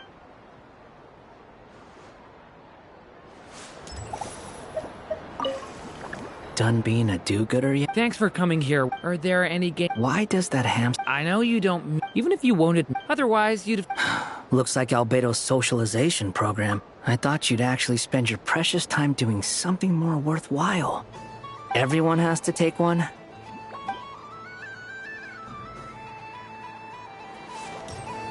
If all the prizes are gone, I might as well... So the next time... And remember... Oh, a gift for me. Wow, candy from the moon goddess herself. If I back this up... No, what am I saying? Box? Maybe I don't even need to go to all that trouble. Any old boxes will do. I just need to... Sounds like a plan. Time to have Irwa...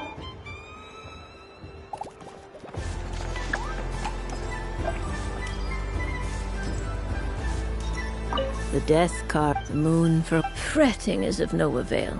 I will have a chat with Alice about it. You're such a... But we elders have already partaken of our fair share of stories in this world. I hope you don't miss me. It is simply that the mere sight of this... I don't suppose you... Don't get me wrong, once is plenty. You're under no obligation to indulge me any further. Oh... I love the color of this wrapping paper. I know the wrapping paper doesn't affect the flavor, but it does set the I have to listen to my heart and pick the one that I can really... Oh, but look at the shape of this one. Up for another round of fish balls? Oh, bless my fluffy. Let the feasting begin. Oh, sweet as a tip. Thank you. Please share the rest with other people.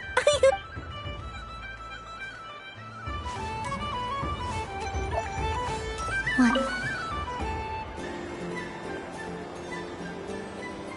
Come on, Citrus. One more round. But my neck...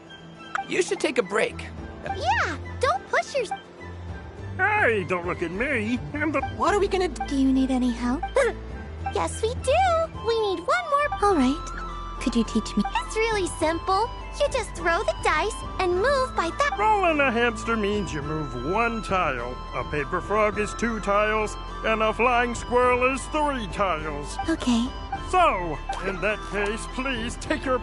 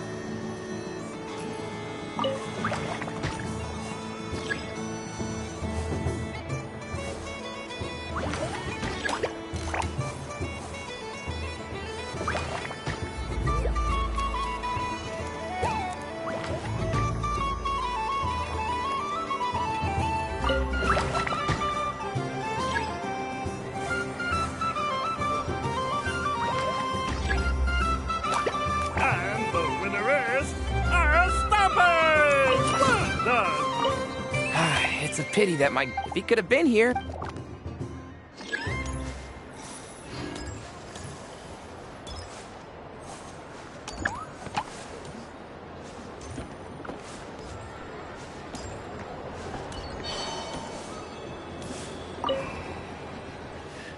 Huh? Albedo? This sketch is for you. Oh, The North Wind left in the lurch. Thank you. It seems I've picked lemon. This has piqued my curiosity. What if we were to add citrus? Perhaps I should take the time to try. Huh? Albedo? This sketch is for you. Oh, The North Wind left in the lurch. Ooh, I get one too? What is that? Oh, it's so familiar.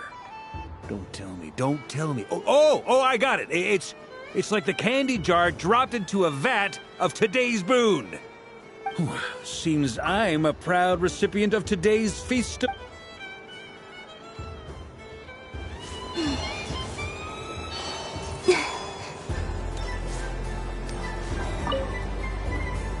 Fun ride, huh?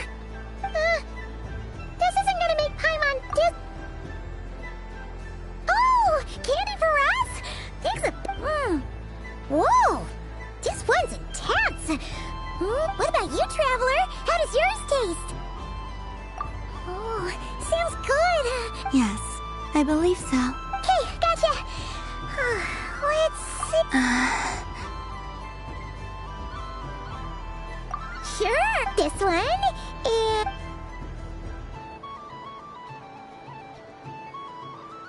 here we go.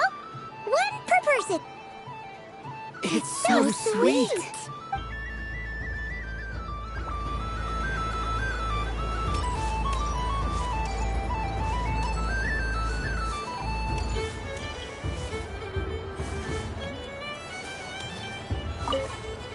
Something about festive lighting. This is most thoughtful of you, Miss Columby. Forgive me, but I shall have to enjoy this gift a little later. If others were denied the chance to sample such kindness as...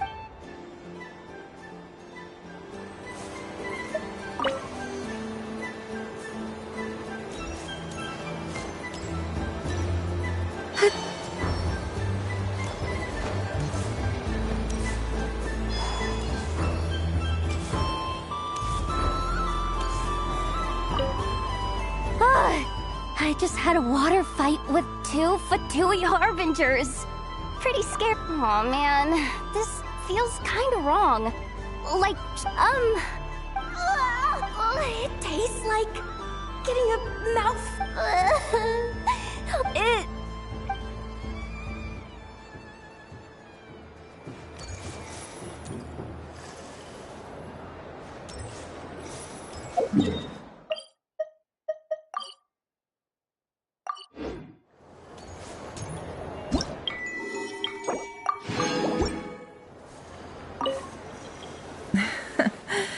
That was fun. Oh. Again. Very nice indeed.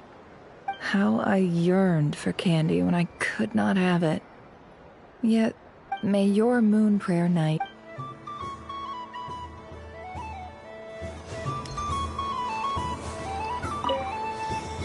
I've seen Linny and the other children play this game before. Candy? Would you mind? I must say, Columbina, you really have changed. You never used... I'm sure Sandrone would agree when I say...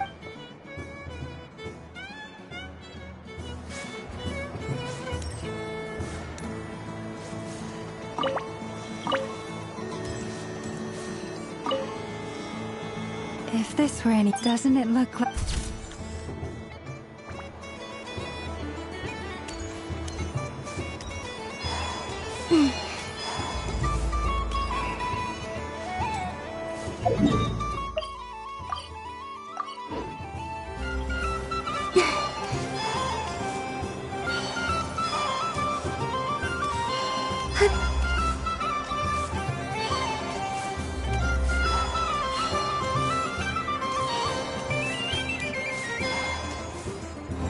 Happy Moon.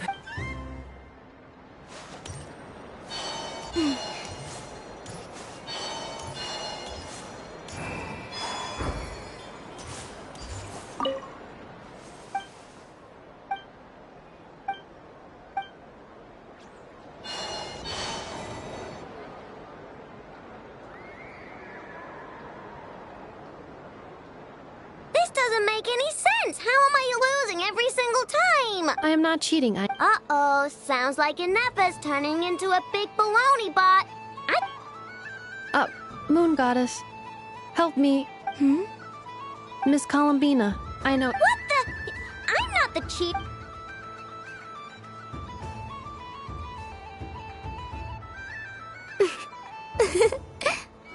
Alright, fine. Let's all laugh at I know. Just you wait till I get home, because I'm gonna make a game bot that can win 100%. Let's see you laugh when I come back and beat your butts. You'll all have your heads covered in stickers when I'm through with you. We came to check everything was okay after all that yelling, but,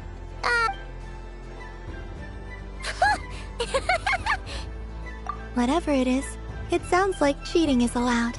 Kuhenki concentration. Each player starts with differently colored Kuhenki. Each round, they draw one Kuhenki from their opponent. When a player has two Kuhenki of the same color, they make a pair and can be discarded. Any that can't form a pair must be kept. The round ends when a player can't form any more Kuhenki pairs, and that player gets a sticker. Ooh! Can 4 people play as well? That is fine, so long as the turn order is fixed beforehand. Alrighty then. In that case, the 2 of us will join as one team. Okay, but if you lose, you're both getting stickered. I don't want to hear any Sure. And if we win? If you win, only one of you gets to sticker someone else. I have taken to calling this. I know logic. Hey, lay off me, alright? Okay, so we're starting the game from scratch again, which means all my stickers so far don't count. Looks like Luonatar is the Kuhenki of honor for this game. Anyway, let's go clockwise, starting from Inep.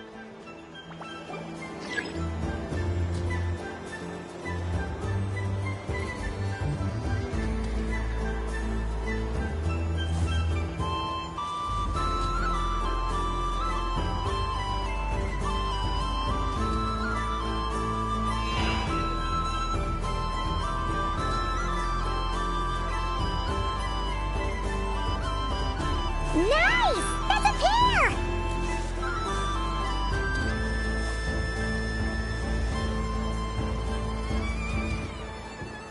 Go, go, fly!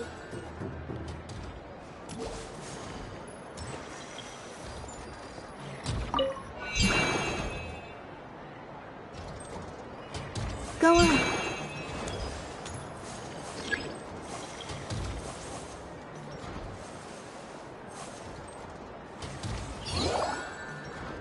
I have a pair.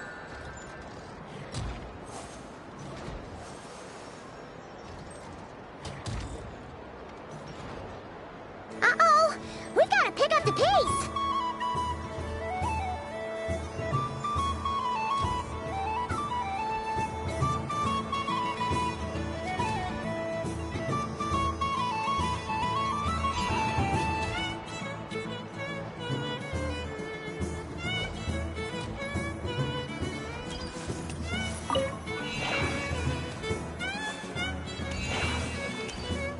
I win.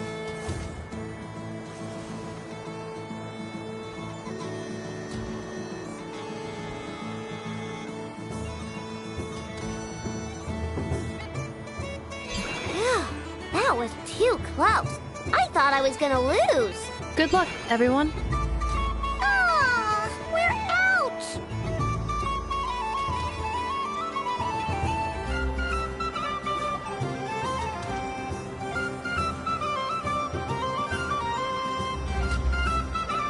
Let me pick a good one. You're looking very pleased with yourself there. I won.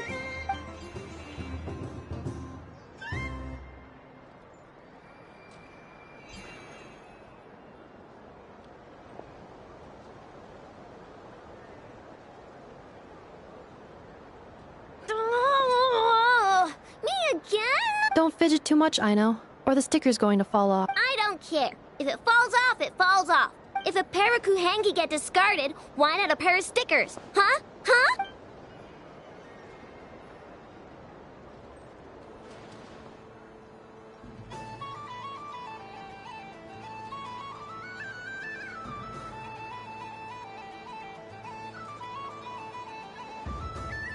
I've lost.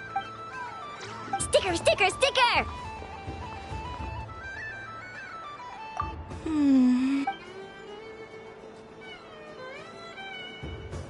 Cute! You think so? Shame. I can't see it for myself. What did Luanatar? She said it looks so cute that she wants me to lose a few more rounds.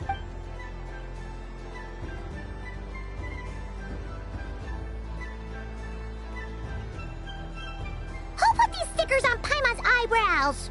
Ugh, she can barely see! Alright, now, I think we got enough evidence to prove that there's a serious problem. Yes, I agree as well. The culprit is... Ineffa! Culprit? What did I do? Quit acting dumb, Ineffa! You're not wriggling your... Not only did you remember whose side Luanatar started at, but every time someone drew a Kuhenki, you were logging it and calculating every last possibility. Which Kuhenki pairs were gone, who had what color Kuhenki in their hand, even our facial expressions. Exactly! Putting aside the fact that running calculations is not against the game rules. Do you have any? But that's not against the rules either. So she admits it. She certainly... Alright, everyone grab a sticker. It's... But... Take that!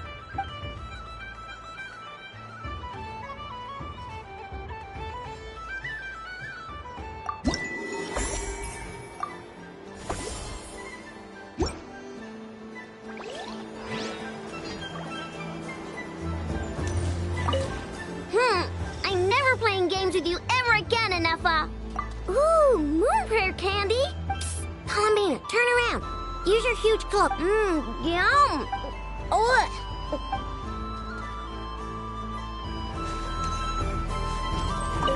Aino is throwing a tantrum again. I believe it will take 3 Crumbkakes to constitute a suitable peace offering. Scanning candy composition and ingredient ratios. Selection confirmed. Flavor profile simulates real Crumbkakes with 27% accuracy. This is a non-viable substitute. One moment, please. Done. Please sample this freshly baked crumb. The robot show will now be...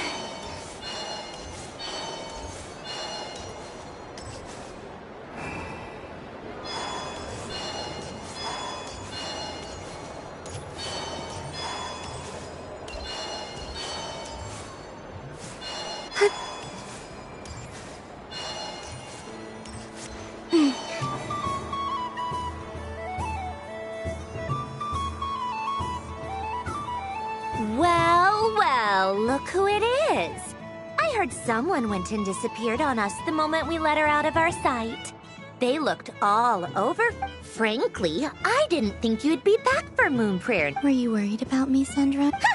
You would like that. It seems to me like you disguised yourself with festive headgear, just so that you could come see me on Moon Prayer night and make sure I'm okay. You didn't even bring Paulownia with you. You? I thought you couldn't see.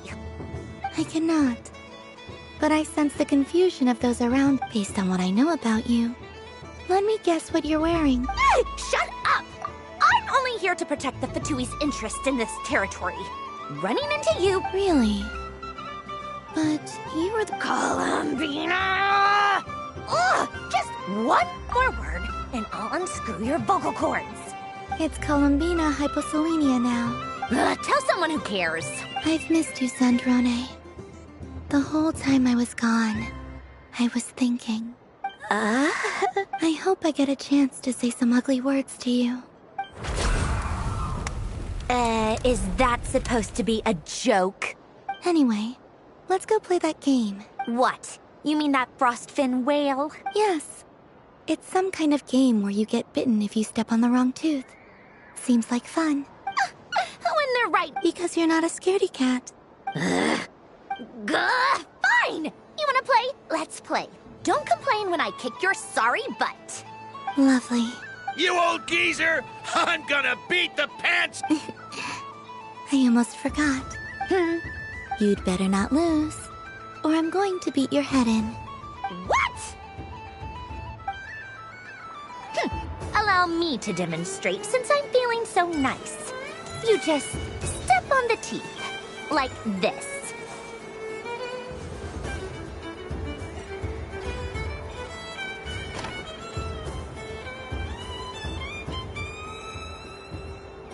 Which should I pick?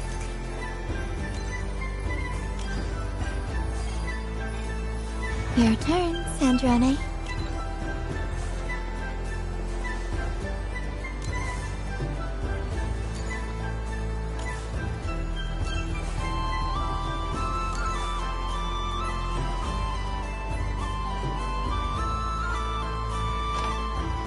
Don't come crying to me if you get bitten.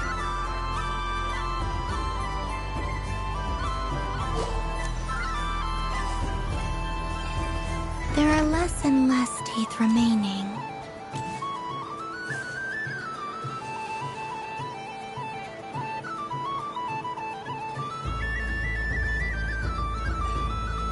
Huh? What's that noise?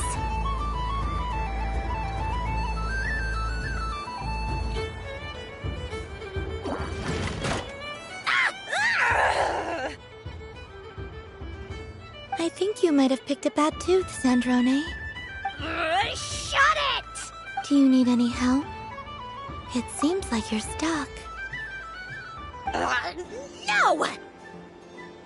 It's just a blasted toy! How is its grip this strong? Stop laughing! All right. Well, you lost. So just like I promised... Hey! What are you doing? Hiya! Why, you... Oh, just you wait! Rematch! Are you all right, Sandrone? That was quite a strong bite. Are your clockwork parts? Quit your fussing! I don't need it! All right. I'll go first this...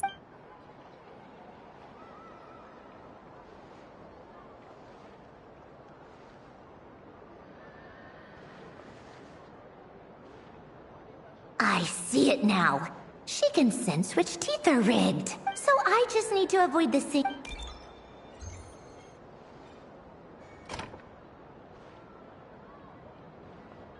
This one. She avoided that one then?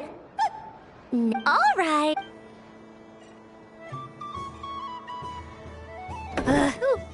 What? Looks like you lost again, Sandrone. Wait! There's... Bonk.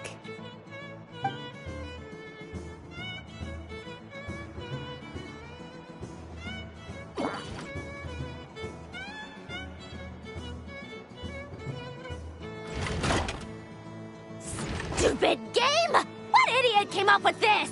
Are you all right, Sandrone? You said some nasty things just now. Oh, I'm peachy. Should I let you bonk me on the head as well? Ah, forget it. Come on, bonk away. It can be your consolation prize. I told you, you've always been so annoying. Singing right outside my door, inviting yourself to my tea parties, going AWOL. And now you're off to the moon or something. Of all my days with the Fatui, the times I spent with you, Arlecchino, and Rosaline, they were my favorite. I will not forget them. Just as I shall not forget this moment. We'll always be friends, no matter where we are, right? Who would want to be your...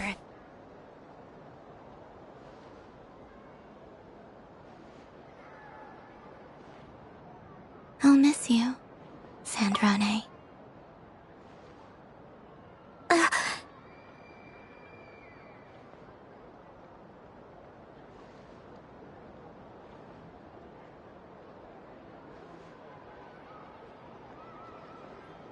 Goodbye, Sandrone.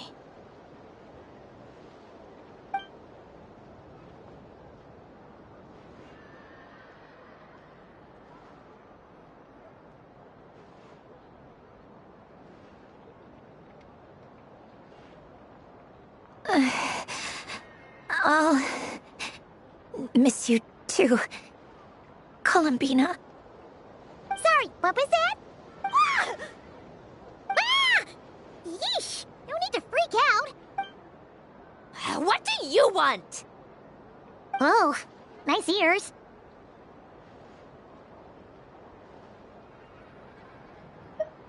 What do you want? Huh? It's your turn to draw something.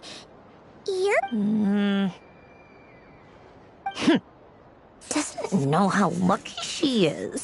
Sorry? Nothing. I'm done. Take it. Oh, that was fast. Oh, and one more thing. Last time we spoke, you mentioned you were interested in the Narcissan Kreuz Ordo's research. Remember? There were too many people in me. What are you talking about?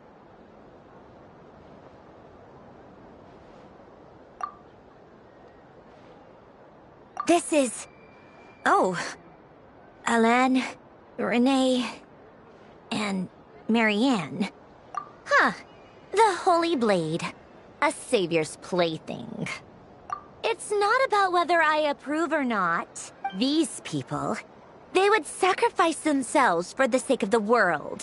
Especially Alain Guillotin and Renee. That is something I would never choose to do. Still, I didn't know they had any pictures left from that time. If I'd have thought to bring a camera, I'd have... What? Yeah, of you being bitten by the frostfin whale and Columbina bonking you on the head. Tear it up! Now!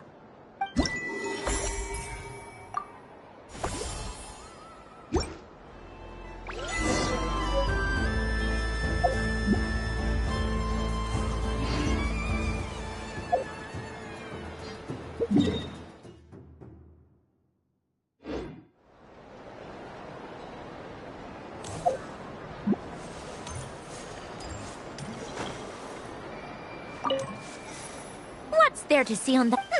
Let her go up there and cry alone. You're giving me candy? That isn't like you. Coffee flavor? I thought you hated coffee. Hey! Don't take it away! I never said I didn't want it. I mean, you can't unmake the candy.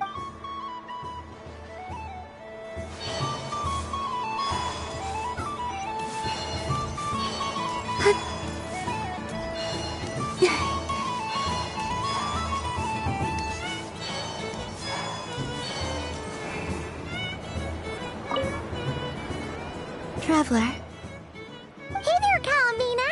Are you done checking out the festive amusement? Are you sure you don't want to look around some more? Right now, what I'd like to do is... You're right. Yeah, that boy right here. Okay. Thank you.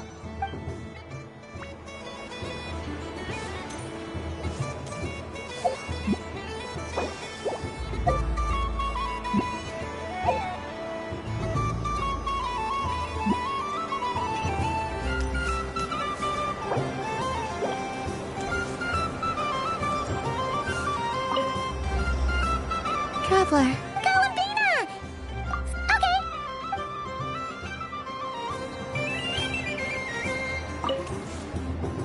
Traveler. Columbina!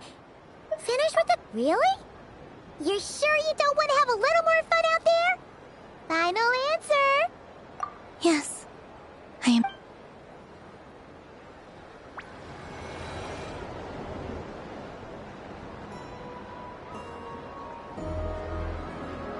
This was the most fun I've ever had on a moon prayer night. Everywhere I went, people were saying, "Welcome home." And there were friends at every turn. I only wish it could last longer than one night. Oh. Yes, you're right. The moon prayer blossoms. Ooh, look! Look!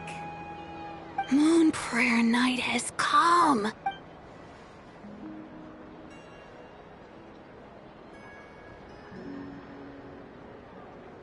The moon. It's so beautiful. Happy moon prayer night, dear. Moon Prayer Night! Happy Moon Prayer Night.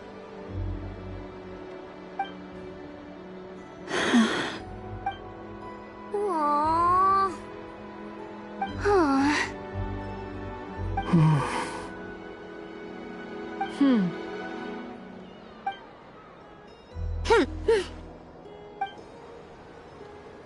Time flies when you're having fun. Oh, looks like the time has come. Columbina. You're heading off, then? Yes, to the ruins you mentioned. And from there, back home to the... Wait! I know? At least... Take one of our craft shop's crumb cookies up to the moon with you. Sure. Why not? The Curatorium of Secrets believes in proper farewells. No story should be left without a satisfactory endnote. Never. Farewells are an important affair for the Ratniki, too. We never know when we might meet again. Haha! And here I thought grand farewells wouldn't suit tonight's mood. But I suppose friendly passion is not to be stopped, eh?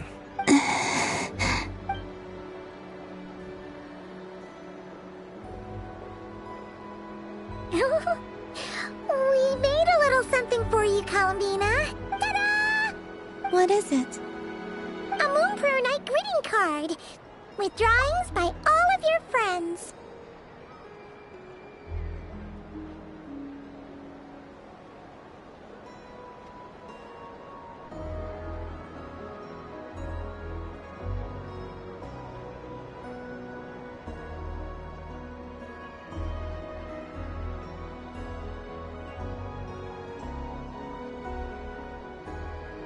You did mention that you'd like a portrait done, so I took the liberty of creating one for you.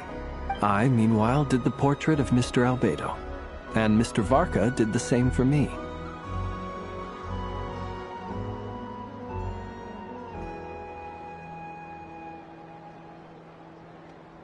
I mean, I think my work was pretty true to life, don't you think?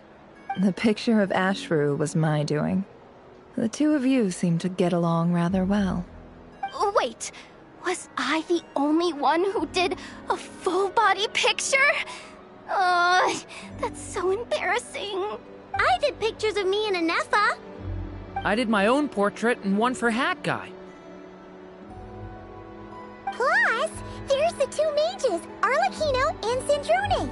So, if you ever miss us, just flip the card open and we'll all be right there with you. I don't know what to say. Thank you so much, everyone. This whole Moon Prayer Night was more than I could have ever asked for. It is the greatest gift I have ever received. Lauma, I figured it out. Remember how the Frost Moon Scions used to use milk as invisible ink to write hidden messages? That was a very long time ago. Oh! Yes. When I miss you all, I shall use moonlight in the same way, to write words that only you can see upon the moon itself. Wow, that sounds lovely. Quite. But how will we see them? Simply open your windows on nights when the moon shines bright, and the moonlight will naturally flow towards the words I have written.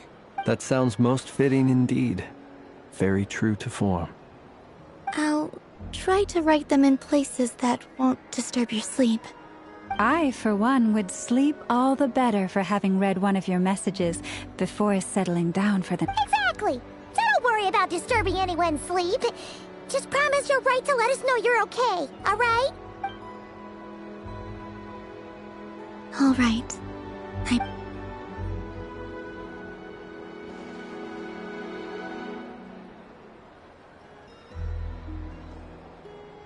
In that case, Columbina? I'm ready. Very well. Let's go.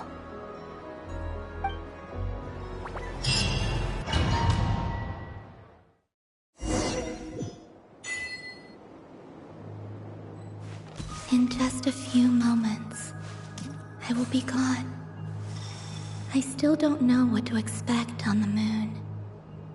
Will I really be able to send messages to my friends? The Kuhenki, the animals of Notcry. I'll never get to see them again. I wonder where I'll be when the next moon prayer night comes.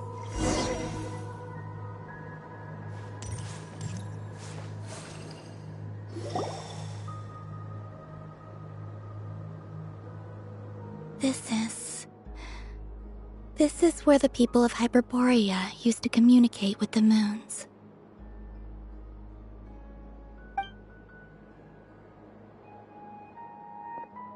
Eternal moon, frost moon, iridescent moon.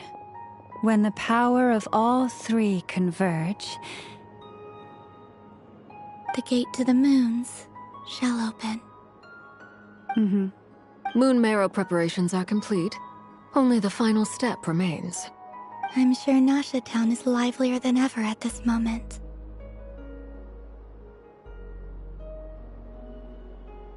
Yeah, it's a shame you couldn't be there for it, but it's now or never, right? It's fine. I'm more than happy with this. My last piece of luggage. My only piece of luggage.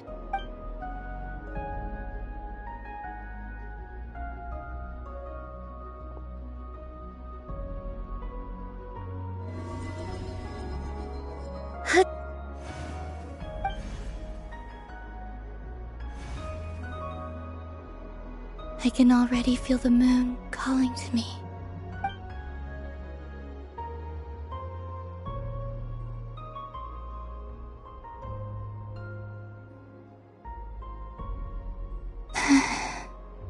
Your home lies on the far side of this light, Columbina. From now on, we will at last have a reason to pray to the true moon. Columbina. Yes? Be sure to come back and see us when you get the chance.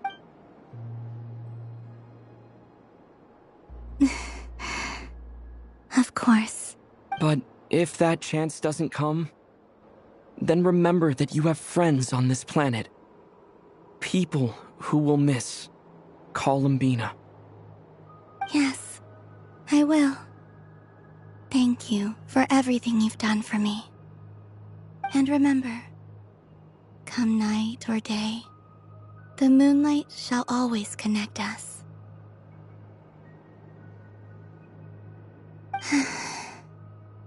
Well then, farewell, my friends.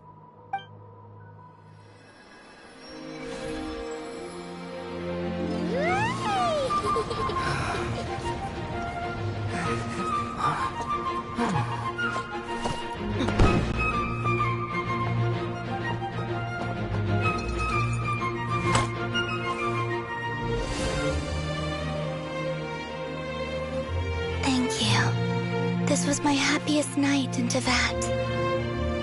Farewell, Columbina.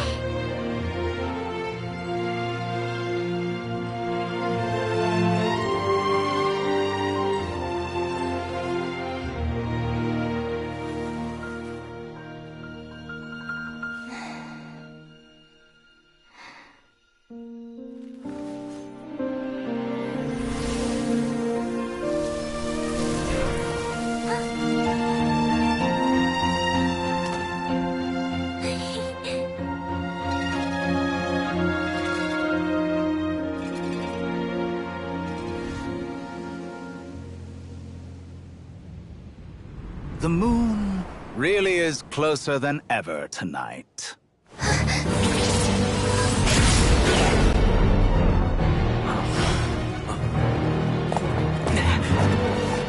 Columbina.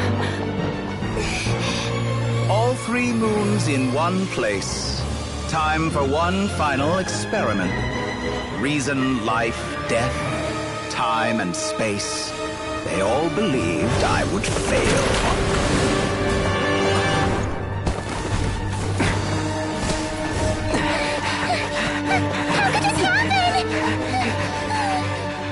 But Tevat's primordial power never did belong to the throne of heaven. And now, they are mine.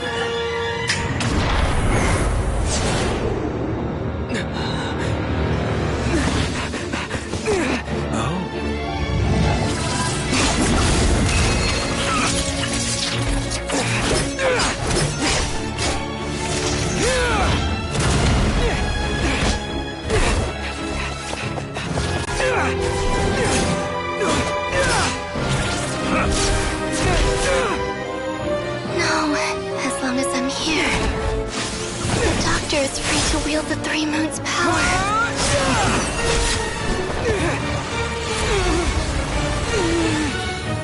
It's the only way.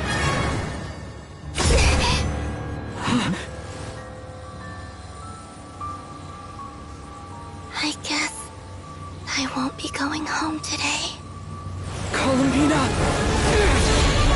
No!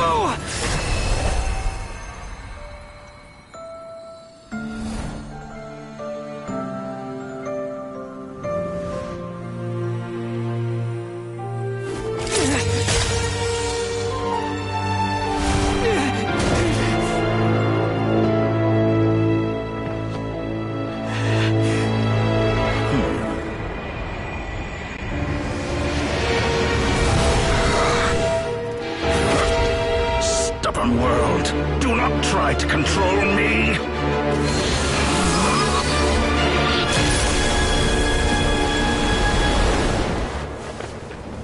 Columbina.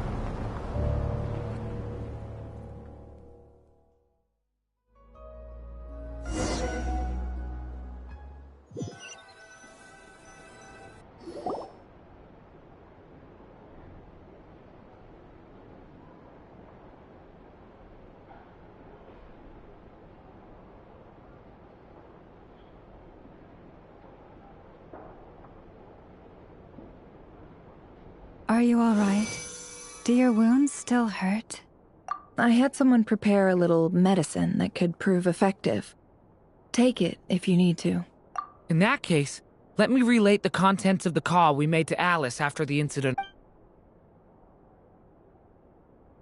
That Dottore is a crafty one. He distracted the Hexenzirkel by creating a huge fuss at Tevat's borders. I'd assumed that the cause was an abyssal intrusion from the outside world, which in fairness is a rather common occurrence. But after learning that you managed to influence the phantoms in Nordcry, I realized that perhaps this interference could have come from within Tevat instead. But we weren't able to change their fates. True, you couldn't change how their stories ended, but you did build some variables around yourself. Variables? Yes. Things you heard that you could not otherwise have learned. Ideas that would otherwise have never crossed your mind. All these things. Of course, most variables usually pale into insignificance with the myriad of possibilities floating around. But the moment you start treating them as building blocks and intentionally stacking them, that changes things. That's what Dottore did, and it's how he created the necessary conditions so that when you activated the portal tonight, it played right into his plan. However, we have no way of knowing exactly what he did. Yeah, we also need to ascertain Columbina's status. And that about sums it up. As I suspected, Dottore has disappeared completely. If it's any consolation, he wasn't able to control Columbina as he might have wished to. Oh no! What? She did what? All we saw was Dottore appeared and used some kind of power. The next thing we knew, he and...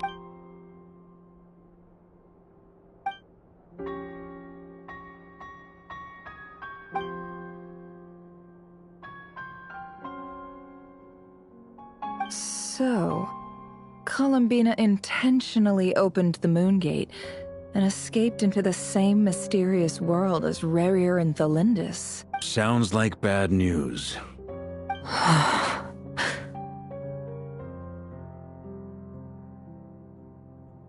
Seen in that way, the Trilunar Syzygy and Rerir's emergence, Dottore might have been pulling the strings in both cases. According to Miss Alice, he is attempting to transcend his destiny and finish an experiment that only a god might complete. An utter lunatic. Wait a sec. Where's Hat Guy? Seems like He took off with the Dodo communication device after we spoke to Alice. He said he had a hunch that he wanted to investigate by himself. The look on his face was terrifying.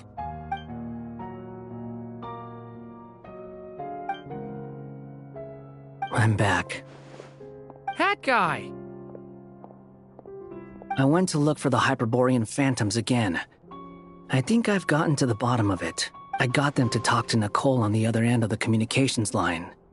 Turns out, the history... Really? But how? Because the phantoms are the ones who were deceived. They speak of a savior who appeared in their history. This savior promised to create a new moon within the false sky, and even bring back their... Foolishly, they believed in him. It's obvious that this was Dottoro's doing. Now you mention it, the first time we entered the Hyperborean ruins, we heard the phantoms discussing their history, and I remember Nicole... But Dottore shouldn't have been able to get in there and the... He didn't. Nicole said that this was an anomalous state triggered by disruptions in the causal connections between the variables that Dottore put in place were substantial enough that they even affected phantoms that he never met. So it's not that their memories were unclear. They'd been tampered with. That's exactly the possibility Dottore was trying to manufacture. He turned these variables into knowledge and engineered the situation so all that knowledge would fall into his hands.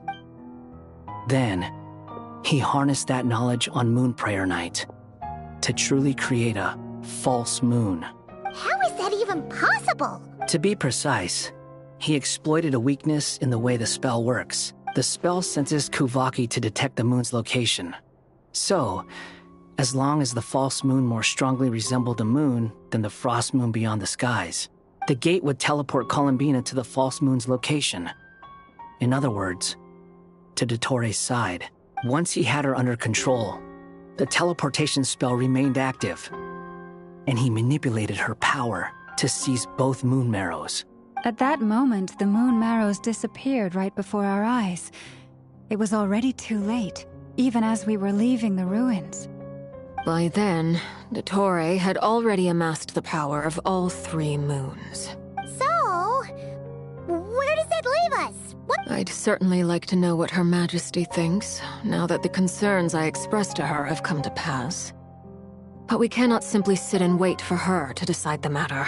And in any case, it is not the Fatui Harbinger Damselette who sees us as her friends, but rather Columbina Hyposelenia. If, even in such extreme circumstances, Her Majesty will not lift the prohibition on Harbingers drawing steel against one another, then I will do as my heart demands.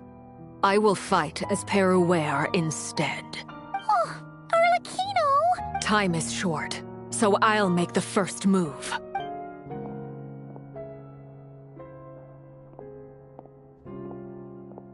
Whew. Even Arlecchino seems to be losing her cool now.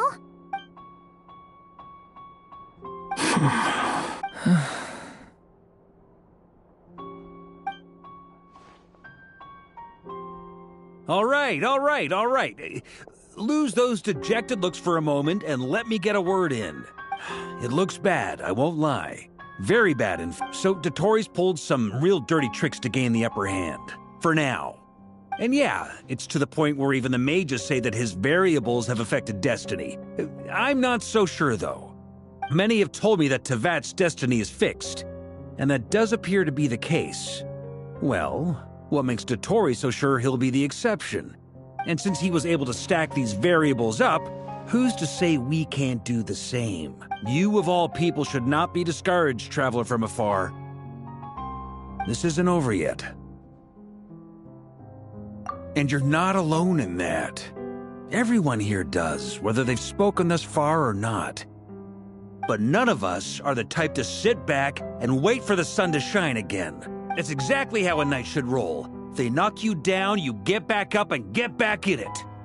Don't forget, Honorary Knight, you're a legitimate member of Mondstadt too. Mark is right. This is far from over. Dottoro's already way overdue a butt-kicking given his past shenanigans. And after this, he's earned himself a double dose. That's what I'm talking about!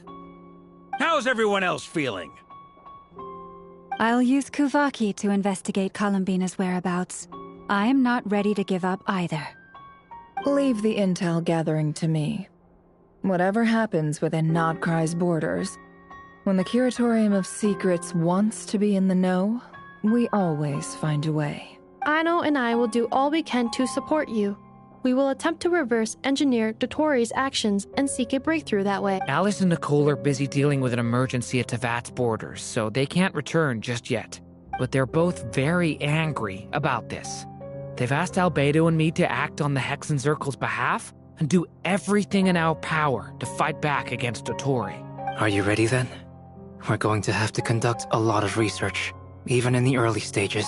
I'll do my best. As for me, I'm pretty familiar with Dottori's way of doing things, so I can try to predict his next move. I'll help with your investigation. Nice! Looks like we have our basic division of labor. I'll get in touch with Flints and Itlua, get them to have a chat with their Starshiner. It couldn't hurt to bring the Lightkeepers on board as well. At the same time, I'll pass on instructions to the Knights present in Nodcry to assist the Lightkeepers and other organizations in ensuring the safety of those living here. Yeah! We'll show him! That's it then. Good luck, everyone.